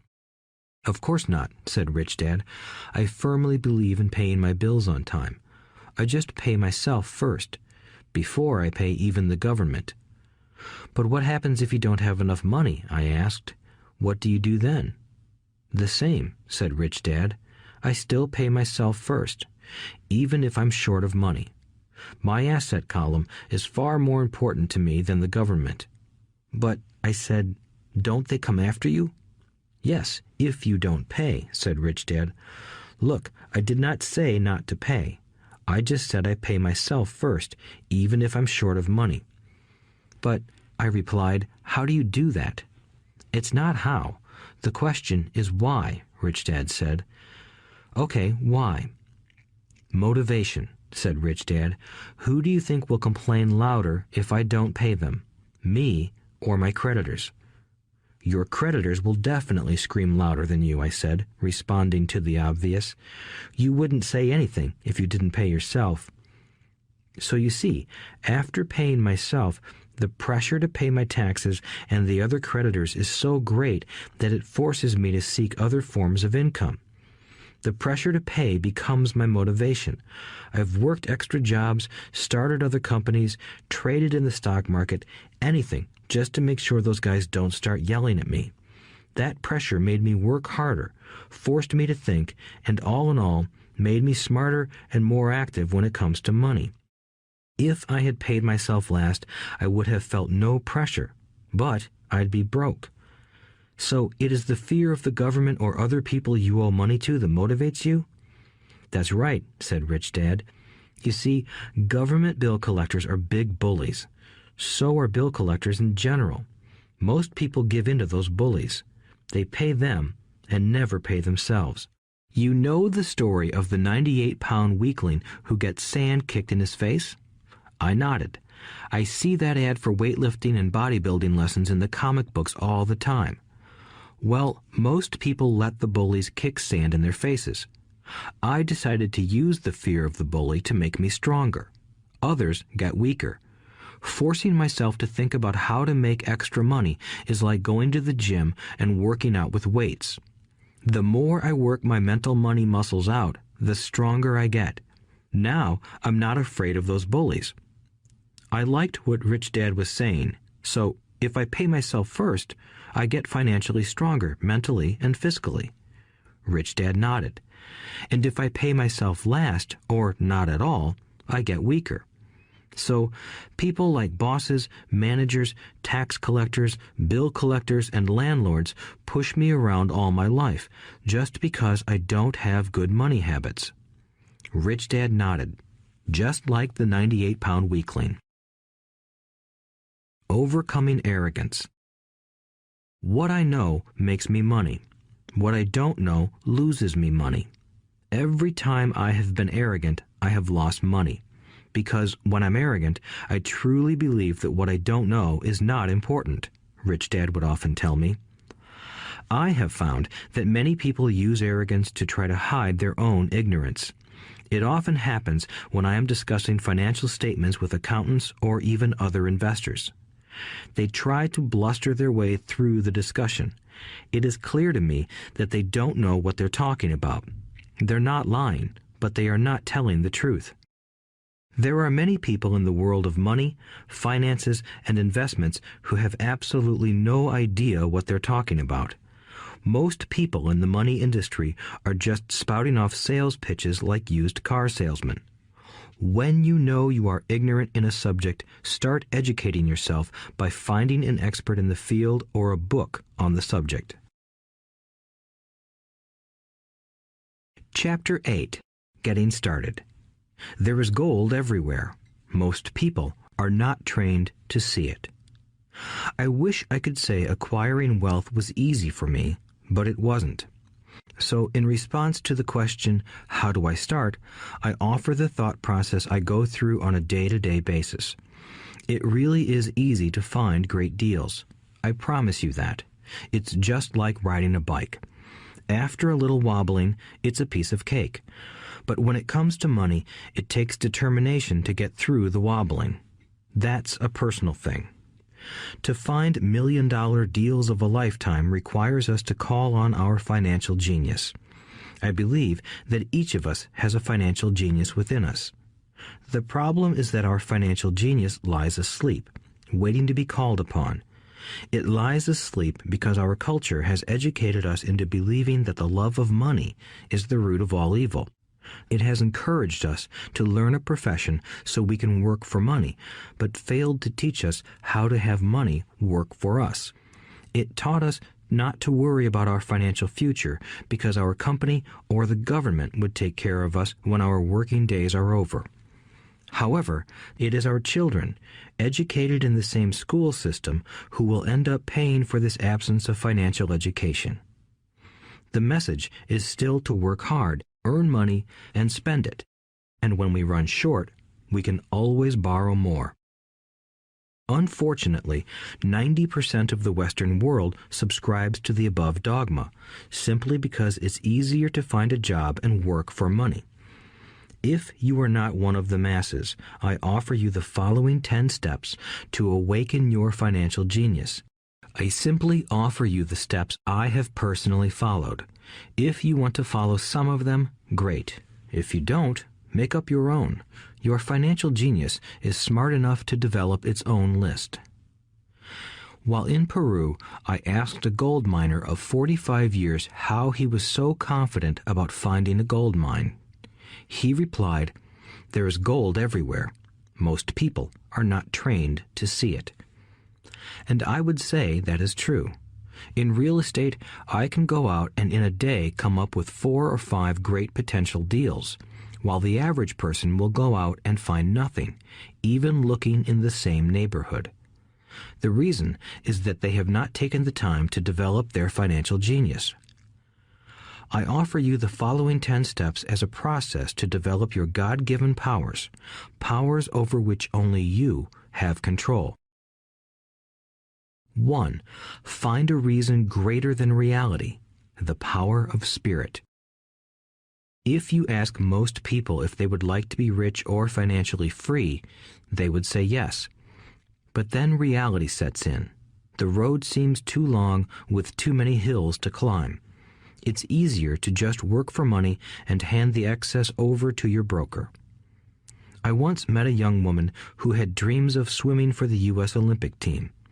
The reality was that she had to get up every morning at 4 o'clock to swim for 3 hours before going to school. She did not party with her friends on Saturday night. She had to study and keep her grades up, just like everyone else. When I asked her what fueled her superhuman ambition and sacrifice, she simply said, "I do it for myself and the people I love. It's love that gets me over the hurdles and sacrifices." A reason or a purpose is a combination of wants and don't wants. When people ask me what my reason for wanting to be rich is, I tell them that it is a combination of deep emotional wants and don't wants. I will list a few. First, the don't wants, for they create the wants. I don't want to work all my life. I don't want what my parents aspired for, which was job security and a house in the suburbs. I don't like being an employee. I hated that my dad always missed my football games because he was so busy working on his career. I hated it when my dad worked hard all his life and the government took most of what he worked for at his death. He could not even pass on what he worked so hard for when he died. The rich don't do that. They work hard and pass it on to their children. Now, the wants. I want to be free to travel the world and live in the lifestyle I love. I want to be young when I do this. I want to simply be free. I want control over my time and my life. I want money to work for me. Those are my deep-seated emotional reasons. What are yours? If they are not strong enough, then the reality of the road ahead may be greater than your reasons. I have lost money and been set back many times, but it was the deep emotional reasons that kept me standing up and going forward. I wanted to be free by age 40, but it took me until I was 47, with many learning experiences along the way. As I said, I wish I could say it was easy. It wasn't, but it wasn't that hard either. I've learned that without a strong reason or purpose, anything in life is hard. If you do not have a strong reason, there is no sense listening further. It will sound like too much work.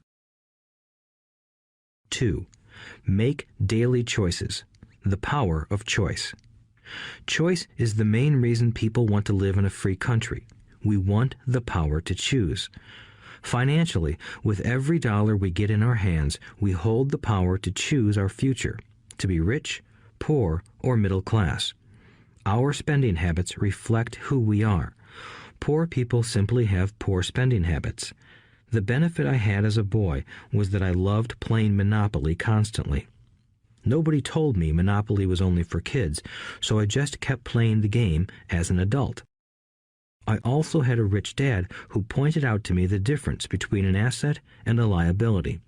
So a long time ago, as a little boy, I chose to be rich, and I knew that all I had to do was learn to acquire assets, real assets. My best friend, Mike, had an asset column handed to him, but he still had to choose to learn to keep it. Many rich families lose their assets in the next generation simply because there was no one trained to be a good steward over their assets. Most people choose not to be rich. For 90% of the population, being rich is too much of a hassle. So they invent sayings that go, "I'm not interested in money. I'll never be rich. I don't have to worry. I'm still young. When I make some money, then I'll think about my future." My husband or wife handles the finances. The problem with those statements is that they rob the person who chooses to think such thoughts of two things. One is time, which is your most precious asset. The second is learning. Having no money should not be an excuse to not learn, but that is a choice we all make daily. The choice of what we do with our time, our money, and what we put in our heads. That is the power of choice. All of us have choice. I just choose to be rich, and I make that choice every day. Invest first in education. In reality, the only real asset you have is your mind, the most powerful tool we have dominion over. Each of us has the choice of what we put in our brain once we're old enough. You can watch TV, read golf magazines, or go to ceramics class or a class on financial planning. You choose. Most people simply buy investments rather than first investing in learning about investing. A friend of mine recently had her apartment burglarized. The thieves took her electronics and left all the books. And we all have that same choice. 90% of the population buys TV sets, and only about 10% buy business books. So what do? I go to seminars. I like it when they are at least 2 days long because I like to immerse myself in a subject. In 1973, I was watching this guy on TV who was advertising a 3-day seminar on how to buy real estate for nothing down. I spent $385, and that course has made me at least $2 million, if not more. But more importantly, it bought me life. I don't have to work for the rest of my life because of that one course. I go to at least 2 such courses every year. I love CDs and audiobooks. The reason? I can easily review what I just heard. I was listening to an investor say something I completely disagreed with. Instead of becoming arrogant and critical, I simply listened to that 5-minute stretch at least 20 times, maybe more. But suddenly, by keeping my mind open, I understood why he said what he said. It was like magic. I felt like I had a window into the mind of one of the greatest investors of our time. I gained tremendous insight into the vast resources of his education and experience. The net result? I still have the old way I used to think, and I now have a new way of looking at the same problem or situation. I have 2 ways to analyze a problem or trend, and that is priceless. Today, I often say, how would Donald Trump do this, or Warren Buffett, or George Soros? The only way I can access their vast mental power is to be humble enough to read or listen to what they have to say. Arrogant or critical people are often people with low self-esteem who are afraid of taking risks. That's because if you learn something new, you are then required to make mistakes in order to fully understand what you have learned. If you have listened this far, arrogance is not one of your problems. Arrogant people rarely read or listen to experts.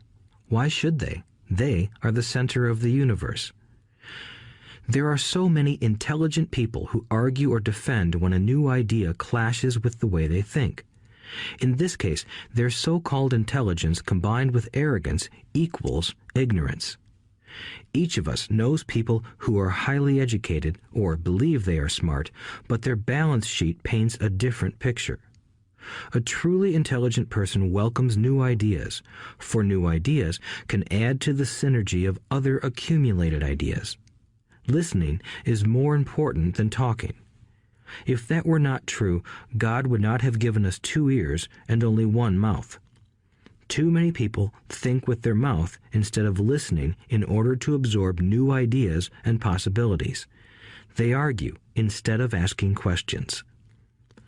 I take a long view on my wealth. I do not subscribe to the get-rich-quick mentality most lottery players or casino gamblers have. I may go in and out of stocks, but I am long on education. If you want to fly an airplane, I advise taking lessons first. I am always shocked at people who buy stocks or real estate but never invest in their greatest asset, their mind. Just because you bought a house or two does not make you an expert at real estate. 3. Choose friends carefully. The power of association. First of all, I do not choose my friends by their financial statements. I have friends who have actually taken a vow of poverty, as well as friends who earn millions every year. The point is that I learn from all of them. Now, I will admit that there are people I have actually sought out because they had money. But I was not after their money. I was seeking their knowledge. In some cases, these people who had money have become dear friends. I've noticed that my friends with money talk about money. They don't do it to brag. They're interested in the subject. So I learn from them, and they learn from me. My friends who are in dire financial straits do not like talking about money, business, or investing. They often think it rude or unintellectual. So I also learn from my friends who struggle financially. I find out what not to do. I have several friends who have generated over $1 billion in their short lifetimes. The 3 of them report the same phenomenon. Their friends who have no money have never come to them to ask them how they did it, but they do come asking for one of 2 things, or both, a loan or a job. Warning: don't listen to poor or frightened people. I have such friends, and while I love them dearly, they are the Chicken Littles of life. To them, when it comes to money, especially investments, it's always the sky is falling, the sky is falling. They can always tell you why something won't work. The problem is that people listen to them. But people who blindly accept doom and gloom information are also Chicken Littles. As that old saying goes, birds of a feather flock together. If you watch business channels on TV, they often have a panel of so-called experts. One expert will say the market is going to crash, and the other will say it's going to boom. If you're smart, you listen to both. Keep your mind open, because both have valid points. Unfortunately, most poor people listen to Chicken Little. I have had many close friends try to talk me out of a deal or an investment. Not long ago, a friend told me he was excited because he found a 6% certificate of deposit. I told him I earned 16% from the state government. The next day, he sent me an article about why my investment was dangerous. I have received 16% for years now, and he still receives 6%. I would say that one of the hardest things about wealth building is to be true to yourself and to be willing to not go along with the crowd. This is because, in the market, it is usually the crowd that shows up late that is slaughtered. If a great deal is on the front page, it's too late in most instances. Look for a new deal. As we used to say as surfers, there is always another wave.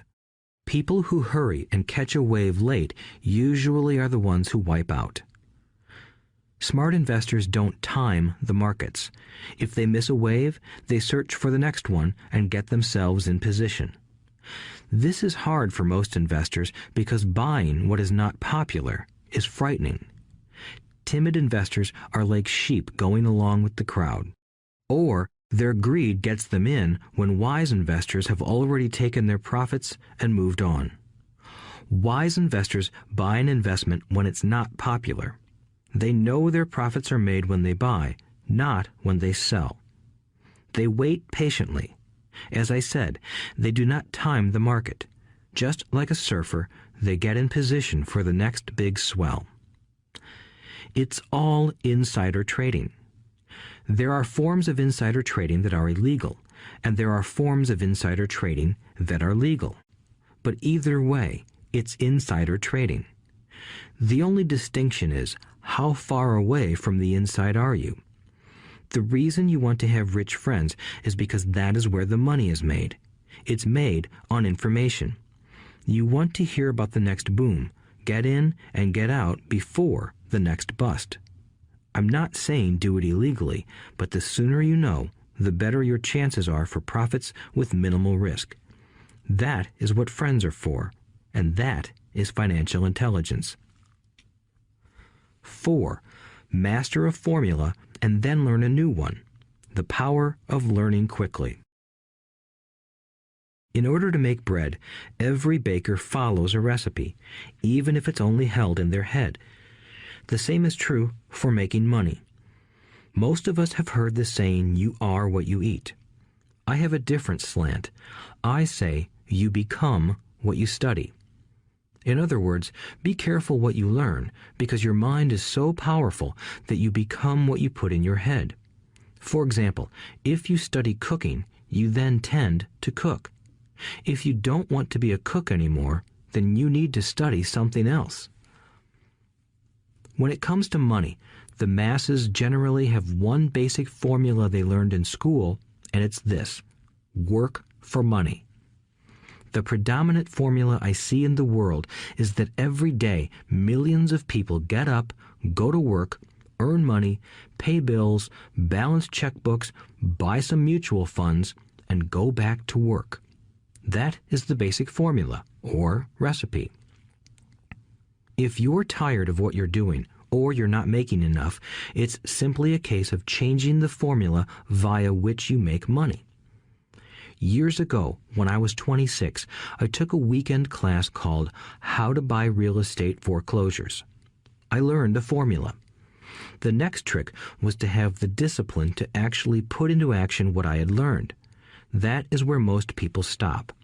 For 3 years, while working for Xerox, I spent my spare time learning to master the art of buying foreclosures. I've made several $million using that formula. So, after I mastered that formula, I went in search of other formulas. For many of the classes, I did not directly use the information I learned, but I always learned something new. I have attended classes designed for derivative traders, commodity option traders, and chaologists. I was way out of my league, being in a room full of people with doctorates in nuclear physics and space science. Yet, I learned a lot that made my stock and real estate investing more meaningful and lucrative. Most junior colleges and community colleges have classes on financial planning and buying traditional investments. They are good places to start, but I always search for a faster formula. That is why, on a fairly regular basis, I make more in a day than many people will make in their lifetime. Another side note, in today's fast-changing world, it's not so much what you know anymore that counts, because often what you know is old. It is how fast you learn. That skill is priceless. It's priceless in finding faster formulas, recipes, if you will, for making dough. Working hard for money is an old formula born in the day of cavemen. 5. Pay yourself first. The power of self-discipline. If you cannot get control of yourself, do not try to get rich. It makes no sense to invest, make money, and blow it. It is the lack of self-discipline that causes most lottery winners to go broke soon after winning millions. It is the lack of self-discipline that causes people who get a raise to immediately go out and buy a new car or take a cruise. It is difficult to say which of the 10 steps is the most important, but of all the steps, this step is probably the most difficult to master if it is not already a part of your makeup.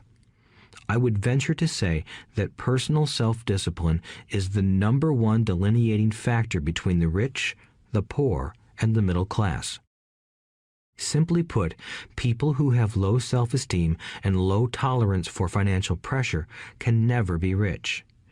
As I have said, a lesson learned from my rich dad was that the world will push you around. The world pushes people around, not because other people are bullies, but because the individual lacks internal control and discipline. People who lack internal fortitude often become victims of those who have self-discipline. In the entrepreneur classes I teach, I constantly remind people to not focus on their product, service, or widget, but to focus on developing management skills. The 3 most important management skills necessary to start your own business are management of 1. Cash flow, 2. People. 3. Personal time. I would say the skills to manage these 3 apply to anything, not just entrepreneurs. The 3 matter in the way you live your life as an individual or as part of a family, a business, a charitable organization, a city, or a nation. Each of these skills is enhanced by the mastery of self-discipline. I do not take the saying, "pay yourself first," lightly. The statement, "pay yourself first," comes from George Clayson's book, The Richest Man in Babylon. Millions of copies have been sold. But while millions of people freely repeat that powerful statement, few follow the advice. As I said, financial literacy allows one to read numbers, and numbers tell the story. By looking at a person's income statement and balance sheet, I can readily see if people who spout the words, "pay yourself first," actually practice what they preach. In reality, each month, many allocate money to their asset column before they pay their monthly expenses. Although millions of people have read Clayson's book and understand the words, "pay yourself first," in reality, they pay themselves last. Now, I can hear the howls from those of you who sincerely believe in paying your bills first, and I can hear all the responsible people who pay their bills on time. I am not saying be irresponsible and not pay your bills. All I am saying is do what the book says, which is pay yourself first. If you can truly begin to understand the power of cash flow, you will soon realize why 90% of people work hard all their lives and need government support like Social Security when they are no longer able to work. Kim and I have had many bookkeepers, accountants, and bankers who have had a major problem with this way of looking at pay yourself first. The reason is that these financial professionals actually do what the masses do. They pay themselves last. There have been times in my life when, for whatever reason, cash flow was far less than my bills. I still paid myself first. My accountant and bookkeeper screamed in panic. "They're going to come after you. The IRS is going to put you in jail. You're going to ruin your credit rating. They'll cut off the electricity." I still paid myself first. Why, you ask? Because that's what the story, The Richest Man in Babylon, was all about. The power of self-discipline and the power of internal fortitude. As my rich dad taught me the first month I worked for him, most people allow the world to push them around. A bill collector calls and you pay or else. A sales clerk says, "Oh, just put it on your charge card."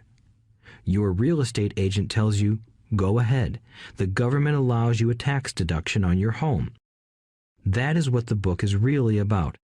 Having the guts to go against the tide and get rich. You may not be weak, but when it comes to money, many people get wimpy. I am not saying be irresponsible. The reason I don't have high credit card debt and doodad debt is because I pay myself first. The reason I minimize my income is because I don't want to pay it to the government. That is why my income comes from my asset column through a Nevada corporation. If I work for money, the government takes it. Although I pay my bills last, I am financially astute enough to not get into a tough financial situation. I don't like consumer debt. I actually have liabilities that are higher than 99% of the population, but I don't pay for them. Other people pay for my liabilities. They're called tenants.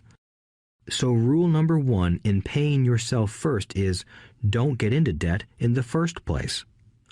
Although I pay my bills last, I set it up to have only small, unimportant bills that are due. When I occasionally come up short, I still pay myself first. I let the creditors and even the government scream. I like it when they get tough. Why? Because those guys do me a favor. They inspire me to go out and create more money. So I pay myself first, invest the money, and let the creditors yell. I generally pay them right away anyway. Kim and I have excellent credit. We just don't cave into pressure and spend our savings or liquidate stocks to pay for consumer debt. That is not too financially intelligent. To successfully pay yourself first, keep the following in mind. 1. Don't get into large debt positions that you have to pay for. Keep your expenses low. Build up assets first. Then buy the big house or nice car. Being stuck in the rat race is not intelligent. 2. When you come up short, let the pressure build and don't dip into your savings or investments. Use the pressure to inspire your financial genius to come up with new ways of making more money and then pay your bills. You will have increased your ability to make more money as well as your financial intelligence. So many times I have gotten into financial hot water and used my brain to create more income while staunchly defending the assets in my asset column. My bookkeeper has screamed and dived for cover, but I was like a good soldier defending the fort. Fort assets. Poor people have poor habits. A common bad habit is innocently called dipping into savings. The rich know that savings are only used to create more money, not to pay bills. I know that sounds tough, but as I said, if you're not tough inside, the world will always push you around anyway. If you do not like financial pressure, then find a formula that works for you. A good one is to cut expenses, put your money in the bank, pay more than your fair share of income tax, buy safe mutual funds, and take the vow of the average. But this violates the pay yourself first rule. This rule does not encourage self-sacrifice or financial abstinence. It doesn't mean pay yourself first and starve. Life was meant to be enjoyed. If you call on your financial genius, you can have all the goodies of life, get rich, and pay bills. And that is financial intelligence. 6. Pay your brokers well. The power of good advice. Sometimes I see people posting a sign in front of their house that says, "For sale by owner." Or I see people on TV claiming to be discount brokers. My rich dad taught me to take the opposite approach. He believed in paying professionals well, and I have adopted that policy also. Today, I have expensive attorneys, accountants, real estate brokers, and stockbrokers. Why? Because if, and I do mean if, the people are professionals, their services should make you money. And the more money they make, the more money I make. We live in the information age. Information is priceless. A good broker should provide you with information as well as take the time to educate you. I have several brokers who do that for me. Some taught me when I had little or no money, and I am still with them today. What I pay a broker is tiny in comparison with what kind of money I can make because of the information they provide. I love it when my real estate broker or stockbroker makes a lot of money because that usually means I made a lot of money. A good broker saves me time in addition to making me money. Like when I bought the vacant land for $9,000 and sold it immediately for over $25,000 so I could buy my Porsche quicker. A broker is my eyes and ears in the market. They're there every day, so I do not have to be. I'd rather play golf. People who sell their house on their own must not value their time much. Why would I want to save a few bucks when I could use that time to make more money or spend it with those I love? What I find funny is that so many poor and middle-class people insist on tipping restaurant help 15 to 20%, even for bad service, but complain about paying a broker 3 to 7%. They enjoy tipping people in the expense column and stiffing people in the asset column. That is not financially intelligent. Keep in mind that not all brokers are created equal. Unfortunately, most brokers are only salespeople. They sell, but they themselves own little or no real estate. There is a tremendous difference between a broker who sells houses and a broker who sells investments. The same is true for stock, bond, mutual fund, and insurance, brokers who call themselves financial planners. When I interview any paid professional, I first find out how much property or stocks they personally own and what percentage they pay in taxes. And that applies to my tax attorney as well as my accountant. I have an accountant who minds his own business. His profession is accounting, but his business is real estate. I used to have an accountant who was a small business accountant, but he had no real estate. I switched because we did not love the same business. Find a broker who has your best interests at heart. Many brokers will spend the time educating you, and they could be the best asset you find. Just be fair, and most of them will be fair to you. If all you can think about is cutting their commissions, then why should they want to help you? It's just simple logic. As I said earlier, one of the management skills is the management of people. Many people only manage people they feel smarter than and they have power over. Many middle managers remain middle managers, failing to get promoted because they know how to work with people below them, but not with people above them. The real skill is to manage and reward the people who are smarter than you in some technical area. That is why companies have a board of directors. You should have one too. That is financial intelligence. 7. Be an Indian giver. The power of getting something for nothing. When the first European settlers came to America, they were taken aback by a cultural practice some American Indians had. For example, if a settler was cold, the Indian would give the person a blanket. Mistaking it for a gift, the settler was often offended when the Indian asked for it back. The Indians also got upset when they realized that settlers did not want to give it back. That is where the term Indian giver came from, a simple cultural misunderstanding. In the world of the asset column, being an Indian giver is vital to wealth. The sophisticated investor's first question is, how fast do I get my money back? They also want to know what they get for free, also called a piece of the action. That is why the ROI, or return on investment, is so important.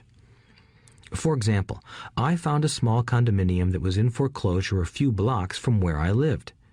The bank wanted $60,000 and I submitted a bid for $50,000, which they took simply because, along with my bid, was a cashier's check for $50,000. They realized I was serious. Most investors would say, "Aren't you tying up a lot of cash? Would it not be better to get a loan on it?"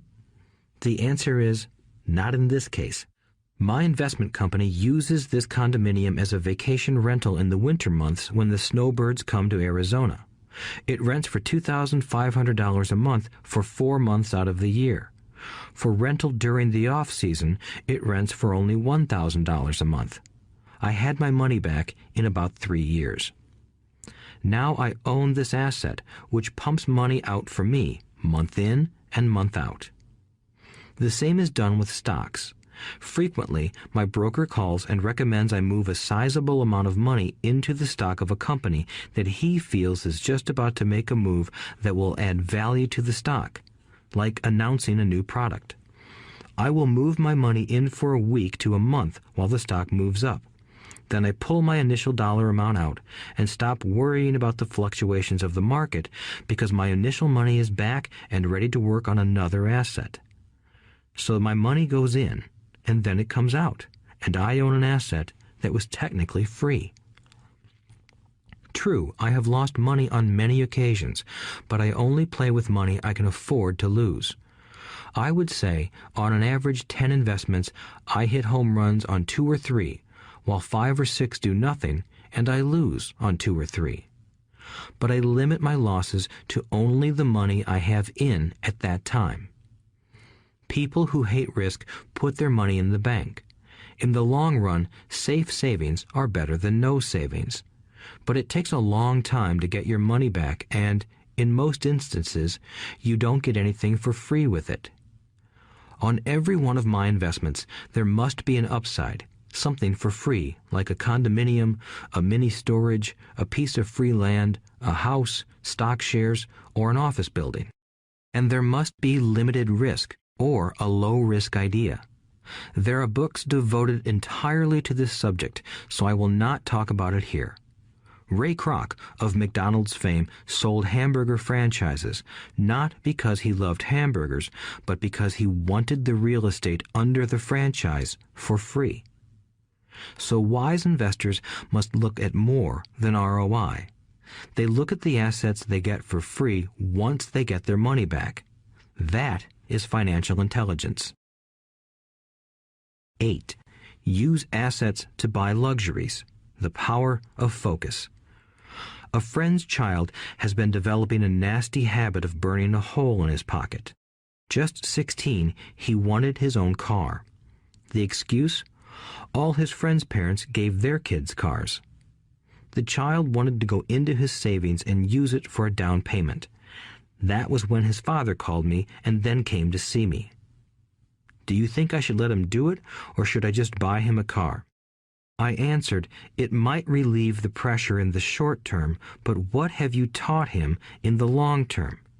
Can you use this desire to own a car and inspire your son to learn something? Suddenly, the lights went on and he hurried home. 2 months later, I ran into my friend again. Does your son have his new car? I asked. No, he doesn't. But I gave him $3,000 for the car. I told him to use my money instead of his college money. Well, that's generous of you, I said. Not really. The money came with a hitch. So what was the hitch? I asked. Well, first we played your cash flow game. We then had a long discussion about the wise use of money. After that, I gave him a subscription to the Wall Street Journal and a few books on the stock market. Then what? I asked. What was the catch? I told him that $3,000 was his, but he could not directly buy a car with it. He could use it to find a stockbroker and buy and sell stocks. Once he had made $6,000 with the $3,000, the money would be his for the car, and the $3,000 would go into his college fund. And what are the results? I asked. Well, he got lucky early in his trading, but lost everything a few days later. Then he really got interested. Today, I would say he is down $2,000, but his interest is up. He has read all the books I bought him, and he's gone to the library to get more. He reads the Wall Street Journal voraciously, watching for indicators. He's only got $1,000 left, but his interest and learning are sky high. He knows that if he loses that money, he walks for 2 more years. But he does not seem to care. He even seems uninterested in getting a car because he's found a game that is more fun. What happens if he loses all the money? I asked. We'll cross that bridge when we get to it. I'd rather have him lose everything now than wait till he's our age to risk losing everything. And besides, that is the best $3,000 I've ever spent on his education. What he is learning will serve him for life, and he seems to have gained a new respect for the power of money. As I said earlier, if a person cannot master the power of self-discipline, it is best not to try to get rich. I say this because although the process of developing cash flow from an asset column is easy in theory, what's hard is the mental fortitude to direct money to the correct use. Due to external temptations, it is much easier in today's consumer world to simply blow money out the expense column. With weak mental fortitude, that money flows into the paths of least resistance. That is the cause of poverty and financial struggle. The following example illustrates the financial intelligence needed to direct money to make more money. If we give 100 people $10,000 at the start of the year, I believe that at the end of the year, 80 would have nothing left. In fact, many would have created greater debt by making a down payment on a new car, refrigerator, electronics, or a holiday. 16 would have increased that $10,000 by 5 to 10%. 4 would have increased it to $20,000 or into the millions. We go to school to learn a profession so we can work for money. It is my opinion that it's just as important to learn how to have money work for you. I love my luxuries as much as anyone else. The difference is I don't buy them on credit. It's the keep up with the Joneses trap. When I wanted to buy a Porsche, the easy road would have been to call my banker and get a loan.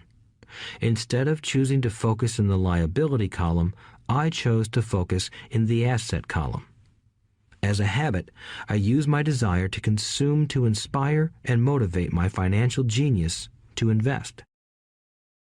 Too often today, we focus on borrowing money to get the things we want instead of focusing on creating money. One is easier in the short term, but harder in the long term. It's a bad habit that we as individuals and as a nation have gotten into. Remember, the easy road often becomes hard, and the hard road often becomes easy. The earlier you can train yourself and those you love to be masters of money, the better. Money is a powerful force. Unfortunately, people use the power of money against themselves. If your financial intelligence is low, money will run all over you. It will be smarter than you. If money is smarter than you, you will work for it all your life. To be the master of money, you need to be smarter than it. Then money will do as it is told. It will obey you. Instead of being a slave to it, you will be the master of it. That is financial intelligence. 9. Choose heroes. The power of myth. When I was a kid, I greatly admired Willie Mays, Hank Aaron, and Yogi Berra. They were my heroes, and I wanted to be just like them. I treasured their baseball cards. I knew their stats, the RBIs, the ERAs, their batting averages, how much they got paid, and how they came up from the minor leagues. As a 9-year-old kid, when I stepped up to bat or played first base or catcher, I wasn't me. I pretended I was a famous baseball player. It's one of the most powerful ways we learn, and we often lose that as adults. We lose our heroes. Today, I watch young kids playing basketball near my home. On the court, they're not little Johnny. They're pretending to be their favorite basketball hero. Copying or emulating heroes is true power learning. I have new heroes as I grow older. I have golf heroes, and I copy their swings and do my best to read everything I can about them. I also have heroes such as Donald Trump, Warren Buffett, Peter Lynch, George Soros, and Jim Rogers. I know their stats just like I knew the ERAs and RBIs of my childhood baseball heroes. I follow what Warren Buffett invests in, and I read anything I can about his point of view on the market and how he chooses stocks. And I read about Donald Trump, trying to find out how he negotiates and puts deals together. Just as I was not me when I was up to bat, when I'm in the market or I'm negotiating a deal, I am subconsciously acting with the bravado of Trump. Or, when analyzing a trend, I look at it as though Warren Buffett were doing it. By having heroes, we tap into a tremendous source of raw genius. But heroes do more than simply inspire us. Heroes make things look easy. Making it look easy convinces us to want to be just like them. If they can do it, so can I. When it comes to investing, too many people make it sound hard. Instead, find heroes who make it look easy. 10. Teach and you shall receive. The power of giving. Both of my dads were teachers. My rich dad taught me a lesson I have carried all my life, the necessity of being charitable or giving. My educated dad gave a lot of his time and knowledge, but almost never gave away money. He usually said that he would give when he had some extra money, but of course, there was rarely any extra. My rich dad gave money as well as education. He believed firmly in tithing. If you want something, you first need to give, he would always say. When he was short of money, he gave money to his church or to his favorite charity. If I could leave one single idea with you, it is that idea. Whenever you feel short or in need of something, give what you want first, and it will come back in buckets. That is true for money, a smile, love, or friendship. I know it is often the last thing a person may want to do, but it has always worked for me. I trust that the principle of reciprocity is true, and I give what I want. I want money, so I give money, and it comes back in multiples. I want sales, so I help someone else sell something, and sales come to me. I want contacts, and I help someone else get contacts. Like magic, contacts come to me. I heard a saying years ago that went, "God does not need to receive, but humans need to give." My rich dad would often say, poor people are more greedy than rich people. He would explain that if a person was rich, that person was providing something that other people wanted. In my life, whenever I have felt needy or short of money or short of help, I simply went out or found in my heart what I wanted and decided to give it first. And when I gave, it always came back. It reminds me of the story of the guy sitting with firewood in his arms on a cold, freezing night. He is yelling at the pot-bellied stove, "When you give me some heat, then I'll put some wood in you." And when it comes to money, love, happiness, sales, and contacts, all one needs to remember is to give first. Often, just the process of thinking of what I want and how I could give that to someone else breaks free a torrent of bounty. Whenever I feel that people aren't smiling at me, I simply begin smiling and saying hello. Like magic, the next thing I know, I'm surrounded by smiling people. It is true that your world is only a mirror of you. So that's why I say, teach and you shall receive. I have found that the more I teach those who want to learn, the more I learn. If you want to learn about money, teach it to someone else. A torrent of new ideas and finer distinctions will come in. There are times when I have given and nothing has come back, or what I have received is not what I wanted. But upon closer inspection and soul-searching, I was often giving to receive in those instances, instead of giving for the joy that giving itself brings. My dad taught teachers, and he became a master teacher. My rich dad always taught young people his way of doing business. In retrospect, it was their generosity with what they knew that made them smarter. There are powers in this world that are much smarter than we are. You can get there on your own, but it's easier with the help of the powers that be. You only need to be generous with what you have. Chapter 9. Still want more? Here are some to-dos. Many people may not be satisfied with my 10 steps. They see them more as philosophies than actions. I think understanding the philosophy is just as important as the action. There are many people who want to do instead of think, and then there are people who think but do not do. I would say that I am both. I love new ideas, and I love action. So for those who want a to-do list on how to get started, I will share with you some of the things I do in abbreviated form. Stop doing what you're doing. In other words, take a break and assess what is working and what is not working. The definition of insanity is doing the same thing over and over and expecting a different result. Stop doing what is not working and look for something new. Look for new ideas.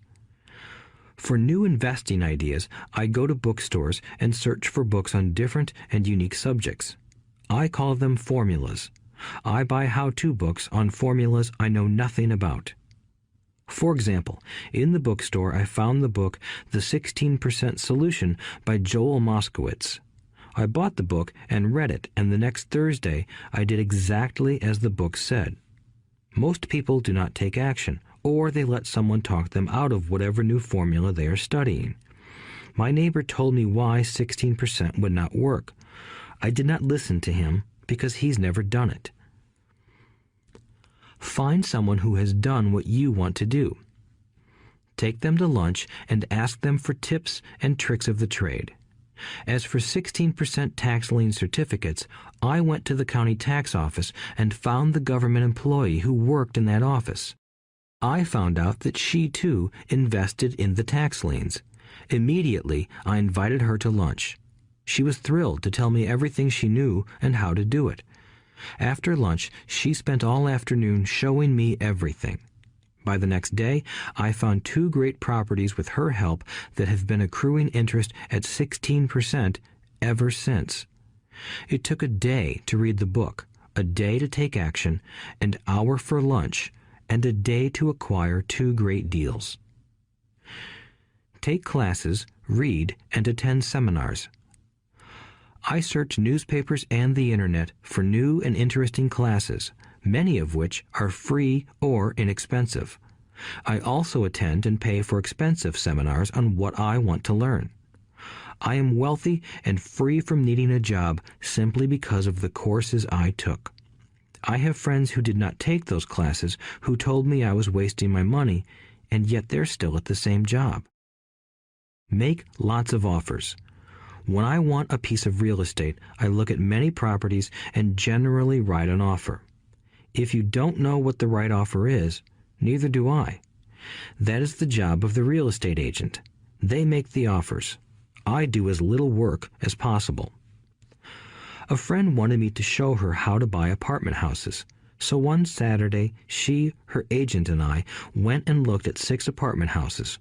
4 were dogs, but 2 were good. I said to write offers on all 6, offering half of what the owners asked for. She and the agent nearly had heart attacks.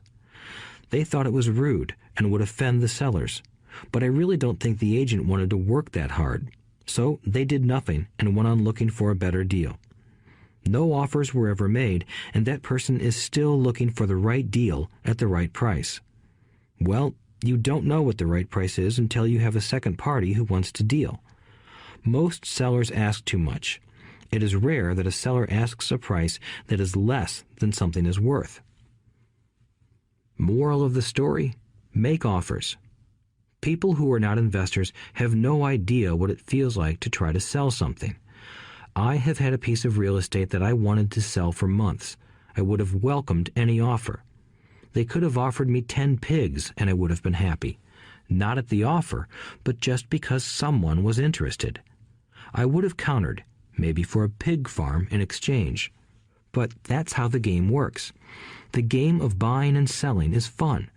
Keep that in mind. It's fun and only a game. Make offers. Someone might say yes. I always make offers with escape clauses. In real estate, I make an offer with language that details subject to contingencies, such as the approval of a business partner. Never specify who the business partner is. Most people don't know that my partner is my cat. If they accept the offer, and I don't want the deal, I call home and speak to my cat. I make this ridiculous statement to illustrate how absurdly easy and simple the game is. So many people make things too difficult and take it too seriously. Finding a good deal, the right business, the right people, the right investors, or whatever is just like dating. You must go to the market and talk to a lot of people, make a lot of offers, counter-offers, negotiate, reject, and accept.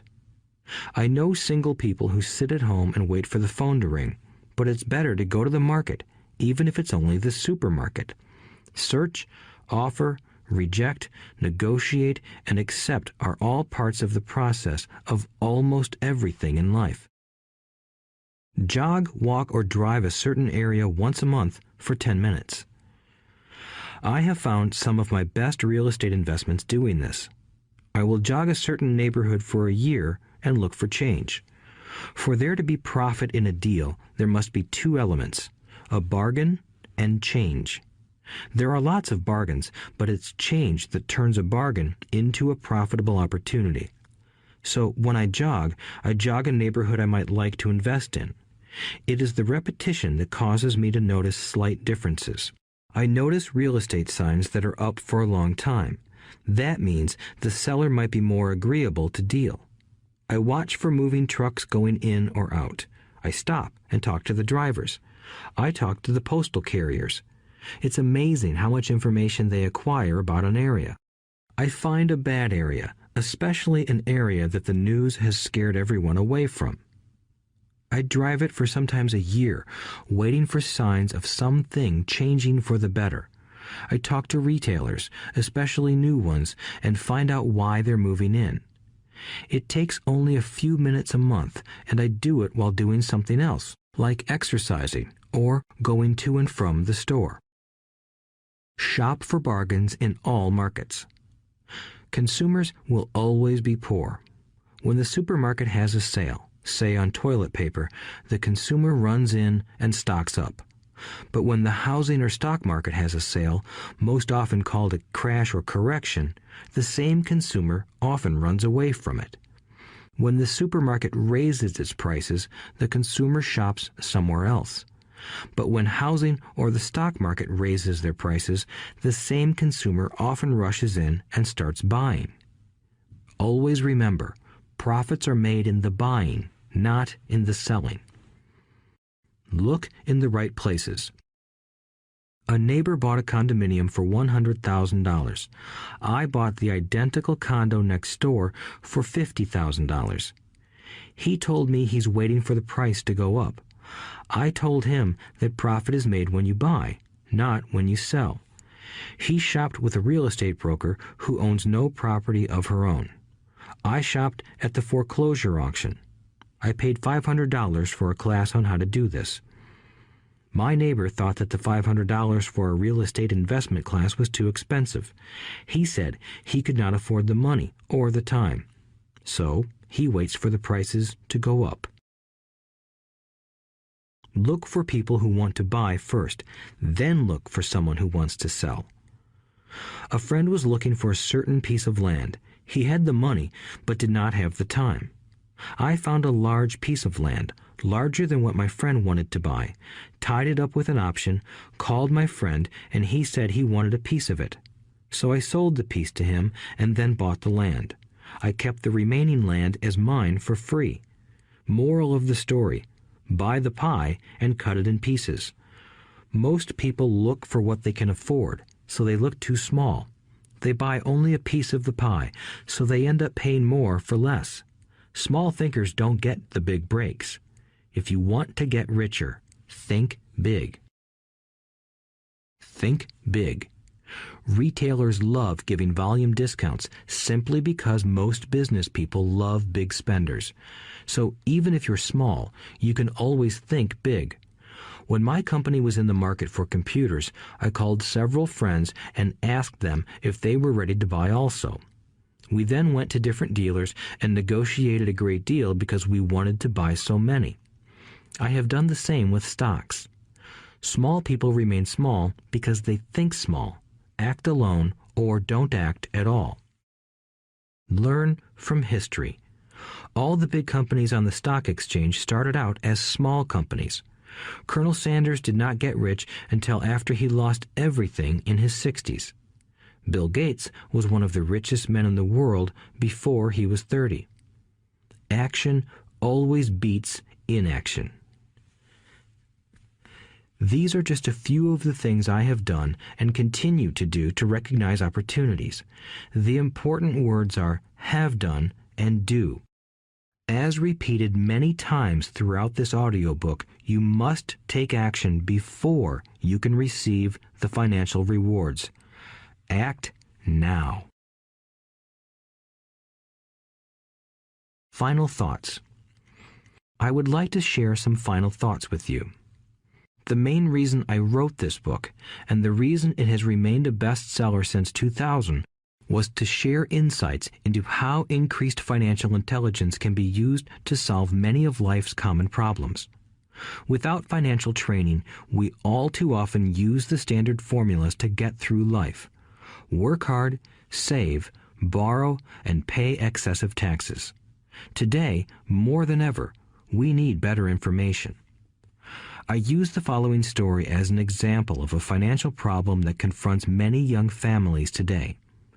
How do you afford a good education for your children and provide for your own retirement? It requires using financial intelligence instead of hard work. A friend of mine was griping one day about how hard it was to save money for his 4 children's college educations. He was putting $300 away in a college fund each month and had so far accumulated only about $12,000. He had about 12 more years to save for college since his oldest child was then 6 years old. At the time, the real estate market in Phoenix was terrible. People were giving houses away. I suggested to my friend that he buy a house with some of the money in his college fund. The idea intrigued him, and we began to discuss the possibility. His primary concern was that he did not have credit with the bank to buy another house since he was so overextended. I assured him that there were other ways to finance a property rather than through the bank. We looked for a house for 2 weeks, a house that would fit all our criteria. There were plenty to choose from, so shopping was fun. Finally, we found a 3-bedroom, 2-bath home in a prime neighborhood. The owner had been downsized and needed to sell that day because he and his family were moving to California where another job waited. The owner wanted $102,000, but we offered only $79,000. He took it immediately and agreed to carry back the loan with a 10% down payment. All my friend had to come up with was $7,900. As soon as the owner moved, my friend put the house up for rent. After all expenses were paid, including the mortgage, he put $125 in his pocket each month. His plan was to keep the house for 12 years and let the mortgage get paid down faster by applying the extra $125 to the principal each month. We figured that in 12 years, a large portion of the mortgage would be paid off and he could possibly be clearing $800 a month by the time his first child went to college. He could also sell the house if it had appreciated in value. 3 years later, the real estate market greatly improved in Phoenix, and he was offered $156,000 for the same house by the tenant who lived in it. Again, he asked me what I thought. I advised that he sell it, using a 1031 tax-deferred exchange. Suddenly, he had nearly $80,000 to operate with. I called another friend in Austin, Texas, who then moved this tax-deferred capital gain into a mini storage facility. Within 3 months, he began receiving checks for a little less than $1,000 a month, which he then poured back into the college fund. A couple of years later, the mini warehouse sold, and he received a check for nearly $330,000 as proceeds from the sale. He rolled those funds into a new project that would now generate over $3,000 a month in income, again going into the college fund. He is now very confident that his goal will be met easily. It only took $7,900 to start and a little financial intelligence. His children will be able to afford the education they want, and he will then use the underlying asset, wrapped in his legal entity, to pay for his retirement. As a result of this successful investment strategy, he will be able to retire early. Thank you for listening to this audiobook. I hope it has provided some insights into utilizing the power of money to work for you. Today, we need greater financial intelligence to simply survive. The idea that it takes money to make money is the thinking of financially unsophisticated people. It does not mean that they're not intelligent. They have simply not learned the science of money making money. Money is only an idea. If you want more money, simply change your thinking. Every self-made person started small with an idea and then turned it into something big. The same applies to investing. It takes only a few dollars to start and grow it into something big. I meet so many people who spend their lives chasing the big deal or trying to amass a lot of money to get into a big deal. But to me, that is foolish. Too often, I have seen unsophisticated investors put their large nest egg into one deal and lose most of it rapidly. They may have been good workers, but they were not good investors. Education and wisdom about money are important. Start early. Buy a book. Go to a seminar. Practice. Start small. I turned $5,000 cash into a $1 million asset, producing $5,000 a month cash flow in less than 6 years. But I started learning as a kid. I encourage you to learn because it's not that hard. In fact, it's pretty easy once you get the hang of it. I think I have made my message clear. It's what is in your head that determines what is in your hands. Money is only an idea. There is a great book called Think and Grow Rich. The title is not Work Hard and Grow Rich. Learn to have money work hard for you, and your life will be easier and happier.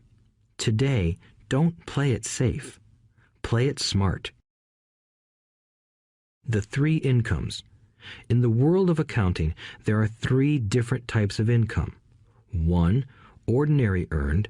2. Portfolio. 3. Passive. When my poor dad said to me, "Go to school, get good grades, and find a safe, secure job," he was recommending I work for earned income. When my rich dad said, "The rich don't work for money, they have their money work for them," he was talking about passive income and portfolio income. Passive income, in most cases, is income derived from real estate investments. Portfolio income is income derived from paper assets such as stocks and bonds. Portfolio income is the income that makes Bill Gates the richest man in the world, not earned income. Rich Dad used to say, the key to becoming wealthy is the ability to convert earned income into passive income or portfolio income as quickly as possible. He would say, taxes are highest on earned income. The least taxed income is passive income. That is another reason why you want your money working hard for you. The government taxes the income you work hard for more than the income your money works hard for. In my second book, Rich Dad's Cash Flow Quadrant, I explain the 4 different types of people who make up the world of business. They are E, employee, S, self-employed, B, business owner, and I, investor. Most people go to school to learn to be an E or an S. The cash flow quadrant is written about the core differences of these 4 types and how people can change their quadrant. In fact, most of our products are created for people in the B and I quadrants. In Rich Dad's Guide to Investing, book number 3 in the Rich Dad series, I go into more detail on the importance of converting earned income into passive and portfolio income. Rich Dad used to say, all a real investor does is convert earned income into passive and portfolio income. If you know what you're doing, investing is not risky. It's just common sense. The key to financial freedom. The key to financial freedom and great wealth is a person's ability to convert earned income into passive and/or portfolio income. My rich dad spent a lot of time teaching Mike and me this skill. Having this ability is the reason my wife Kim and I are financially free, never needing to work again. We continue to work because we choose to. Today, we own a real estate investment company for passive income and participate in private placements and initial public offerings of stock for portfolio income. We also went back to work to build a financial education company so that we can continue to create and publish books and games. All of our educational products are created to teach the same skills my rich dad taught me, the skills of converting earned income into passive and portfolio income. The games we create are important because they teach what books cannot teach. For example, you would never learn to ride a bicycle by only reading a book. Our cash flow games for adults and cash flow for kids game are designed to teach players the basic investment skills of converting earned income into passive and portfolio income. They also teach the principles of accounting and financial literacy. These games are the only educational products in the world that teach people all of these skills simultaneously. Cash Flow 202 is the advanced version of Cash Flow 101 and requires the game board from 101 as well as a full understanding of 101 before it can be played.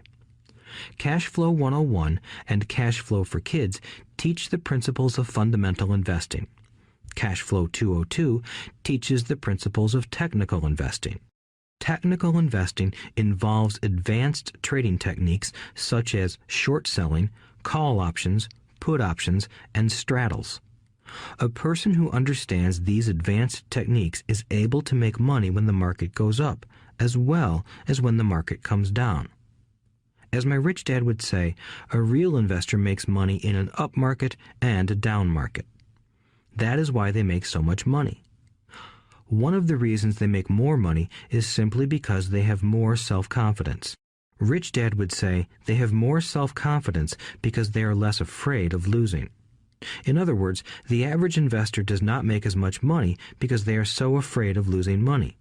The average investor does not know how to protect themselves from losses, and that is what Cash Flow 202 teaches. Average investors think investing is risky because they have not been formally trained to be professional investors. As Warren Buffett, America's richest investor, says, risk comes from not knowing what you're doing. My board games teach the simple basics of fundamental investing and technical investing while people are having fun. I occasionally hear someone say, your educational games are expensive, which poses the question of ROI, the return on investment, or the value returned for the price paid. I nod my head and reply, yes, they may be expensive, especially when compared to entertainment board games. But my games are not as expensive as a college education, working hard all your life for earned income, paying excessive taxes, and then living in terror of losing all of your money in the investment markets. When someone walks away mumbling about the price, I can hear my rich dad saying, if you want to be rich, you must know what kind of income to work hard for, how to keep it, and how to protect it from loss. That is the key to great wealth. Rich Dad would also say, if you do not understand the differences in those three incomes and do not learn the skills on how to acquire and protect those incomes, you will probably spend your life earning less than you could and working harder than you should. My poor dad thought a good education, a good job, and years of hard work were all you needed to be successful. My rich dad also thought a good education was important. But to him, it was also important that Mike and I know the differences in the three incomes and what kind of income to work hard for. To him, that was basic financial education. Knowing the differences in the three incomes and learning the investment skills of how to acquire the different incomes is basic education for anyone who strives to acquire great wealth and achieve financial freedom, a special kind of freedom that only a few will ever know. As Rich Dad states in lesson number 1, the rich do not work for money. They know how to have money work hard for them. Rich Dad said, earned income is money you work for, and passive and portfolio income is money working for you. Knowing that little difference has been significant in my life. Or, as Robert Frost ends his poem, and that has made all the difference.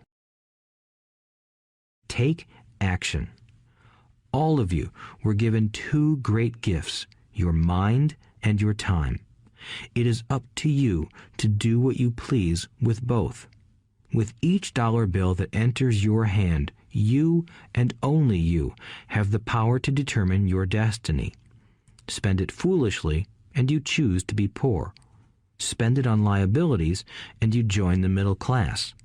Invest it in your mind and learn how to acquire assets, and you will be choosing wealth as your goal and your future. The choice is yours, and only yours. Every day, with every dollar, you decide to be rich, poor, or middle class. Choose to share this knowledge with your children, and you choose to prepare them for the world that awaits. No one else will. You and your children's future will be determined by choices you make today, not tomorrow. I wish you great wealth and much happiness with this fabulous gift called life. Robert Kiyosaki.